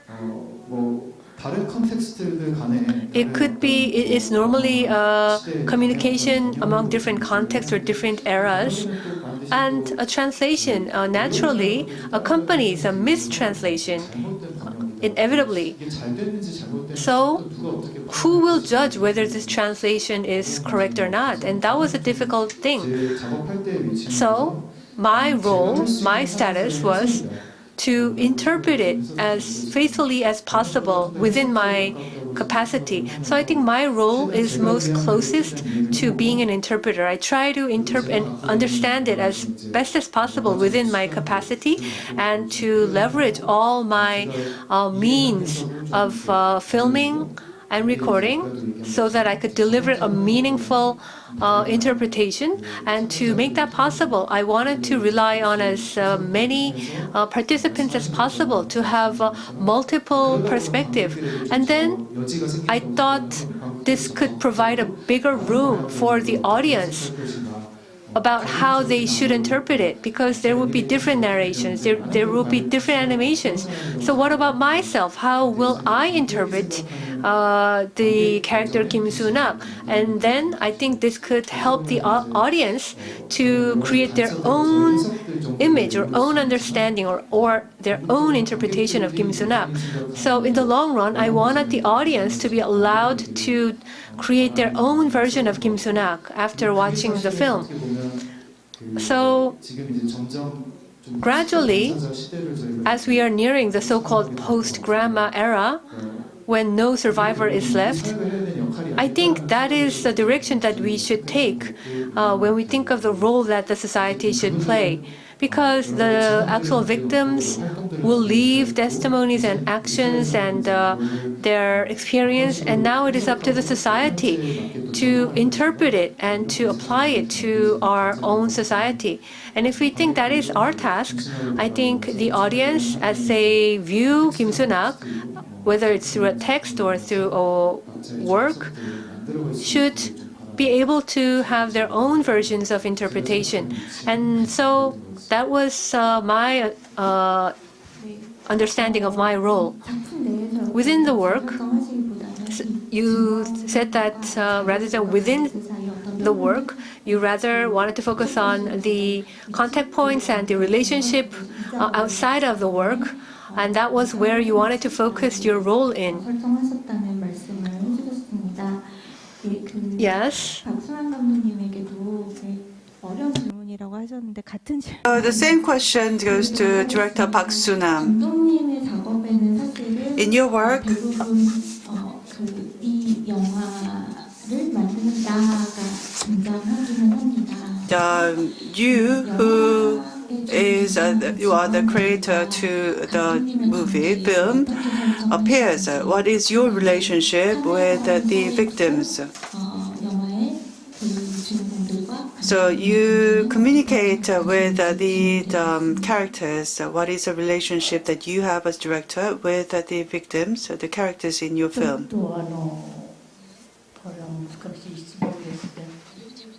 That was a very difficult question. To respond, I think I'm going to need a lot of time. What should I do?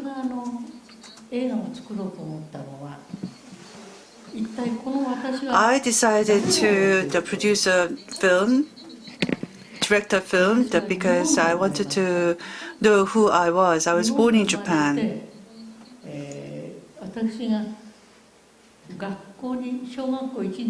And when I was in the elementary school, in my first grade,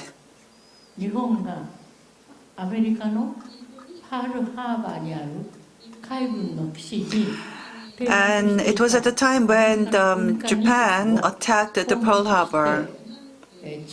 So the 2 battleships in the Pearl Harbor have been destroyed because of Japanese attack. And that is the beginning of the Pacific War. This is a war waged by Japan by an invasion of Japan to the American territory. And at the time, Japan flew fighter planes to attack Japan's the battleship of the United States, and also the Japanese army landed on Singapore.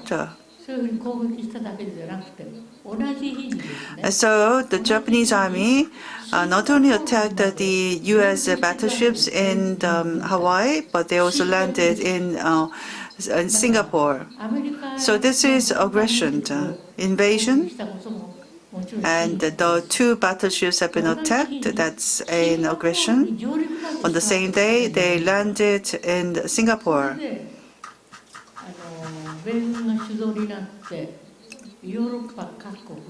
So the U.S. led a coalition, the Allied forces, to fight. 48 countries joined hands to attack Japan as a counterattack, and that is how the World War II began. And I was only 6 years old at the time.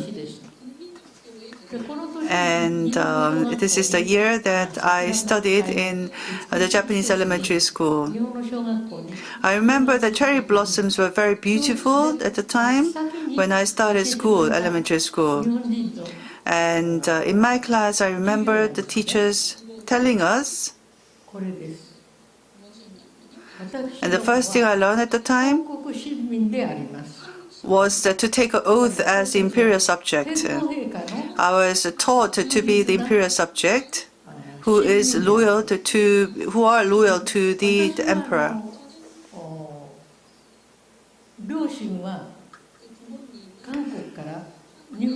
My parents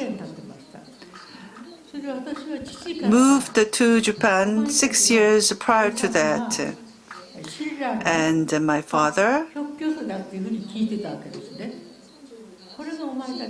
told me that we descend from the great Pakyokase of the Shilla dynasty. My father used to tell me that we are the descendants of the Japanese Korean royal family in the Shilla dynasty. I was told that our king is Pakyokase, but then at the school I was told that I was an imperial subject. My father used to tell me that I should be the distant relative of a king, because I'm in the 19th lineage of the descending lineage of Pakyokase. So my father was quite proud of his lineage, And then I was told by the teacher that I am an imperial subject, and my father was quite upset. He said that I bring you to Japan to make you study, and it is because Japan has been attacked, and I feel that you should study more so that you can make Chosun a bigger country, a more powerful country than Japan. That is why I make you come to Japan and study in Japan. And I actually attended a private school with my big brother. I had two more big brothers. My big brothers and myself, we attended a very famous private school called Azabu the school. Very expensive private school, prestigious school, and I attended that elementary school. We lived in Yokohama at the time, and the school that I attended is still in Yokohama. Still very prestigious with the beautiful cherry blossom, the alleys. And I attended that elementary school, and then the first thing I learned from that school is that I am an imperial subject who are loyal to. I am told that I am an imperial subject who should be loyal to the Japanese emperor. So my school day begins, and some time passed, and I felt that there's discrimination. They call me Josenjin in a discriminatory note, and my brothers fought with the Japanese boys. They would be bleeding a lot when they returned home. That means they've been insulted a lot. And as an elementary school student, we are very young, and so were my brothers. We are all very small, but we have been discriminated against a lot, and we've been insulted a lot, so we had to fight a lot. So my brothers would be all bleeding their noses, and they returned home.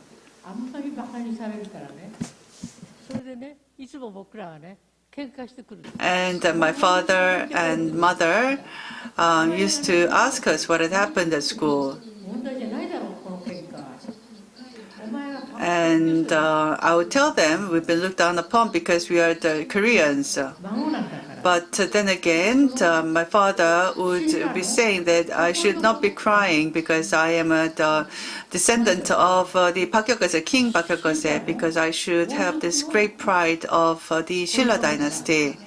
And therefore, as someone who descended from the Shilla dynasty, as a royal, the proud royal, I should be going back to the elementary school and I should fight back.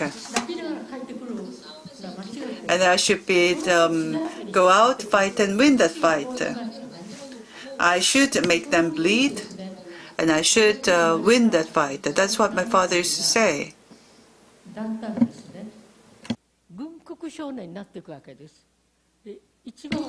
And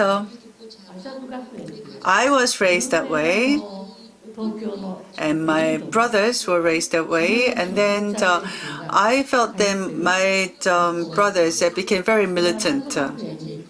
In the Azabu area, this is a very prestigious school, and my brothers attended that school. And I think, including those who were in the dormitory, I think all the schools, all the students stayed in the dormitory, and my brothers didn't return home. They would be all day studying and sleeping with the Japanese classmates. And they would all live up to the spirits of the imperial subjects. And at the school, teachers would tell my brothers that we are the subjects of the emperor and that we should fight for the emperor at the war.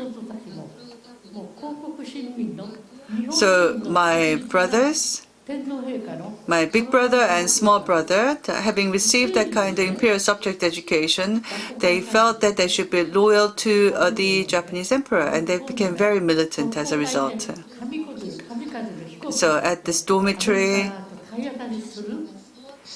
Sometimes they were allowed to come home from the dormitory, and my brothers would tell my father that they would join the kamikaze fighter, and they would join the squad, and they would sacrifice their lives by riding the plane and attacking the American battleships.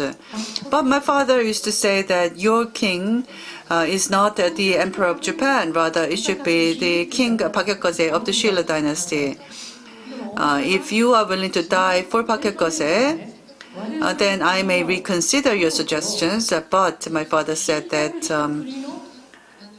he would not agree to the sons dying for the Japanese emperor who invaded Chosun, because the Japanese emperor is the king of the nation that attacked our homeland. So it doesn't make sense for his sons, my brothers, to go to war on the emperor's behalf. My father said that you are not Japanese, and I won't forgive you if you did that. My father said that you have a great home country called the Shilla dynasty, which is a present-day Chosun, and then the Daehan Empire. So my father had argued that the sons of the Shilla dynasty should not join the suicide squad, the kamikaze squad, and kill himself on behalf of a emperor who is an aggressor. And my mother, as for my mother,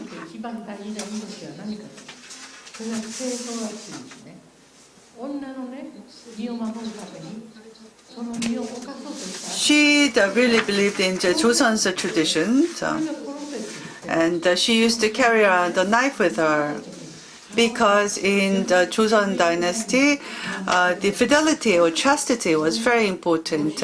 Women were encouraged to kill themselves if their chastity was broken. So there was a tradition for the women to hand down this small knife or blade, a silver blade, when the children, the girls got married. So this is an ornamental silver knife, and the silver knife was handed down to daughters from mothers when daughters got married. And my mother used to carry this silver knife with her. So my mother was like that, and my father was.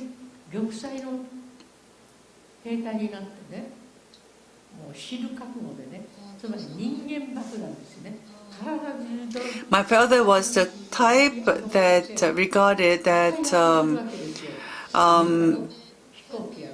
Japan to be the aggressor.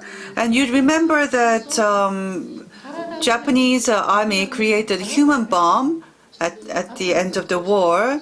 So this is like a suicide squad. People would carry a bomb and attack the enemy with the bomb. So their body will be shattered.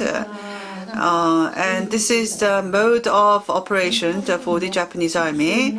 And my father had seen that happen. My father had experienced that. And this is the Japanese tradition of the death of honor. The death like a marble falling is the term. And in this Japanese operation, many Japanese the army officials chose to select Korean people to sacrifice on behalf of the emperor. So the Korean men were forcibly admitted to military, and they were encouraged to participate in the suicide squad and sacrifice themselves in the war. ですから、この公民化教育を日本に行った朝鮮の子どもたちは日本の子どもたちと一緒に学ぶわけですね。それで私は自分が一体何者だというふうに father also received the imperial subject education, and my brothers too, they received the imperial subject education. And against this backdrop, I wanted to know who I was, because I was half the militant girl myself. I felt that if something happened, I felt that I needed to sacrifice myself for the war. And I attended a Catholic school called Paris Institute in Yokohama. The Paris school has become a girls' college later, and I attended the Paris school at the middle school and high school, and I had turned quite militant at the time. I wasn't admitted at the time, but I wanted to get admitted to this girls' middle school, and I was quite militant at the time myself. And as I said, my brothers were willing to sacrifice themselves for the emperor. They were quasi-militant at the time, and they received a Japanese education, and also they suffered discrimination. They've been beaten, they've been bleeding every day because of this discrimination. So they have these both experiences. When they returned from school, they were bleeding everywhere. So it was discrimination on the one hand, and this imperial subject education on the other hand. So I felt that I was being torn apart, and I really wanted to think about my identity. Who am I? What kind of person am I? Where was I born, and how was I raised? And at the time, I was using a Japanese name myself, and I was attending a Japanese school, and I was receiving an education, and I was educated to become an adult that could die as a Japanese person. This is the kind of education that I received. So,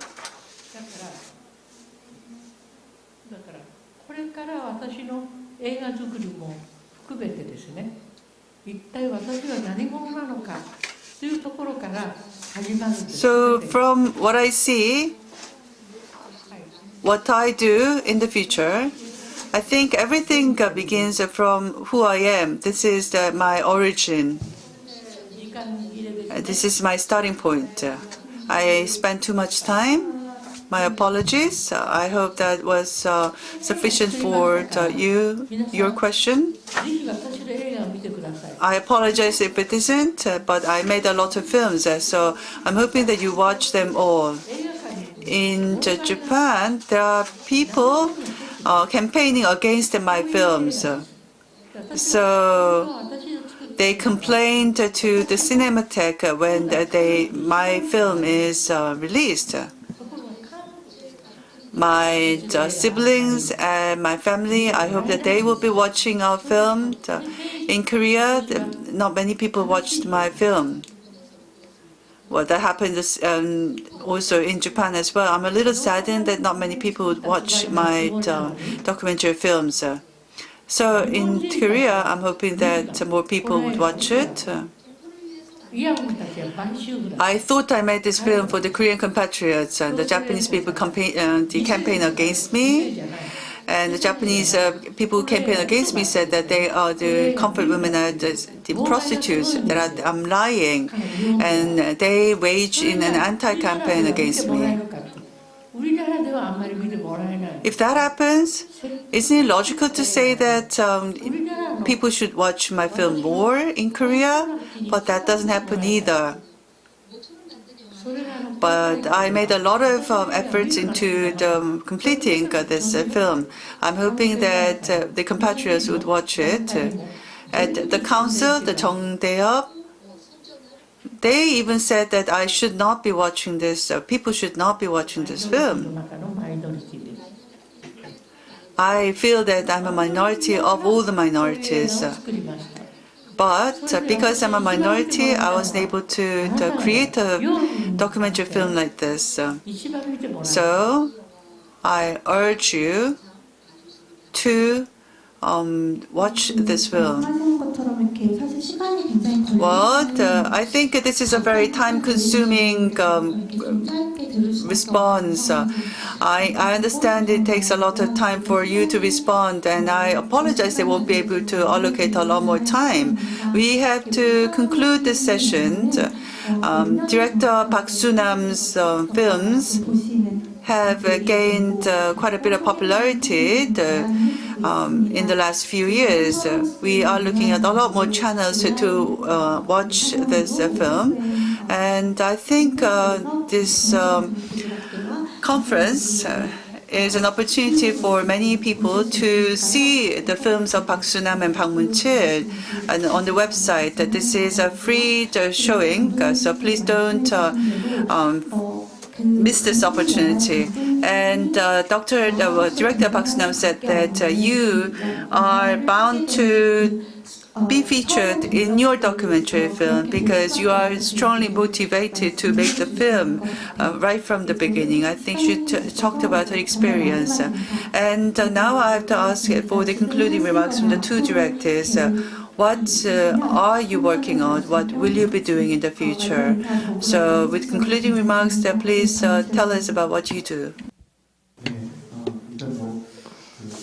First of all, as we filmed Comfort, I actually enjoyed the film Silence. It was a very good reference. It was very helpful. It was inspiring.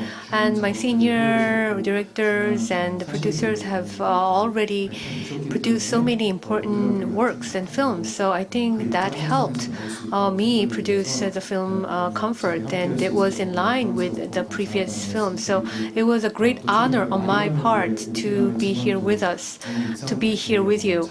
And also Okinawa as Arirang was also a film that I watched very meaningfully and thoughtfully. And I urge all of you to view the film as well. Recently, I am mainly active in Daegu, and there is a controversy in Daegu surrounding the construction of an Islam mosque in Daegu, and I am currently filming this issue. So I look forward to meeting you with my feature film. Thank you for inviting me once again.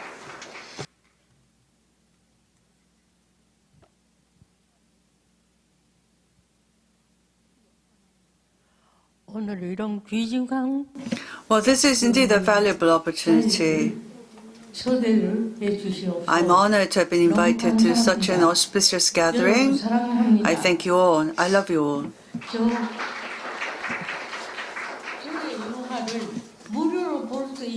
So this is a rare opportunity to see this my film free of charge. If you go to the Yongsan data center, you can watch not only this film but other documentary films as well. Please go to the Yongsan data center.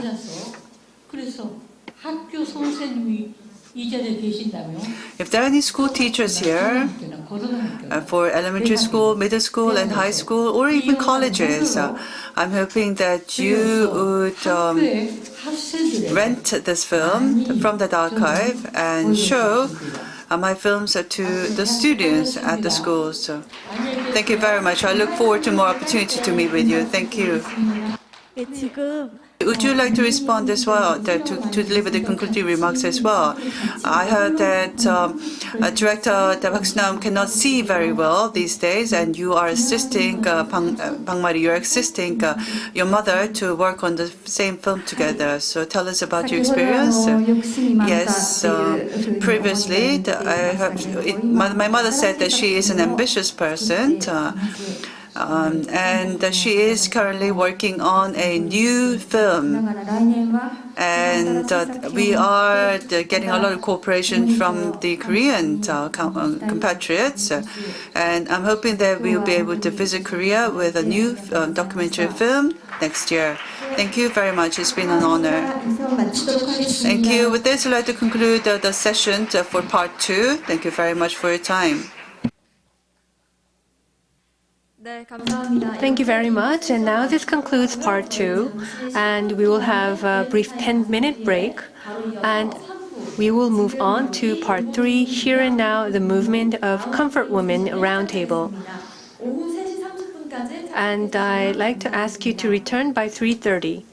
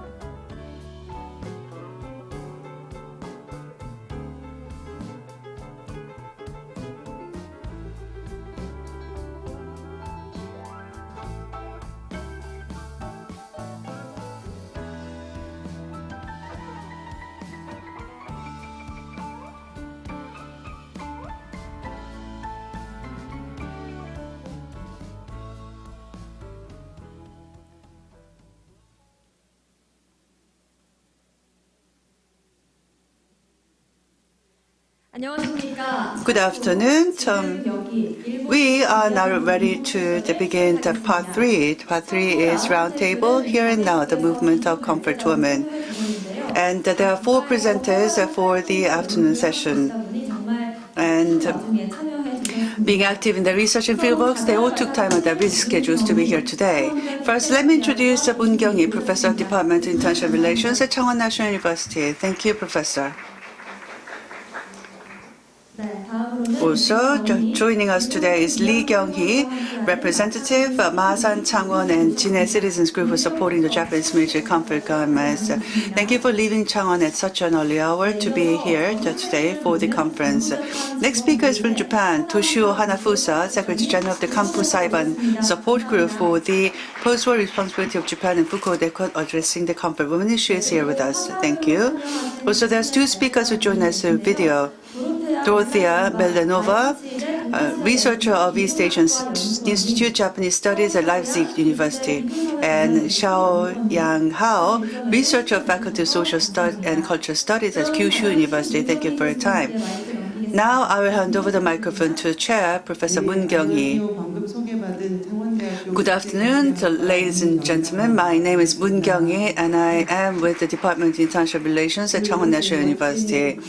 It is indeed an honor for me to be able to moderate an important session at an auspicious gathering like this. When it comes to the Japanese Army, the comfort women issue, I have been actively engaged in the research efforts, and I have listened attentively from the morning sessions. I listened to all the presentations by the presenters and discussions by the panels, and I was able to learn a great deal from the presentations and the discussions, and I was greatly inspired to study more on this important topic. And also at the previous session, part 2, we were able to see what artists do, what researchers cannot do with their research work. And I was able to see that they are able to greatly inspire the researchers through their artwork. And in part 3, at the roundtable, I am going to be the moderator. It's a great honor for me. I am very honored to be here as the moderator. We have 4 speakers, as was introduced. The 2 speakers are here in person, and 2 speakers will be joining us online. And officially, I will allocate 15 minutes each for the keynote speakers. But I am willing to allocate a little more time if they want to spend more time. And we'll listen to the 4 keynote speeches, and then we'll open the floor for the discussion. And that is a basic idea of running the roundtable. So you can give us the presenters with questions for the online audience. So you are encouraged to do that as well. And I think I'm a timekeeper. I will try to do my job well.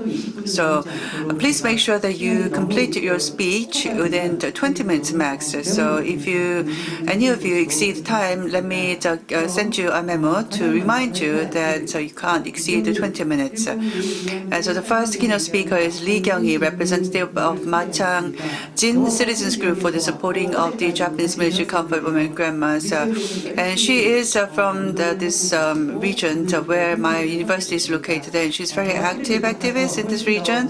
And I feel that I'm very familiar with Lee Kyung-hee because we have the same given name. So please give her a big hand as she begins her keynote speech.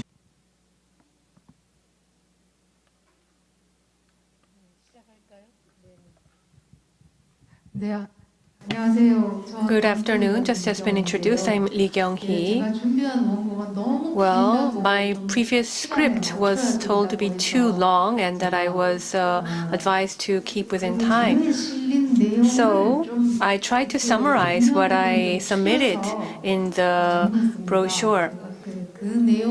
And I will focus on this summarized version to present. First of all, the struggle of victims. The Comfort Women movement, which began with Kim Il-sung's public testimony and the meeting of the women's movement with the victims, is an unfinished battle, in a word, in which the Comfort Women victims face the Japanese government. The victims, who were dragged to death and who had no social status, met a strong comrade of the women's rights movement and called Japan's powerful perpetrator into the battleground and put the fight on the ring of international opinion and also gained victory in the international opinion. This normative and public achievement has played an important role in developing and strengthening international norms concerning human rights, especially discrimination and violence against women, while raising international awareness of the myriad of violence against women in the long history of patriarchy. Nevertheless, this fight is not an easy one. The Japanese government, the perpetrator, continues to defy the UN resolutions and recommendations, which are international opinion and normative judgments. It frequently tries to avoid the implementation of recommendations on facts and human rights crime and is increasingly making conspiracy and trickery to reverse the international public opinion. At the same time, many of the countries that agreed to Japan's recommendation for responsibility, even most Asian countries that were affected by the comfort women issue, are closing their eyes or avoiding the Japanese government's disregard for international resolutions and non-compliance, and in some cases, they actively cooperate with the Japanese government's demands. This situation of the Japanese government and the international community shows that the gap between justice and reality exists, that economic and physical hegemony overwhelms historical justice and human rights norms. Therefore, in reality, the international community's definition of human rights is like a picture frame on the wall. Activists and scholars related to the Japanese military comfort women movement worry that the post-grandma era is not far away. So we share our concerns about how we should prepare ourselves for the post-grandma era and what to prepare before the day comes. This concern about the time when there will be no victims of the Japanese comfort women means that the victims have a very important and symbolic power, which could be comparable to the literature in the movement in solving the Japanese military comfort women issue. This is also because the existence of the surviving victim is precious, no matter what role the victim plays.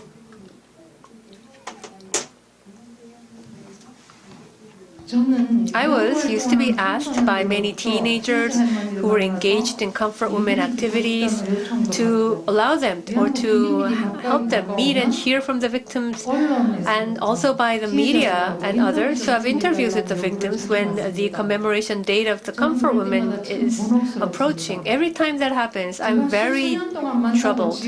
Most of the victims I've met and supported for decades are not the known witness in the media or the heroic human rights activists. They are not witnesses. Nevertheless, I believe that they are equally precious individuals. If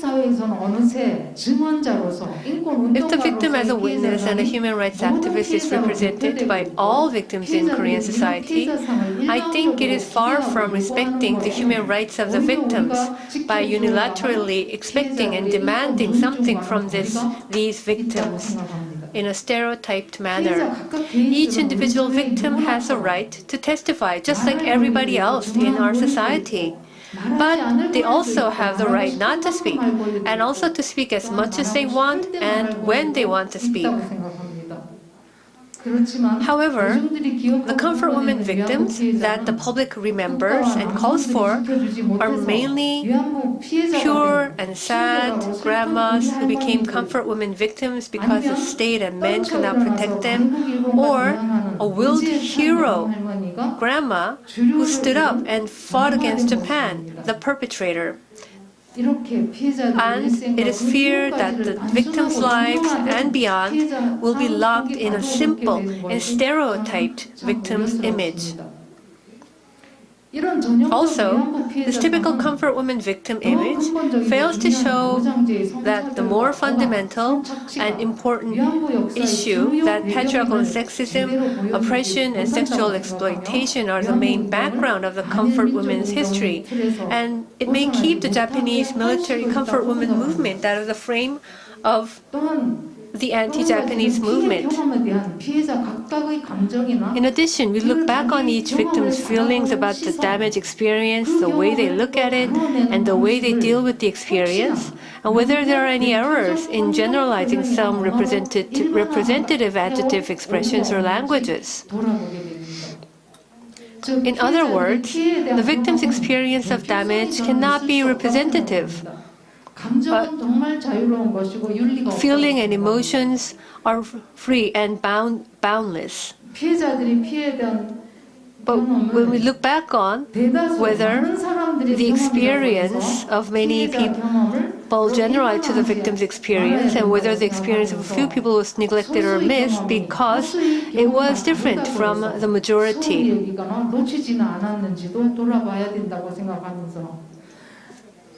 And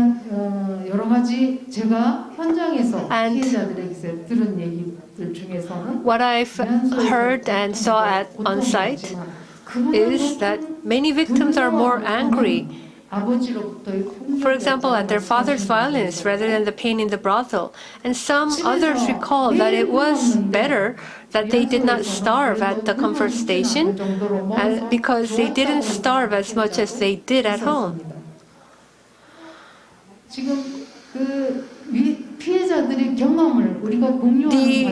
As we share the experience of the victims, there's the anger against perpetrators, and the hatred or the pain. These are the representative emotions, but there could be different types of emotions, and we have to think whether they could be freely expressed in our society. As an example, there was an experience. Sometimes they could meet a very friendly Japanese soldier, or sometimes they made a Japanese soldier as a survival strategy. But these individual experiences are overwhelmed by the sadism of cruel human rights abuses, or on the contrary, irrational claims based on denial of crimes are also due to the generalization centered on representative damage experiences. And at this point, in this post-grandma era, very frankly speaking, I think the fact that we're using a grandma to the victims, I think we should reflect on that, why we use that to describe the victims. But let me skip that part because we don't have that time for that. But I do find the issue of grandma being as a proper noun for the victims. Now, I think it's very important that we think about who the victims are. If you refer to the victim category in the international norms, the victim in a narrow range is a direct victim of sexual slavery in the Japanese military's Japanese military sexual slavery system. More broadly, those who can be said to be secondary victim in the middle range are the family and relatives of the primary victim. And the scope of this direct victim does not include only the survivors who have reported and registered with the government, but they also include victims who are massacred or abandoned on the battlefield, the victims who returned home but died before or after reporting them, and all the silent victims whose number is unknown. Lastly, The victims in a wide range are women with background and essence of the comfort system. They are the women of all ages where exploitation of women's bodies and sexuality occurs, and this includes the wartime sexual violence.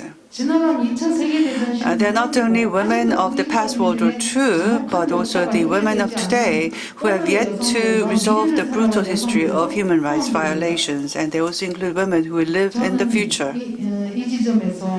And at this point, I'm reminded of one of the principles of the feminist counseling here from my experience, supporting women victims of sexual violence and domestic violence. One of the common principles of the feminist counseling theory is that the relationship between the receiving client and the supporting counselor should be equal. If possible, it should be equal, and they should avoid all possible power relations.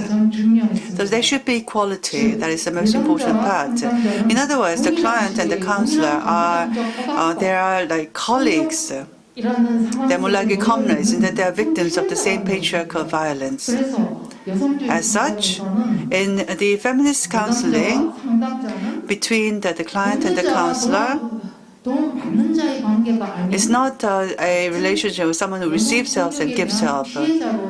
They are regarded as colleagues. It is a collegial relationship in that they are victims of the same patriarchal violence. And in this, I believe that the Japanese military comfort women victims should include direct and indirect victims, because I believe that is the purpose of this movement is to restore the universal human rights, not only for the direct victims, but for the current and future victims. In this, the concerns we have about not having a direct surviving victims, they will not, the day will come, but the day of having no victims in a broad sense will not come.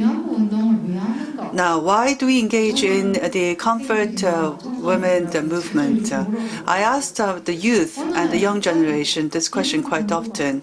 If a miracle happens, the Japanese government, because of a thunderbolt lightning, because something that has happened really big, something big has happened in their lives, the Japanese leaders suddenly decide to make a change. There's suddenly a change in their lives, they acknowledge their crimes, and they make an official apology, and they make legal reparations.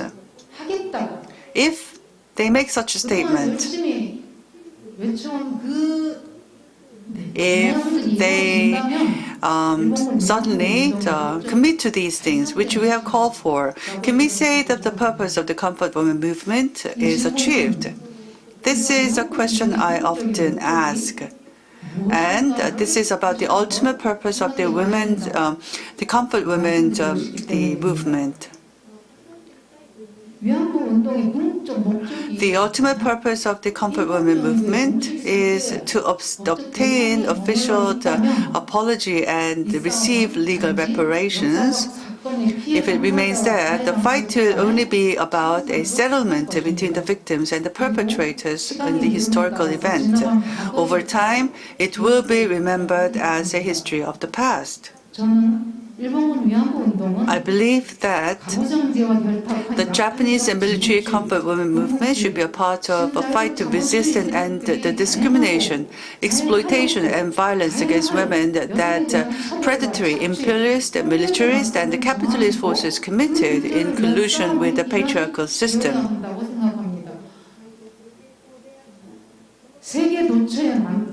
Conflicts and wartime sexual violence are rampant worldwide, and violent consumption, exploitations of the female body and sex are occurring right next to us. They will not be ended just by resolving the issue of the Japanese military sexual slavery through negotiations between the direct victims and the perpetrator.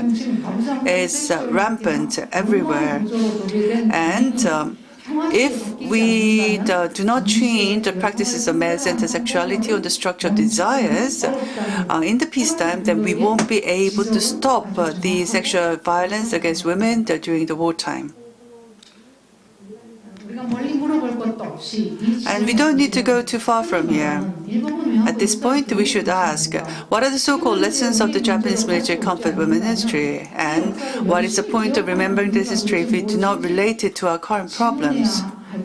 This is a question we must be asking ourselves. And this is, in doing so, we should be examining the remarks of the survivors who came forward as human rights activists. I am reminded of late Kim Hak-sun, Kim Bok-dong, and Kim Gil-won-ok, the comfort women victims that passed away. They said that we should not forget the history. And they also said that mothers should do their job properly so that this never happens to the children again.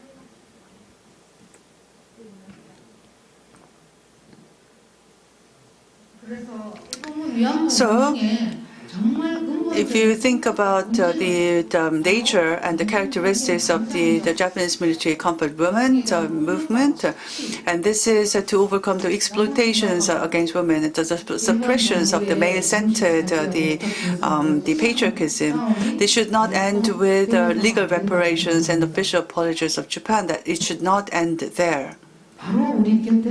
And I think we should look at the sexual exploitation that is happening all the time right around us.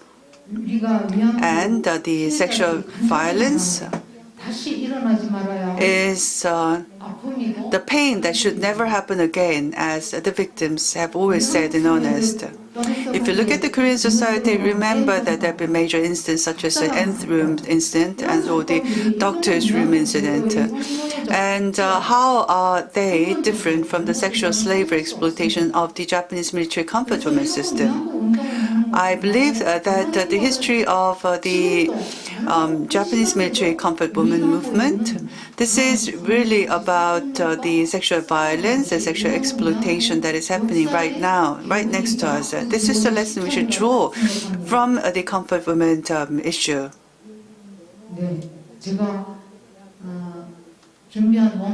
This brings it to me to the end of a summary of my long paper, my lengthy paper. Thank you very much for your kind attention. Thank you, Ms. Lee. There was a lot more that she wanted to say, so please read it through at your free time from the booklet. And I was not able to talk about the title. It's from the periphery and the field of comfort women movement. The periphery sounds like a regional locations. Gyeongsang-namdo is the area where the largest number of the comfort women victims reside in. And we are unable to pinpoint to the exact number of the comfort women victims and also keep a record of what has happened to those victims. But there are activists in this region that has provided support to the comfort women victims, and then there are quite a few activists in this region. And Lee Kyung-hee is one of the representatives, activists of the region, and so she has shared her experience with us. I don't need to summarize everything, but I think it's very important that she made this comment. The survivors, the days of having no comfort women survivors will come, but the day of having no sexual violence the victims will not come. And that is why we should continue to engage in a campaign against the sexual violence. This is one point I wanted to highlight from Lee Kyung-hee's comments. And I'd like to introduce our second speaker. And he has been the Secretary General of the Ganpu Saipan Support Group for the Post-War Responsibility of Japan Hokuoka Networking, addressing the comfort women issue. I'd like to introduce Mr. Toshio Hanafusa. I'd like to ask you to present for about 20 minutes. Please greet him with a big round of applause.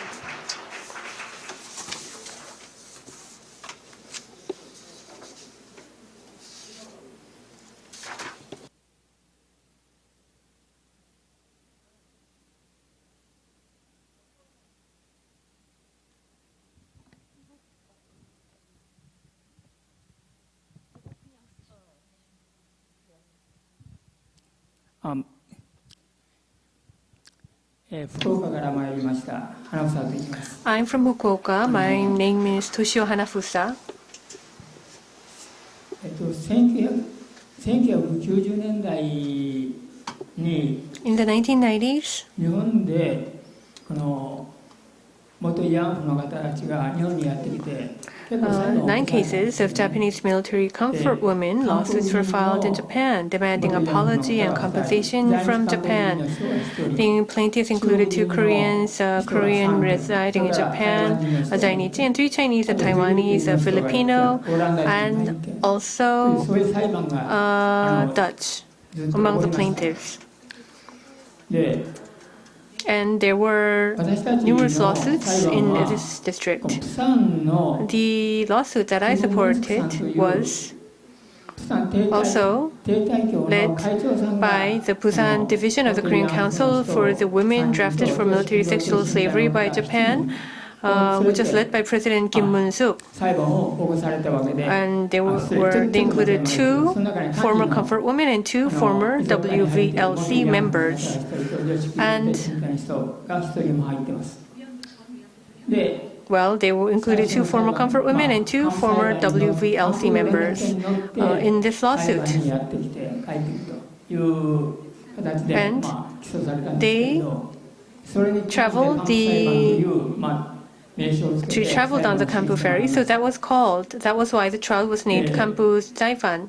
And then I continued to working under the Kampu Saipan support group.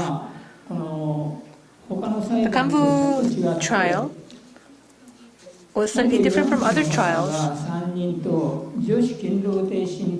It included 3 former comfort women and also 7 WVLC members. So in total, there were 10 plaintiffs.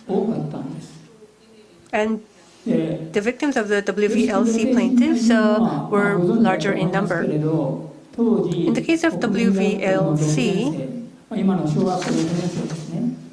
it's normally the girls in the elementary school ages, from ages 12 to those that graduated, that were in the middle school, first grade 1 and grade 2, up to 15 years of age. They were mainly very young girls.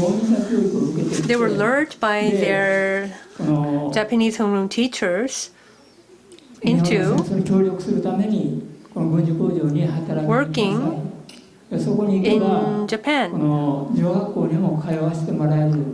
If you go to Japan to work, you can attend the girls' school and also earn a good wage. And they were lured with these sweet words, and they hopefully wanted to do that and volunteered in many cases.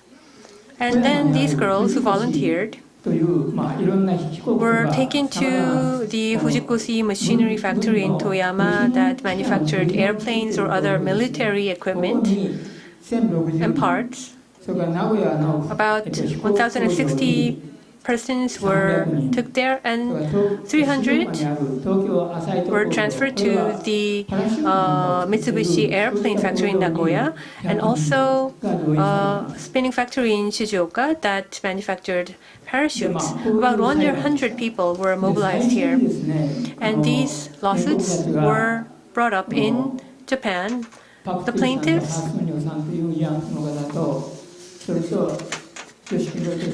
just like Mr. Ha or Mr. Park, Ms. Park,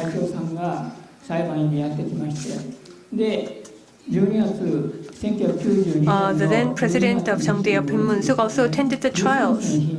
In December, I think it was around Christmas in the December of 1992. The Shimonoseki District Court in Yamaguchi Prefecture, the lawsuit was filed, and then they also visited Fukuoka, and together with the victims, we held a welcoming reception. And I don't know whether you are aware, the plaintiff Park Duri, during the party, burst into tears, and we asked her, "Why are you crying?" And the plaintiff Park Duri said that, "I thought Japanese were like monsters. in the past, but you're so nice to me. And it is so overwhelming and moving. And that was why she was crying. So we held this welcoming reception and just touched deeply in the hearts of the supporters. And this made us feel that we should really work hard and do more. So we continue to support the trials, 10 people in total. And we had many moving and touching moments.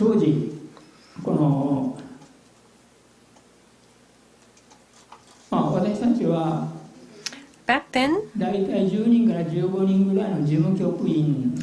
Kanpu Saipan support group consisted of about 10 secretariat staff, and there were about 500 members in the support group. And they paid about 3,000 yen in annual membership, and we did fundraising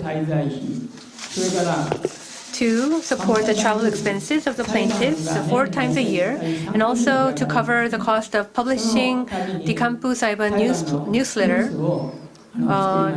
that was published when the trials took place about 3 or 4 times a year. And we normally published about 100 copies. And this was costly, so we collected and fundraised the membership fee.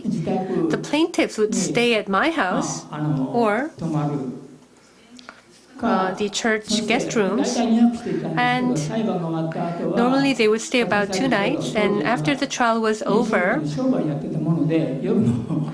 well, back then we used to run a restaurant, so we could have a day off only on Sunday. So in the beginning, on the day of the trial, we didn't work, but the next day we had to work. So we couldn't invite them to my house, but we also had a pastor who also supported us. So we could support them at the church guest rooms. The Kanpu trial among the trials in Japan was the only one that ruled in favor. In 1998, the court reached a decision and the judges ruled in favor of the plaintiffs. And it also was covered very broadly by the Korean media as well.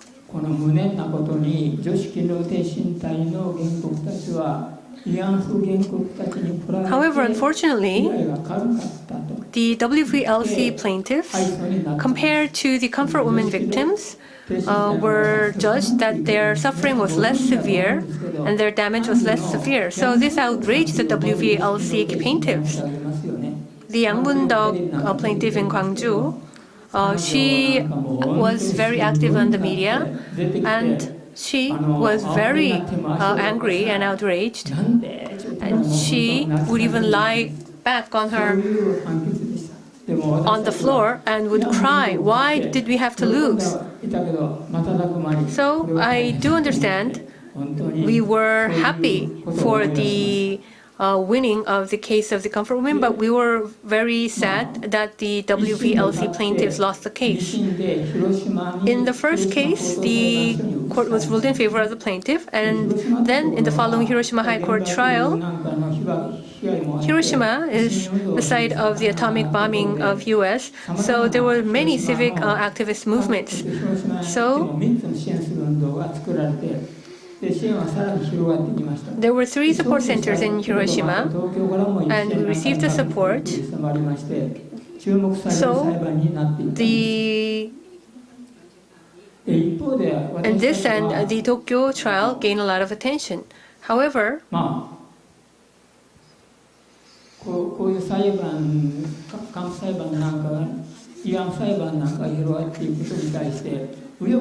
in the Kanpu Comfort Women trial, the rightist wing felt a high sense of crisis. So the rightist group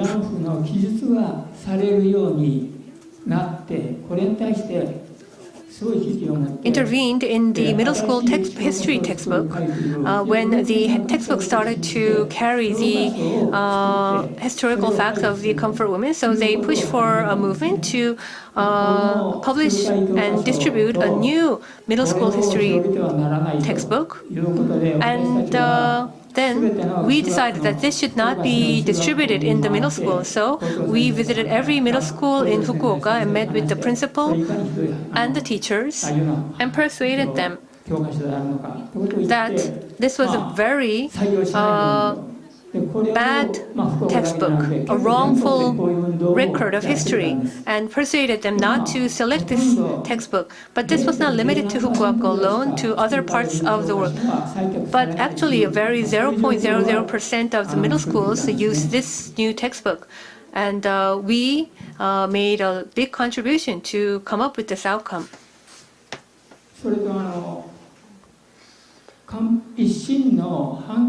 Also, in the first trial case, this was the ruling.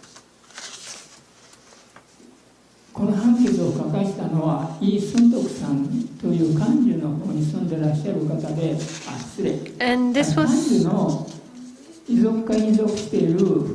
affected by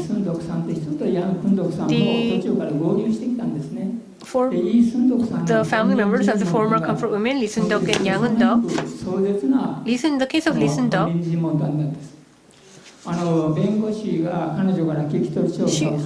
the person received very hard questions during the hearings about the comfort station. She was asked to draw a picture. Well, she drew a picture of the comfort station, and then a very harsh hearing started right after that. It was a comfort station run by Shanghai, and that was when she was sent. It was not run by a private operator. So when she was answering, she fainted, and the doctor had to come to check up on her, and then the proceeding could resume only after she woke up. And it was about a drunken official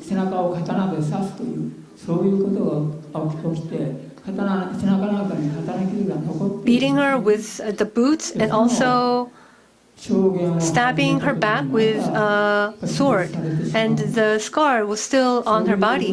And then, as she showed these scars on her body, she fainted once again.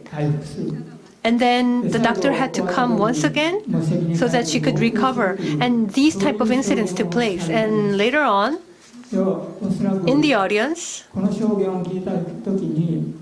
and she would also remain as audience even after her hearing and examination was over. I believe that she really wanted to win this case. And I think the judge also was very determined to allow her to win, and it was a very favorable ruling for the plaintiff. And they said that Japan, as a perpetrator of war, should respect the human rights, and it should be stipulated in the Constitution of Japan. And the ruling also said that the Constitution has been upheld. Upholding the human dignity of individual is our constitutional mandate and obligation. So under this constitutional spirit, the Asian victims have been neglected, so we should take responsibility for them. So for at least when the comfort women issue is raised and the Secretary of Ministry Kono should make an apology, and Japan has a responsibility to make the apology and reparation. Nevertheless, up to 1998, even though 5 years has passed, there was no relevant legislative revision, and that this was a full denial of the judiciary system, and that was the contents of this ruling. And this means that it ruled for legislative correction. And this also brought a big shock to the lawmakers of Japan. So some committed lawmakers, after this ruling was announced, made efforts to correct the legislation and to make legal revisions.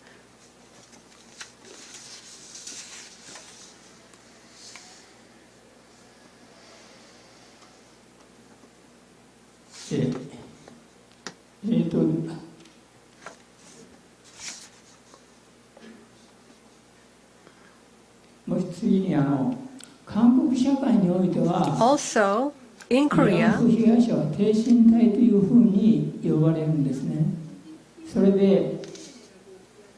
there was a tendency of confusing the comfort women and the WVLC members.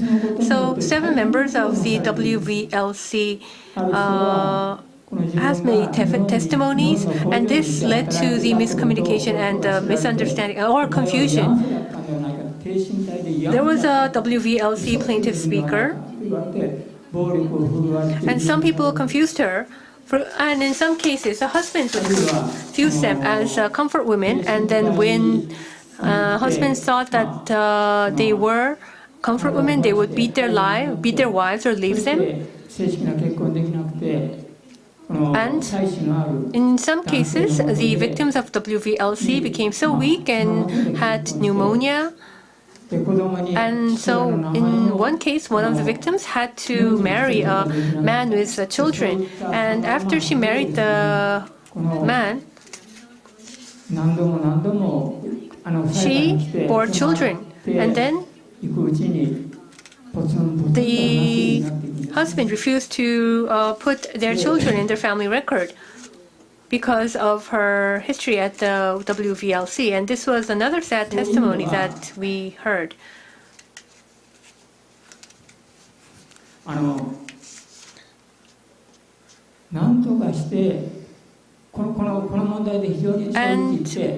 in these situations, to be frank, we want to do our best to help them.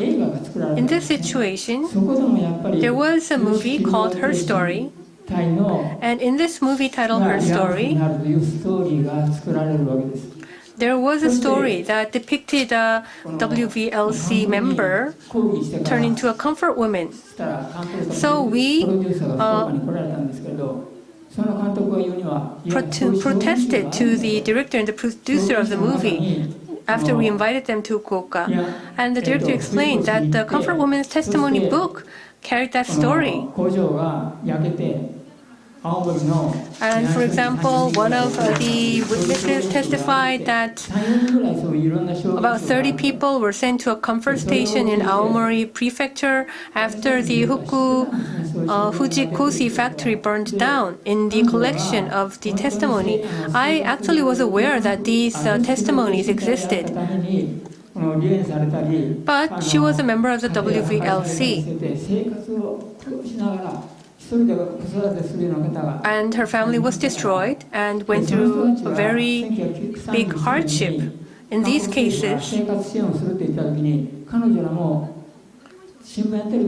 the South Korean government started to promise a livelihood support for comfort women victims, referring to them as victims of WVLC. So, many victims of the WVLC came forward. However, the support was only for the comfort women victims. So,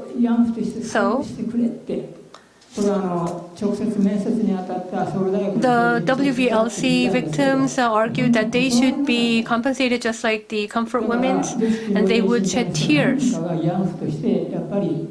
And WVLC victims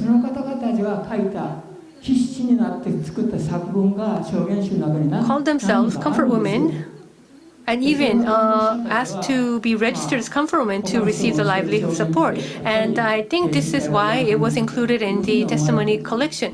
But the Korean people of today just referred to this collection and confused the comfort women with the WVLC.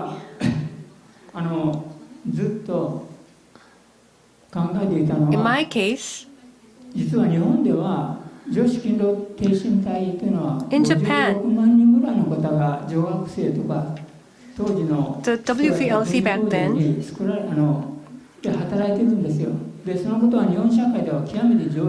were sent to factories, and they were mainly young school students. And in Japan, it was widely known in the public, and this was different from the comfort women issue.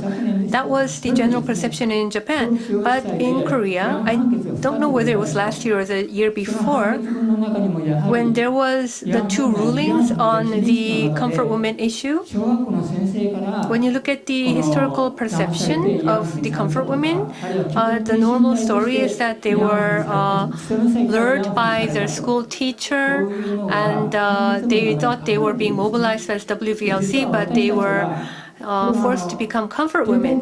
But as a matter of fact, I think Chung Dae-hyuk, the Korean Council, we understand that the reference was made by the recording of Chung Dae-hyuk. Ms. Yoon Jong-ok was the first founding president of Chung Dae-hyuk, and she came to Japan to testify for the Kwanbu trial. She was listening to the victims' testimonies. So President Yoon Jong-ok was aware that comfort women and WVLC were different. And so we requested her to clarify this when she goes back to Korea. And we asked that Chung Dae-hyuk changes its name from the name that is only for the comfort women.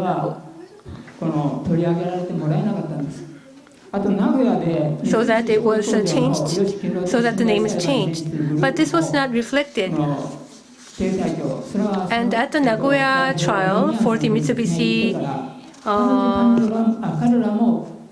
case, back then the president of Chung Dae-hyuk was Hyung, and we also requested that the name was changed.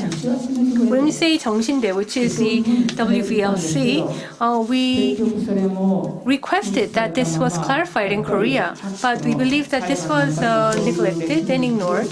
And even in court rulings, just as today, the mistaken historical perception is still valid. And the problem is that the rightist wing of Japan tries to manipulate this. In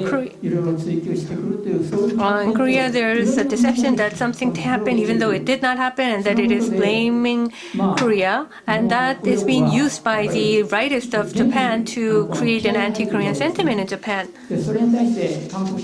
And this is stimulating the situation in Japan. And on the other hand, in the case of Korea, there is another protest. So in the long run, in Japan, the comfort woman issue will continue to create a vicious cycle. It will never be solved. And how long do we have to carry on with this? And regarding the comfort women issue, we see more and more people giving up. So what I want to say is, Japan and Korean researchers and the civil activists should create a common perception of history based on a common research. Through the common research,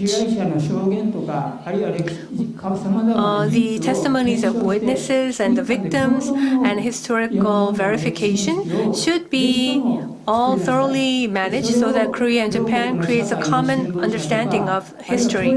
And it should be communicated to the general media as well as the educational sector of the two countries. And by making this initiative, I think, and creating this common solution, this will contribute to helping the victims of the past war. Also,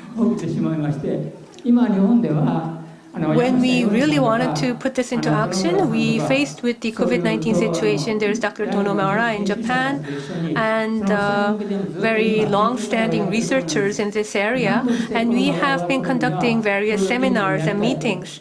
So when the COVID-19 situation is over, we believe that these researchers and us will continue with this initiative. I apologize for taking too long. It was a very important topic, so I apologize so that I had to interrupt you. If you have some things to add, and if you have any follow-up questions, I'd like to ask you to add on to your presentation in the following roundtable.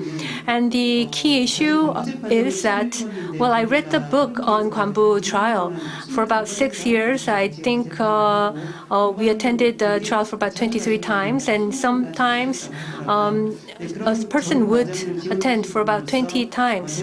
And you say you are one of those supporters that have been through the process throughout all the trials. And you said that WVLC plaintiffs were not recognized for their damage because it was less severe than comfort women. That was very regrettable. And in Korea, they suffer a secondary damage because they're confused as comfort women in Korea. And you said that that is still confusing in Korea, and this triggers and this kind of stimulates anti-Korean sentiment in Japan. And this type of situation should be resolved by a common research by the two countries with the same goal. Thank you for your presentation, and we'll move on to the third presentation. And the third presenter joins us through Zoom connection. She is Dorothea Miladinova, researcher of East Asian Research Institute at the Japanese Studies of the Leipzig University. She's going to talk about localization, the statue of peace, and the comfort women issue in Germany. Please speak for about 15 minutes. The mic is yours. Hello, good morning from Germany. I hope you can hear me. Do you see my presentation? Yes, we do.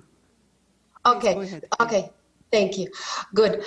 So I would like to speak about the Statue of a Girl for Peace by sculptors Kim Seogyong and Kim Un-sung, and how it was received in Germany, especially in Berlin. So please go on to the next slide.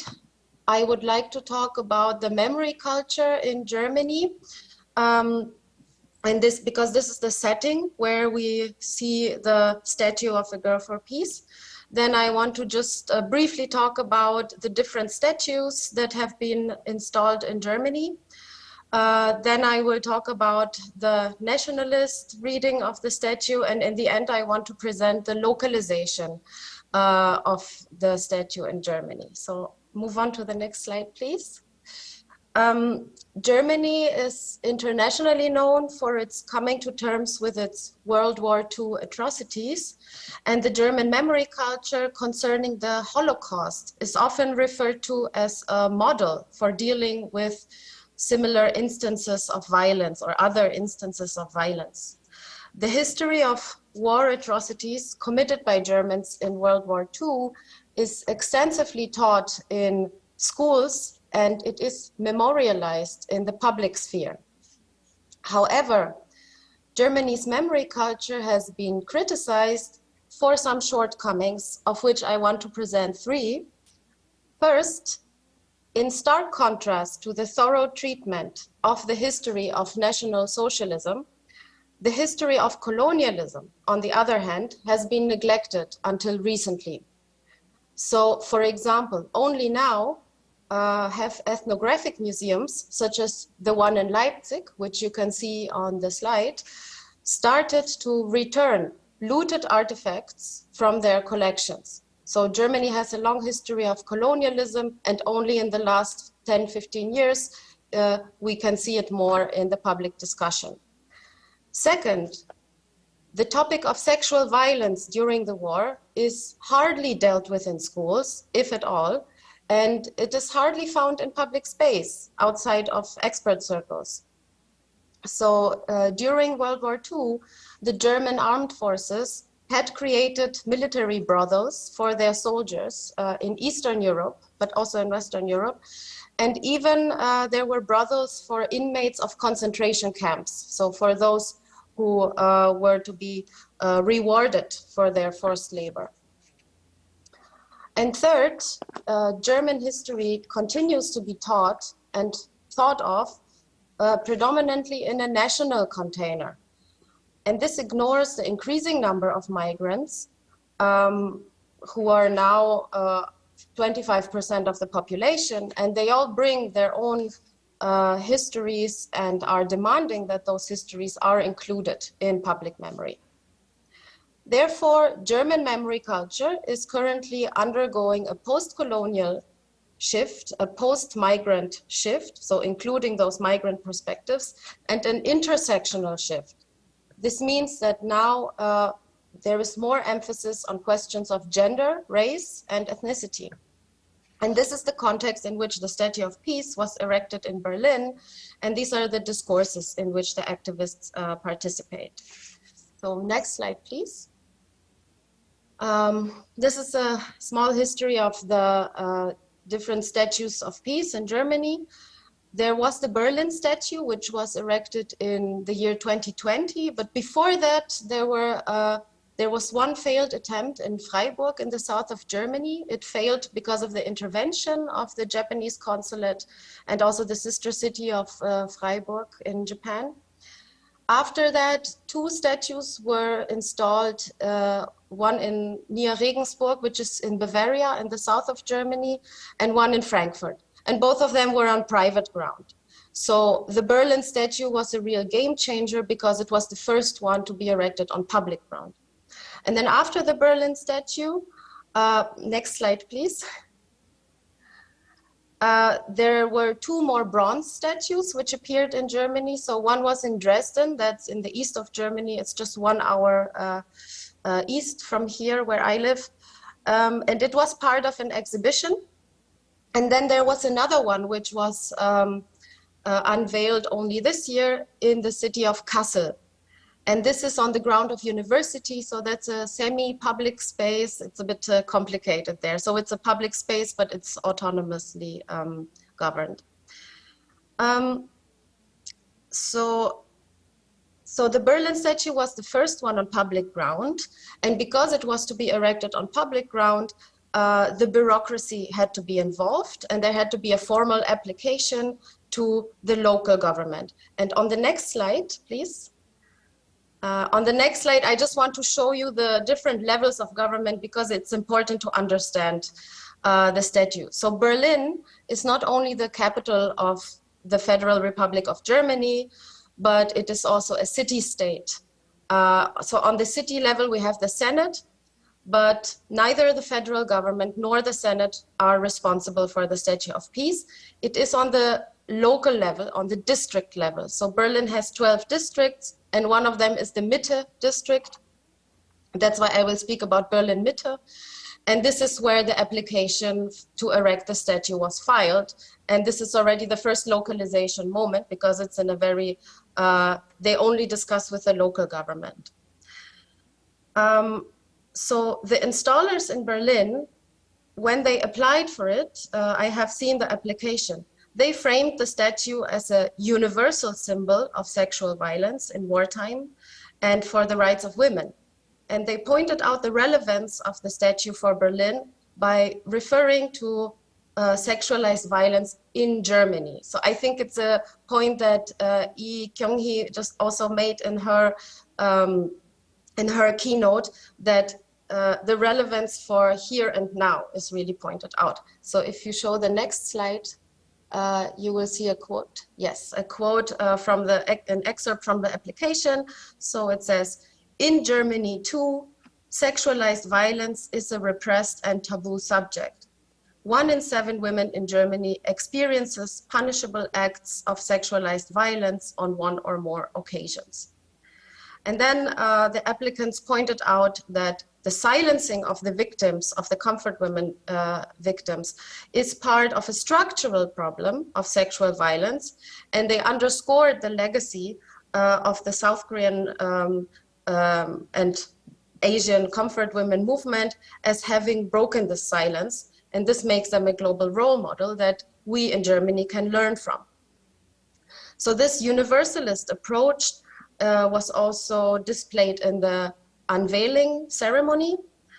The speakers at the unveiling, for example, just to name one, included the former director of the Ravensbrück Memorial Museum. So this memorial museum was built at the site of a former Nazi women's concentration camp. And this concentration camp supplied 220 sex slaves to 10 Nazi concentration camp brothels during World War II. So thus, the Statue of Peace was set within this context of sexual violence in wartime, irrespective of nationalities, but as a structural, as a gender problem. On the next slide, please. So after the opening of the statue, the Japanese Foreign Ministry asked for its removal. And so the district office in Berlin-Mitte, in fact, listening to them, withdrew its approval of the application.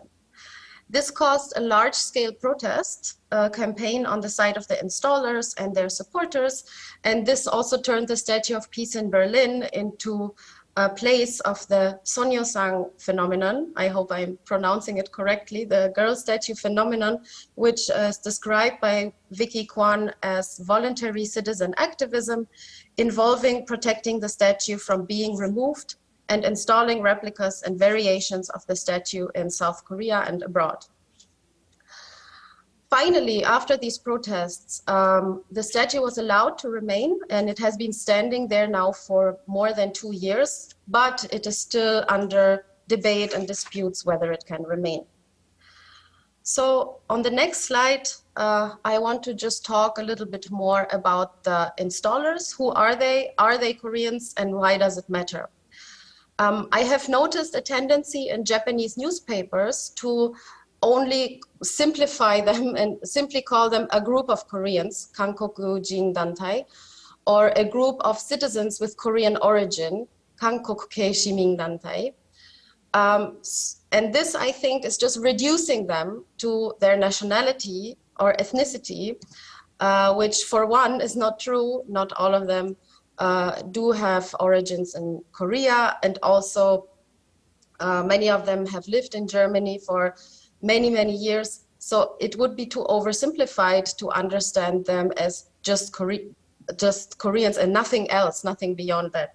And also, in my opinion, just reducing them to their ethnic origin also indirectly is trying to imply some political opinion of anti-Japanism. And this is definitely not the case. The members of the group, first of all, renounce nationalism. They see nationalism as part of the problem. It's part of the structures that enable sexual violence against women in the first place. I also want to stress that the people here are people from civil society, and they are not affiliated with the state. And I am stressing this because even the district office of Berlin-Mitte, in their letter in which they revoked the approval to erect the statue, they said that the statue represented a specific commentary on Japanese policy from the Korean side. And I am wondering, what do they mean with the Korean side? It sounds as if, is it the Korean state that they mean? No, obviously they mean Korea Association, the organization that applied for the installation of the statue. And I think this is just a way too simple description of what is happening here. So I want to show that there are at least 3 different entities that are responsible for the erection of the Statue of Peace in Berlin. One is Korea Association. It's a civil society organization that has the legal status to formally submit an application with the district office. And then second, we have a very loose group, the working group Comfort Women, which it is an informal group without fixed membership. Its meetings are organized by Korea Association, but otherwise the members do not overlap. So anyone in Berlin or in Germany who is interested in the topic of comfort women can come to those meetings of the working group. And in fact, many people just join for the organization of one event. They attend 2 or 3 sessions, and then they just don't come anymore. It's in flux. It's a moving group. So there is no way to say who are the members of this group because it's always changing. And there are people who have been there for 20 or 30 years, but also many who just come and go. And also, I have already mentioned, they have very different backgrounds of nationality, ethnicity, and so on. But so they come together based on their common political interest in justice for comfort women, women's rights, and sexual violence. So their unifying factor is feminism and not nationality. And then those 2 groups are supported by the Alliance, You can see on the right side a list of 30 civil society organizations, initiatives who have dedicated themselves to the fight against sexual violence in general or in certain other countries. So you see Women of Sudan Uprising, the Afghan Women's Cafe, etc. So many different backgrounds. And these groups, and then there's also groups representing Asian communities, both of Korean and non-Korean origin. And this is what Daniel Schumacher calls an inter-ethnic atrocity alliance that they have formed. So the alliance works in a way that they support each other and join each other's events and protest rallies. Yes, so this mutual support is one more important factor in universalizing the statue, but also for localizing it. And this is where I come to my main point, the localization of the statue. So the statue is not only framed within a universalist context of human and women's rights, but it is also carefully intertwined with the local level. For example, if you look at the placement of the statue, it is found in a quiet residential area, and it is not across from the Japanese embassy, for example, or other symbols of nation states. So the target group is the local population, and you can see the locals are interacting with it. For example, there is a flower shop which is next to the statue. They regularly donate flowers. Then someone has donated flower pots, and then there are people who are not members of Korea Association or the working group Comfort Women, but who just come in the morning on their way to work and they just water the plants just because they somehow have some feelings towards the statue. I have seen children playing around it. So I think the citizens are already integrating it into their everyday life in their local area. But also the statue is actively used by Korea Association for educational activities. They also have a museum for comfort women where they don't only show the history of comfort women, but also of sexual instances of sexual violence in the past in different geographic areas. And they talk about this, but also about sexual violence in the present. Yeah, and on the next slide, I want to show how the statue is also used by other organizations, which have nothing to do or indirectly or only indirectly connected. So I would say that the interactions by local citizens and groups also bring about unexpected new meanings. So for example, in November 2020, just 2-3 months after the statue was erected, the organization Grannies Against the Extreme Right started holding vigils at the statue, which they see as a symbol for a cosmopolitan, anti-racist Berlin. The Grannies are a citizen group of mainly retired women who protest the recent resurgence of racism and extreme right-wing positions in Austria and Germany. On 19 February 2021, they dedicated a vigil at the statue to the victims of the Hanau shootings in 2020. So the Hanau mass shooting was an incident where a far-right extremist who was motivated by a racist ideology massacred 9 people before he killed his mother and himself. So here we see none of the victims of this shooting had a background in East Asia, but the statue is one of the few monuments in the Berlin public space, if not maybe the only one, that depicts a person of color. So it has been repurposed here as an overall monument to racism and racist violence. And on the next slide, I want to show one more example. Next slide, please. Excuse me, 2 minutes left. Yes, okay. So I just wanted to show that there was also a vigil held by Asian people of color, and it was to mourn those killed in the Atlanta mass shooting in March 2021, which happened in the United States. So again, something which didn't happen in Germany, but they see a direct relation to the structures of racism in Germany as well. And now I want to show what we have done in Leipzig with it. So we were observing these developments in Berlin, and we were asking, so how can we further localize the statues? How can we ask, how is it relevant for Leipzig? And we started an experiment where we did lectures, classes, study visits, and performances. And next slide, please. On the next slide, you will see some images. So we borrowed a mobile Statue of Peace, a plastic replica, and we took it to different places. We took it to the lecture hall. We did a class on the history of comfort women and sexual violence. We invited people who were talking about the World War in Germany and also the Ukrainian case. So one common topic that we found was we were trying to find a link between the comfort women history and our local history, Leipzig history. And one common topic that we found was that of forced labor. So if we consider the comfort women as forced sexual laborers, then the issue of forced labor can become such a link. So during World War II, Germany had 13 million people who they forced to work in the factories, and including political prisoners, but also people from Eastern Europe. And in Leipzig alone, 75,000 forced laborers were there.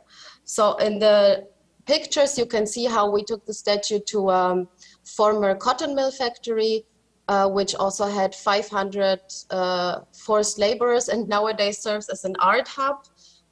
It's an international art hub with internationally renowned artists. So this was actually a gallery meeting, and it had nothing to do with the history. But then in the second picture, you can see that we went on a study visit at the Leipzig Nazi Forced Labor Memorial Museum. And then on the third picture, you can see a student performance, a sound performance, which they prepared in the class, which is an immersive experience to just make people think about the comfort women history. And just to conclude, so I just want to say that for us, our takeaway was that the statue is an interesting tool for carrying the comfort women history around and informing people about it, but also to ask what is the connection with local history and how is it relevant? How is this history a global history? Okay, thank you very much. Thank you. 네, 감사합니다. Thank you very much. We have seen a lot of news coverage about the Berlin experience. We were very interested to see the developments in Germany, in Berlin, and we had a great deal to learn from the presenter. Thank you very much. And we are very curious about it, what's happened in Germany. And I think German experience is distinguishable from other overseas cases because it's been highly localized. And we see a lot of visitations by the local people there, and this has been related to global issues about going against racism and other forms of the sexual violence. And I think in this is a very intriguing case, and this is yet to be further developed in other international cases. And if there are more opportunities in the future, I really hope to hear more about it. This is about the spatial thing, or is it because of the strategy that the installers has taken? And the last presenter to be introduced is Hyeryoung of the Kyushu University. He's a researcher of Faculty of Social and Cultural Studies. She's going to talk about transmitting knowledge and gaining recognition, Chinese comfort women reparation trials in the 1990s and 2000s. I'd like to ask you to speak about 15 minutes, and I'll inform you when you have 2 minutes left. Thank you. Thank you, everybody. And thank you, organizers, for all the efforts you put into organizing this conference. And I feel my presentation actually has a lot in common with Hanafsa-san's ones, because he was directly involved in the reparation litigations. But in my case, when those legal proceedings was still going on. I was a primary school student, so I wasn't involved anyway, but I examined the court records of some of the legal proceedings, and I've learned a great deal from them. So today I'll be presenting part of my research findings. So, okay. The issue of reparations for wartime Japanese atrocities was first brought to the attention of a group visiting Japanese lawyers by a Chinese journalist in 1994. And having been made aware of the issue, those lawyers had a meeting upon returning to Japan and decided to represent victims pro bono.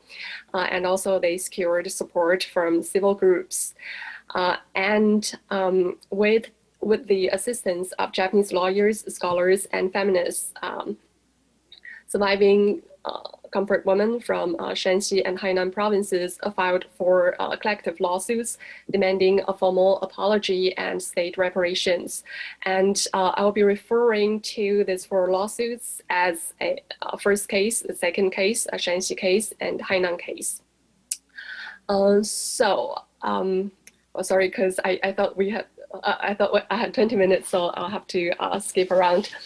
So basically, I will be focusing specifically on the court proceedings, and I'll be, so I'll share with you the research findings I have by examining the court records and also the lawyers' own memoirs. And I argue that the victims and their lawyers managed to turn the courtroom into a site for knowledge transmission and legal recognition. The court hearings thus set a kind of precedent for civil litigations elsewhere involving historical injustices against the woman. Moreover, the proceedings also carry implications for activists, scholars, and judicial personnel considering how to approach cases involving sexual violence in the courtroom while restoring respect and agency to victims.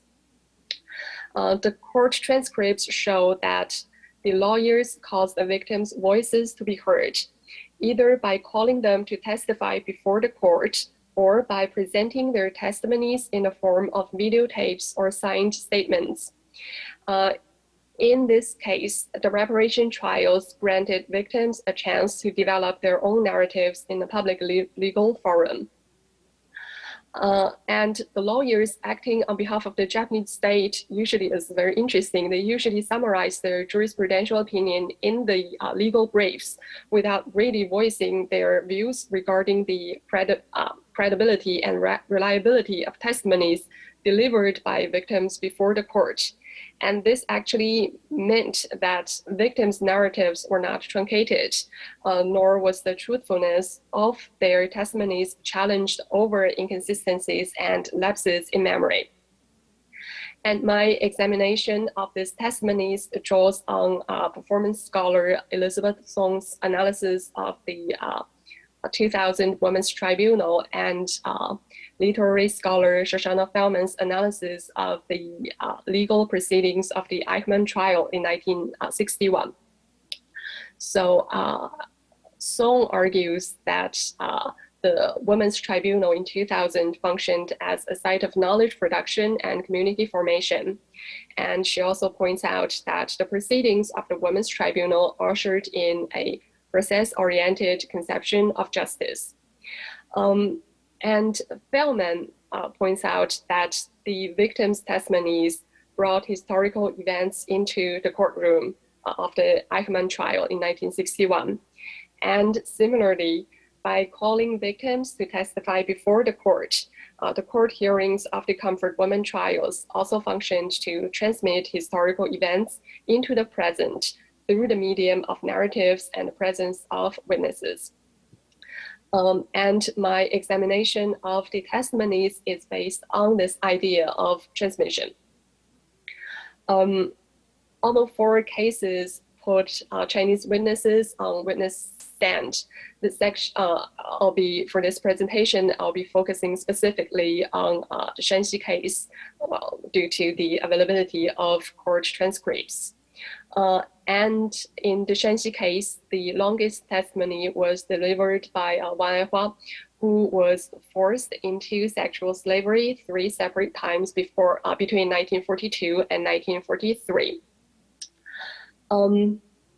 The questions and answers exhibited in the court transcripts demonstrate the lawyer's attempt to have the intersectionality of victims' suffering recognized by the court.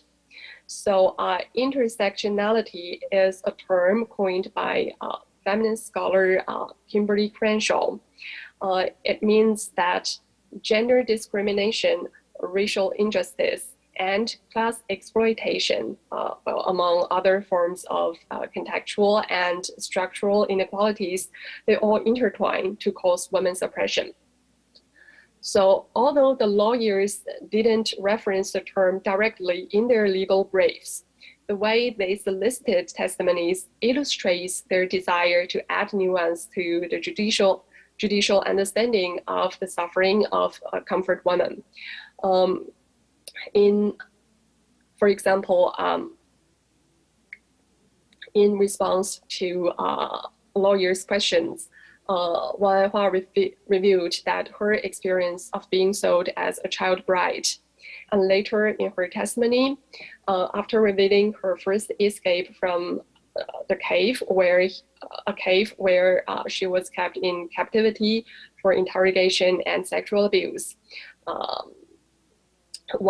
this Chinese victim mentioned that she was no longer welcomed back by the family into which she was sold as a child bride.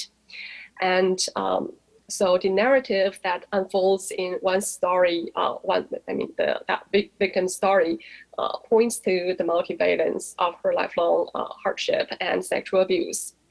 A different victim of the comfort woman system testified that she had also been abused, not sexually though, by a Chinese collaborator. And so through these testimonies, Chinese complicity in the operation of comfort woman system also came to light. So in this sense, various factors intersected in subjecting comfort women to military sexual violence and social prejudice. By unveiling the manifold acts of violence and discrimination against victims, lawyers sought to facilitate a comprehensive judicial understanding of victims' physical and psychological pain. In addition to former comfort women themselves, the lawyers also called on daughters or foster daughters of victims to give testimony on behalf of their deceased mothers. A daughter of a former comfort woman was called to bear witness to her mom's PTSD resulting from sexual enslavement. And noteworthy is that this daughter described scenes in which her mother, the former comfort woman, beat her up for no reason and regretted her violent behavior after regaining her composure. And engulfed by this threat of violence during childhood, the daughter herself had developed various psychological conditions as a result and relied on sedative drugs and painkillers for headaches. So this story showcases the intergenerational suffering brought about by the comfort woman system. And trauma here became contagious as it transmitted to immediate family members, exposing them to violence from the traumatized original victims. And in this sense, for victims and their families, victimization is a process, to borrow Kathleen Daly's words, and the trauma ruthlessly defies both victims' humanity and their familial bonds over time. Aside from descriptions of multi-layered violence, the representation of sex crimes also deserves attention. So when asking questions related to sex crimes, instead of using explicit words such as rape or sexual slavery, Kawaguchi employed the phrase victimization of women. So unlike prosecutors in criminal trials who tend to insist on soliciting a description of vaginal penetration. This episode, in this sense, clearly reflects the lawyer's understanding of many women's desire to circumvent detailed descriptions of sex crimes and even the term rape itself. And it also shows the lawyer's intention to restore to comfort women victims a sense of control and authority over their own narratives. And besides verbal expressions, one also sought to express pain and trauma through her physical exhibitions. So she demonstrated to the court through physical postures how exactly she was abused. By reenacting the scene of torture and by calling attention to her own injured body, the victim used her altered physical frame as evidence of the violence inflicted upon her and enabled the audience to experience her physical pain vicariously. So this exhibition constitutes what Shoshana Feldman calls the physical legal dimension of the court, in which the injured bodies before the court carried jurisprudential speaking power. And they thus transmitted the experience of pain to the court through their physical exhibition and presence. The victim's burning desire to represent herself was also manifested in a number of verbal outbursts. On several occasions, this same victim, Wang Hua, she disrupted court proceedings and demanded an apology and fair judgment. At times, after answering the questions asked by Kawaguchi, Wang turned to address the judges directly, expressing her fervent desire for justice. And her verbal reiterations and disruptions cogently transmitted to the court the victim's motivation to bear witness. And during the court proceedings, although the lawyers always directed the testimony back to the questions, neither the lawyers nor judges disrupted the victims' narratives or dismissed it as irrelevant. So in this sense, the lawyers turned the courtroom into a relatively safe space where victims transmitted their knowledge and experience to the court while attempting to exert control over their stories. And through the process of delivering testimony, lawyers and victims together transcended the meaning of the courtroom and carved out a space in which victims could attempt to explain to the court the intersectionality of suffering and intergenerational pain brought about by the comfort woman system. As a group of victims who are always denied their voices in history and their agency in memory, what they demanded first and foremost was recognition. So now I'm going to turn to recognition. And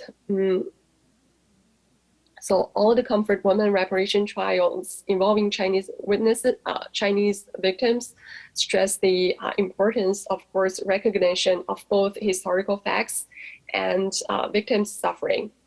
The lawyers representing victims pointed out that one of the most important reasons why victims decided to initiate lawsuits was their desire for the court to validate their claims to victimhood.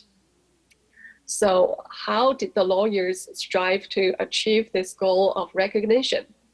So to begin with, they attempted to arouse the empathy of the judges by appealing to their humanity and by connecting the wartime sexual slavery system to contemporary sex crimes. So during one court case, for example, the lawyers associated legal recognition of historical facts and suffering related to the comfort woman system with the judges' sensitivity as human beings. To further stimulate the judges' empathy, the lawyers asked the judges to imagine how they might feel should such sexual violence be perpetrated against our own daughters, Wali no Musume. The lawyer's intention to induce empathy in the judges is evident from the account in lawyer Omori Noriko's memoir. So Omori reveals that the lawyers deemed it their duty to soften the heart of the judges and to stimulate their imaginations. With the written documents alone, they assumed it might be difficult for judges to understand properly the agony that victims endured, since the plaintiffs were non-Japanese and the crimes took place decades ago. So both the testimonies and the legal briefs were designed to arouse empathetic feelings among the judicial personnel to gain legal recognition of what the comfort woman victims endured. Although the comfort women lost their lawsuits, together with the lawyers, they carved out an official legal discursive space for a comprehensive representation of their suffering. The court verdicts on all cases involving Chinese comfort women, except for one, recognized as facts the sex crimes and torture inflicted upon victims, as well as their subsequent lifelong physical and psychological suffering, including PTSD. Although the courts ultimately denied victims' requests for an apology and reparations, this recognition itself held considerable significance. As two other scholars have pointed out, victim survivors of sexual violence consider recognition itself as justice. And official acknowledgement also sends out a message to victim survivors and society as a whole that rather than shameful women to be disdained, comfort women are wronged victims who deserve respect and recognition at the very least.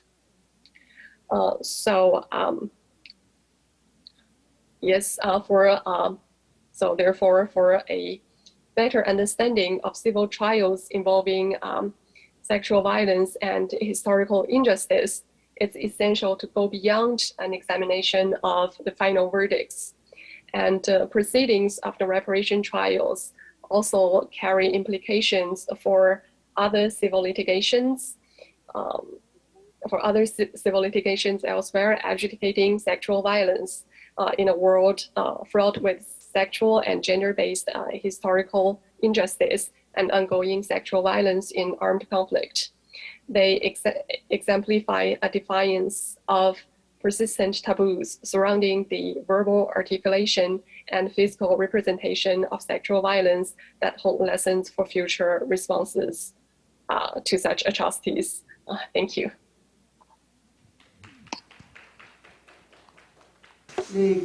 Thank you very much. Since you were the last in order, I did not want to stop you and interrupt, and nevertheless you kept within the time. Well, I'm not that familiar with that, but as I listened to the 20-minute presentation, I became aware of about the trials of the Chinese comfort women victims in Japan, and how they could tell their story in court and how they could gain the recognition in the space of the courtroom. Of course, they did lose the trial, but they could persuade the judges of their victimization. And as we listen to the Kwanbu case, I think there is much that we could compare all together. Thank you for the very informative presentation. We were slightly late in our schedule. We're officially to end at 5:30. Will the organizer allow us about 10 or 20 more minutes for discussion? If we are allowed additional time, we have 4 presentations, and we have our audience, and we also have our participants from the Zoom. I'd like to ask you to first introduce yourself and make a brief question, and also to point out who you're asking a question to. And it doesn't necessarily have to be a question. You could make a comment about the presentations you've listened to. So now we'll open the floor for question and comments. Are there any questions collected on our YouTube channel? If we have any channels, I'd like to appreciate it if they're delivered to us. I think some of the audience want to raise their hands to ask questions. We will receive questions.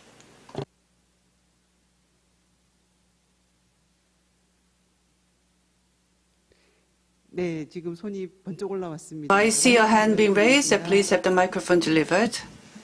안녕하세요. Good afternoon. 대전대 글로벌 지역 문화 I am a researcher at Daejeon University. My name is Lee Ji-young, and my area of specialty is global cultural studies. I have listened attentively to the 4 keynote presentations. It's been a great learning experience for me, and I feel that it's a very rewarding experience. I find that it's very fortunate that I was able to attend today's conference. And I thank each and every one of you and for your excellent presentations. Having listened to the presentations, the keywords I extracted from all the presentations would be local and empathy and dissemination and the transfer of pain.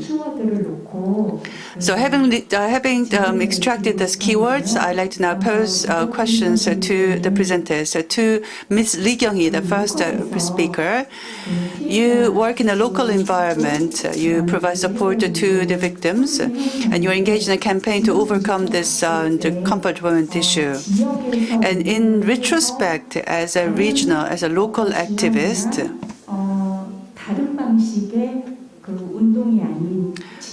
what was it like to engage in a local campaign? What was the kind of outcome you were able to achieve because you are based in a locality instead of being at the capital city in Seoul? And also, in retrospect, what are some of the shortcomings you feel that you wanted to overcome but couldn't? That's my question for the first speaker. And the second question I have is for Ms. Dorothea Mildanova. You talked about the Statue of Peace, localization of a Statue of Peace. And you gave us some success factors. Please give us some success factors of why localization of this peace statue was possible. Solidarity was about the liberating efforts to liberate women from sexual violence. But there could also be the solidarity formed between the rightist faction as well. When the rightist group form an alliance, they tend to try to divide the people, their counterparts. They want to divide. In other words, the Holocaust experience and the comfort woman experience could be put in a competition so that people can be divided within the group. I think this is a part of strategy that the rightist faction use, attempting to divide and rule. So I'd like to know if there have been such attempts by the rightist party and that there's been efforts to overcome if there have been such challenges coming from the rightist faction as well. Yes, while the presenters think about their responses, why don't we invite the question more from the floor? Or if possible, using the moderator's opportunity, I'd like to pose the questions to the other presenters. Well, why was it Shimonoseki? It was something that I wasn't aware. Why was it necessarily Shimonoseki, not Fukuoka and any other district? And what was its relationship with the Comfort Women trial and the Comfort Women movement? What kind of historical meaning does it have in that the trial was in Shimonoseki? How could we understand that? That is my question to Mr. Hanasu Fusa and to Ms. Hyoungjoong. You talked about intersectionality, and you said that Chinese people also conspired to running the comfort station. Well, this trial took place in Japan, and in China.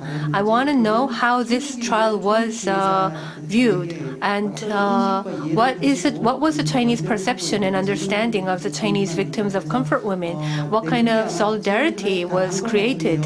So this is my question toward all of you. So I'd like to ask the 4 speakers to reply in order. Ms. Lee Kyung-hee, please. 제가 질문 들었습니다. 지역이기 때문에 You were based in a locality, and what was it more possible because you were based in a locality compared to the activists in the center, in the capital city? So having been engaged in the various movements in a local region, what do you think was more special that made you succeed in certain campaigns? I'm not sure if I understood you correctly, but I think we can learn from the German experience. In Changwon, we don't use the girl's statue, the name. We don't use the name, the girl statue. We receive complaints a lot because people believe that we should be using the girl statue name. But if you look at the structure, it's not the same as the installations that you have in front of the Japanese embassy. This is actually a structure that has been directed by the citizens of Changwon, from children to very old people. They all came together for this monument. And this monument is a standing figure of a girl in a bare feet. And Professor Moon was a part of our discussions for erection of this monument. And while we were discussing it, we thought about how to commemorate the comfort women and how the comfort women should come in contact with the citizens of Changwon. We did not want it to be a divine character. We did not want to look up to their character. We want to have something that we could relate to more, and we could embrace the shoulder to shoulder. Something that is familiar and with the same height as ours. So we wanted a familiar figure that should be erected, installed in the Changwon city. And we felt that it was a more easier way for people to relate to the comfort women. And also the name of the structure is quite wrong.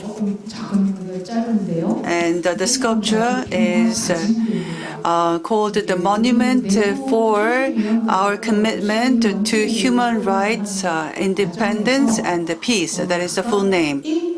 So we felt that human rights must be included in the name. And another group said that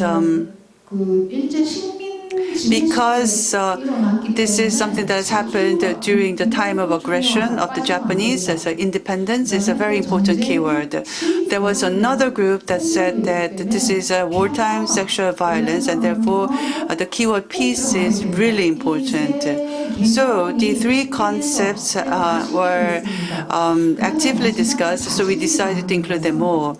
And also we said that this is a monument that bears our commitment.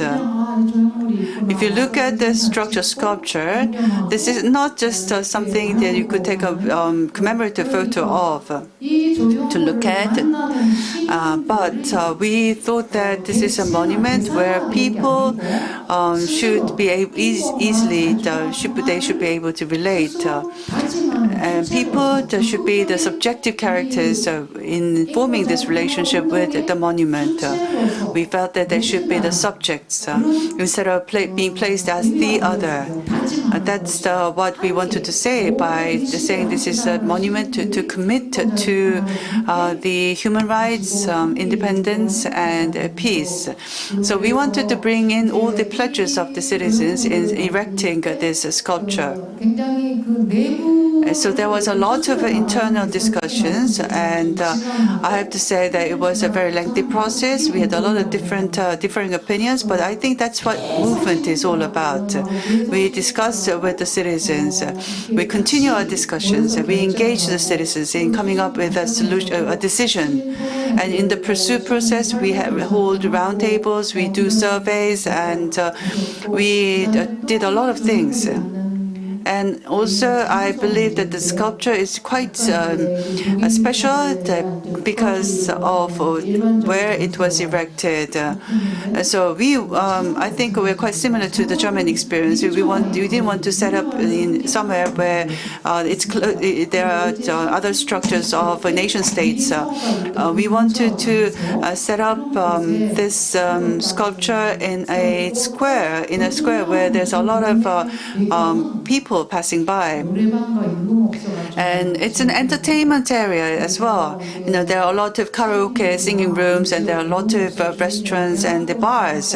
So there's been a lot of complaints coming from the owners of these entertainment shops. But the committee members made a lot of efforts to overcome all these complaints. Still, the owners of the bars and restaurants and singing rooms, they say that we should be relocating the monument.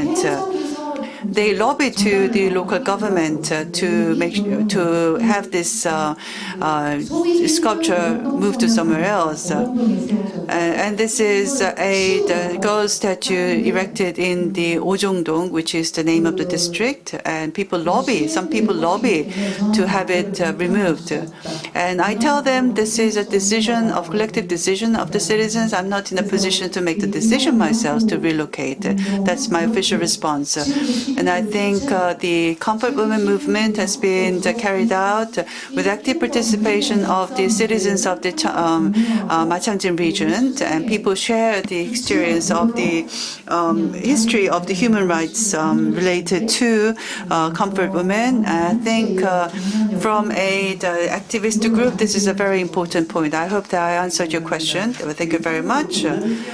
For your reference, there are many cities in the Gyeongnam province, and many activists of the Gyeongnam province erected the sculptures on their own, and they all look very different. They always say that the Gyeongsang, the activists, are women of character. So I think it's going to be quite meaningful if you toured around the Gyeongnam region to see how different the sculptures were. And now I'd like to ask Ms. Dorothea to respond to the question posed to you. Yes, thank you. I hope I understood your question correctly. I wish I could be there with you and then we could discuss it during a coffee break, but I will try to address your question. So you said that, if I understood you correctly, that what is the success recipe of this or the strategy of this sculpture in Berlin, because solidarity can also be there between rightists who divide and rule. And you were also referring to the Holocaust experience and the Comfort Women experience being put into competition. This just reminded me a little bit of the competition that we can also see between Holocaust memory in Germany and colonialism, the colonial memory. And I think we can learn from this because currently there is this debate in historical sciences that of multi-directional memory. So how can we not put them in competition, but just remember both things and also see how they are related and how maybe colonialism in Germany also paved the way for National Socialism and the Holocaust. So I think that the same can be said about, we cannot compare the Holocaust and the Comfort Women experience, of course, but I think that we can remember both, and we have to talk about both. So one unifying factor of or the localization of the Comfort Women issue in Germany is the topic of colonialization. And it meets simply, I didn't talk much about it, but there is a big debate in Berlin about the colonial past of Germany. And I think South Korean history, memory culture is way more advanced in terms of discussing its colonial history. And Germany has basically just started. So, and I think one more success would be acknowledging the complexity. I think what the rightists do is that they give very simple answers to complex questions. And I think the comfort women experience and the experience of sexual violence is more complex than that. As Lee Kyung-hee said in her keynote, we should not have one stereotype of comfort women, but there are different voices, and it is way more complex than just the narrative that maybe everyone wants to hear. So I think the important point to localize it is just to acknowledge the complexity of the problem. Yeah, and my last point is in Berlin, I think the rightists, at least the Berlin in the district assembly, they have no big voice because the assembly is Social Democrats and Left and Green Party, and then the rightists are in the opposition, and there's the Liberal Party in the opposition. And actually it was the Liberal Party who said that this monument, this Statue of Peace, does not serve as a universal symbol against sexual violence, and that and they demanded for a more universal sculpture, which I found a bit problematic, because this somehow also means that a sculpture which looks Asian is not universal. So what does it mean? Does it mean that only a sculpture that depicts a Caucasian person or a white person is universal, or should it be an abstract sculpture? So I think this just touches exactly the problem of the structural racism, yeah, this argument. And it's not just there in the right, but it's also there in the liberal, economic liberal party. Yeah. 네, 답변 감사합니다. Well, thank you very much. Having listened to your response, I'm more intrigued to know more about German experience. And I'm hoping that we'll be able to get in touch with you, engage more for more discussions about the discussions on the colonialism in Germany. And that was very interesting. And about the politicians speaking up, voicing up their opinions. I think this is going to open another arena for the discussions on the comfort women issue. And now I'd like to ask Mr. Hanafusa and the Hyoungjoong to respond.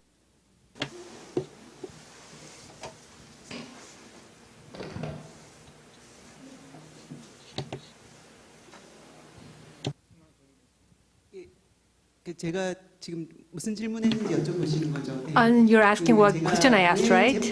It was why the trial took place in Shimonoseki and what was the meaning for that? And what kind of implication did this trial have on the Japanese military comfort women movement?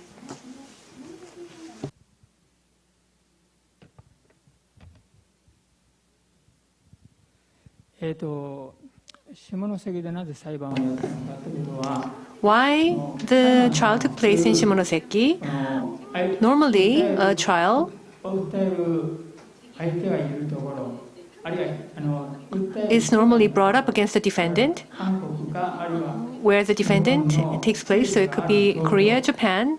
And so normally we could think that it would take place in Tokyo, where the capital is, because of the government. And at Shimonoseki, the WVLC and the comfort women were sent out to many locations, and they were transferred through Shimonoseki. So that was why it could be brought up at Shimonoseki. And the comfort women trial in many cases were normally filed in the Tokyo District Court. So normally the attorneys, if it is held at the trial at the court in Tokyo, in a sense the judges at Tokyo court would be the top elite judges, the judges that went through a most elite educational course. And so the attorney assumed that for them it would be very difficult to rule against the Japanese government. So that was one purpose. And there would be the Yamaguchi prefecture and the Shimonoseki district. That's actually a very small court, a local court. And so if it is a smaller court than Tokyo court, then in this case, we assumed that maybe the attorneys would be less elite, so they could be more courageous and more strong-minded and make the ruling regardless of its impact on the government. So that was one of the purposes of filing the lawsuit at Shimonoseki. That was one background reason. And actually, we did meet a very courageous judge and who ruled in favor. And if the trial takes place in the Tokyo court, the plaintiffs had to travel a long way. But in the case of Shimonoseki, there was a Gwangbu ferry, and the airline was also more affordable. So the transport issue was much more comfortable. And the Chinese attorney also thought that even though we don't win the case, the plaintiffs could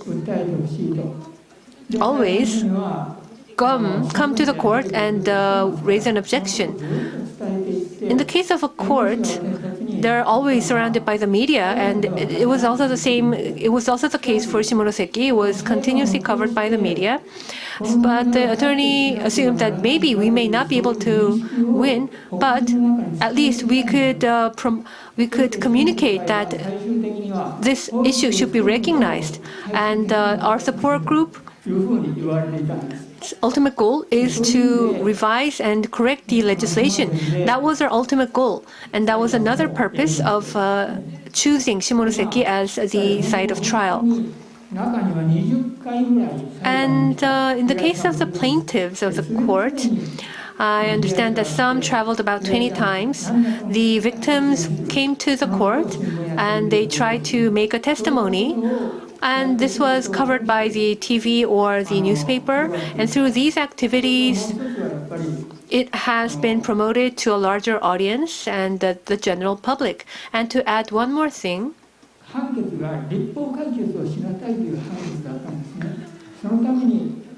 the ruling judged that the legislation should be corrected, and this had a big impact on the lawmakers in Japan. So there were some committed lawmakers that tried very hard to work on bills to correct the legislation. And especially Fukuoka lawmakers made various statements at the Congress. Of course, the ultimate goal was not realized, but it did have a very significant impact on the legislative activities in Japan. And secondly, what was the second question? Could you please repeat the second question? The Gwangbu trial was actually a first trial of Korean comfort women in Japan. So what is the historical meaning of the Gwangbu trial? Why should we remember that? And how will it impact and have implication on following comfort women movements?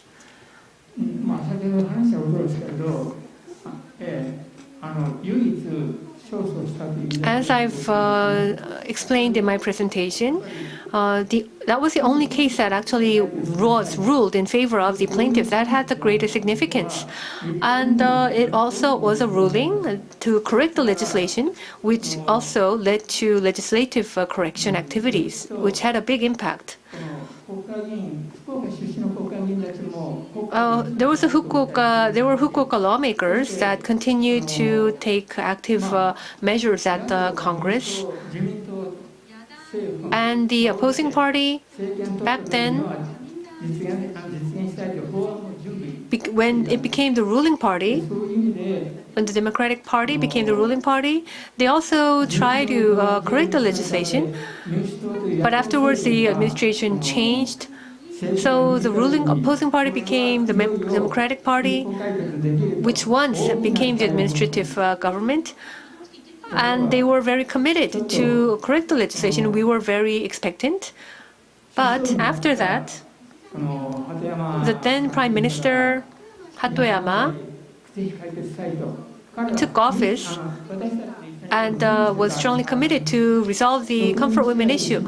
And he actually was preparing with us about the colonial rule and the invasion. He wanted to disclose all the atrocities and the damage and to resolve the issue. And this also included the comfort women issue. And one more thing is that at Okinawa, there were movements opposing the removal of the bases and military bases, and it created a very sensitive reaction. And then, he promised to remove the military bases from Okinawa, but then he became defeated by the bureaucrats. To remove it, the US government and the Japanese government were required to consent. But of course, the US would never agree. So Prime Minister Hatoyama back then, even though the promise was made, could not realize his promise. So Prime Minister Hatoyama, well, it was a very big commitment because he could not live up to his promise. He had to resign from the Prime Minister status. And afterwards, the legislation activity could not continue. If he had been in office for a longer time, the legislation could have been corrected on the comfort women issue. But there were political environments, and he was not that.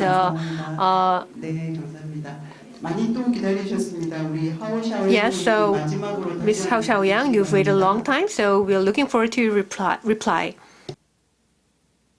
Okay, thank you. So, if I understand correctly, you're asking two questions. The first one is about media coverage of the trials, and second about public reception of the same trials. Is that correct? Yes. Okay, that's great. So as far as I know, the trials didn't really receive like major media coverage. Like some of the court cases were reported in some local newspapers, but never really in detail. But this is not to say that the trials didn't exert any impact on Chinese society at all, because later, like years after the trial proceedings ended, there were actually exhibitions touring Chinese city, and those exhibitions were actually, the majority of the exhibitions were about the testimonies delivered by those comfort women during those legal proceedings in Japan. Well, I haven't really read much scholarship on this public response to the exhibitions, except for one. The scholar actually studied students' response to the exhibitions at the site of a university.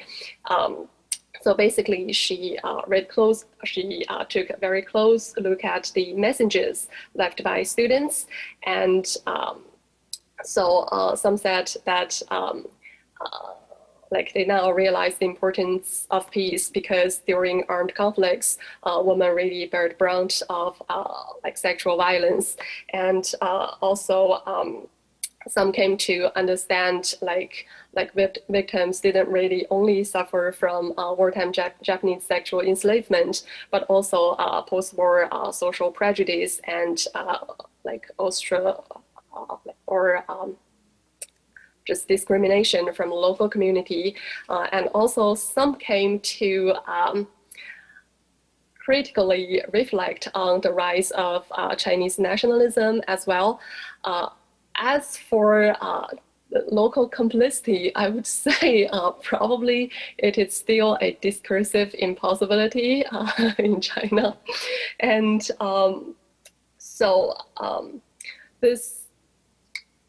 the comfort woman issue, quite interesting, because when it first appeared in the public discourse, it was actually, as some scholars have pointed out, it was actually framed as a Japan-Korea diplomatic affair.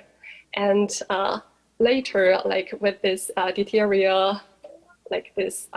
rise of Sino-Japanese enmities, the comfort woman issue finally received major media attention.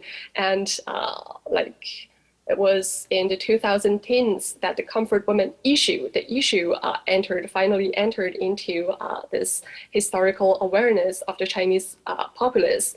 But in the recent research I'm doing with my co-author, we actually noted that while the comfort woman issue entered into the historical consciousness of the Chinese populace, still victims themselves didn't really receive much attention. It was this screening of a documentary called 22. It's a documentary about Chinese comfort women victims. So since the screening of that film, finally, Chinese comfort women, the victims that came to the forefront of this whole issue. So yeah, that's all I have to say about it. Thank you. Thank you very much. Well, if we had more time, it would have been very wonderful if we could go on. But I believe this is a very important turning point and starting point so that we can continue with this discussion with many participants from many countries. I'd like to thank all the keynote speakers for your wonderful and informative, insightful presentation, and also to all the audience. So we are slightly belated, so I'd like to apologize for the delay. And you held up the Kwanbu trial book.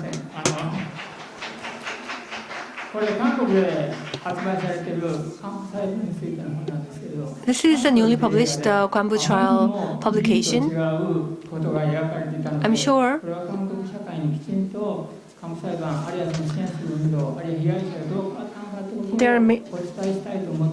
I understand that in Korea, baseless facts and baseless statements are penetrated. So we like to correct them. This book was published 2 years ago, and we understand there will be additional publications this year. And our publisher brought this book with us for your reference.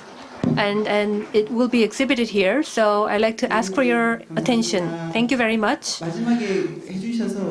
Well, it was very impactful since you introduced it at the last moment. And now I'd like to leave the microphone. Thank you once again.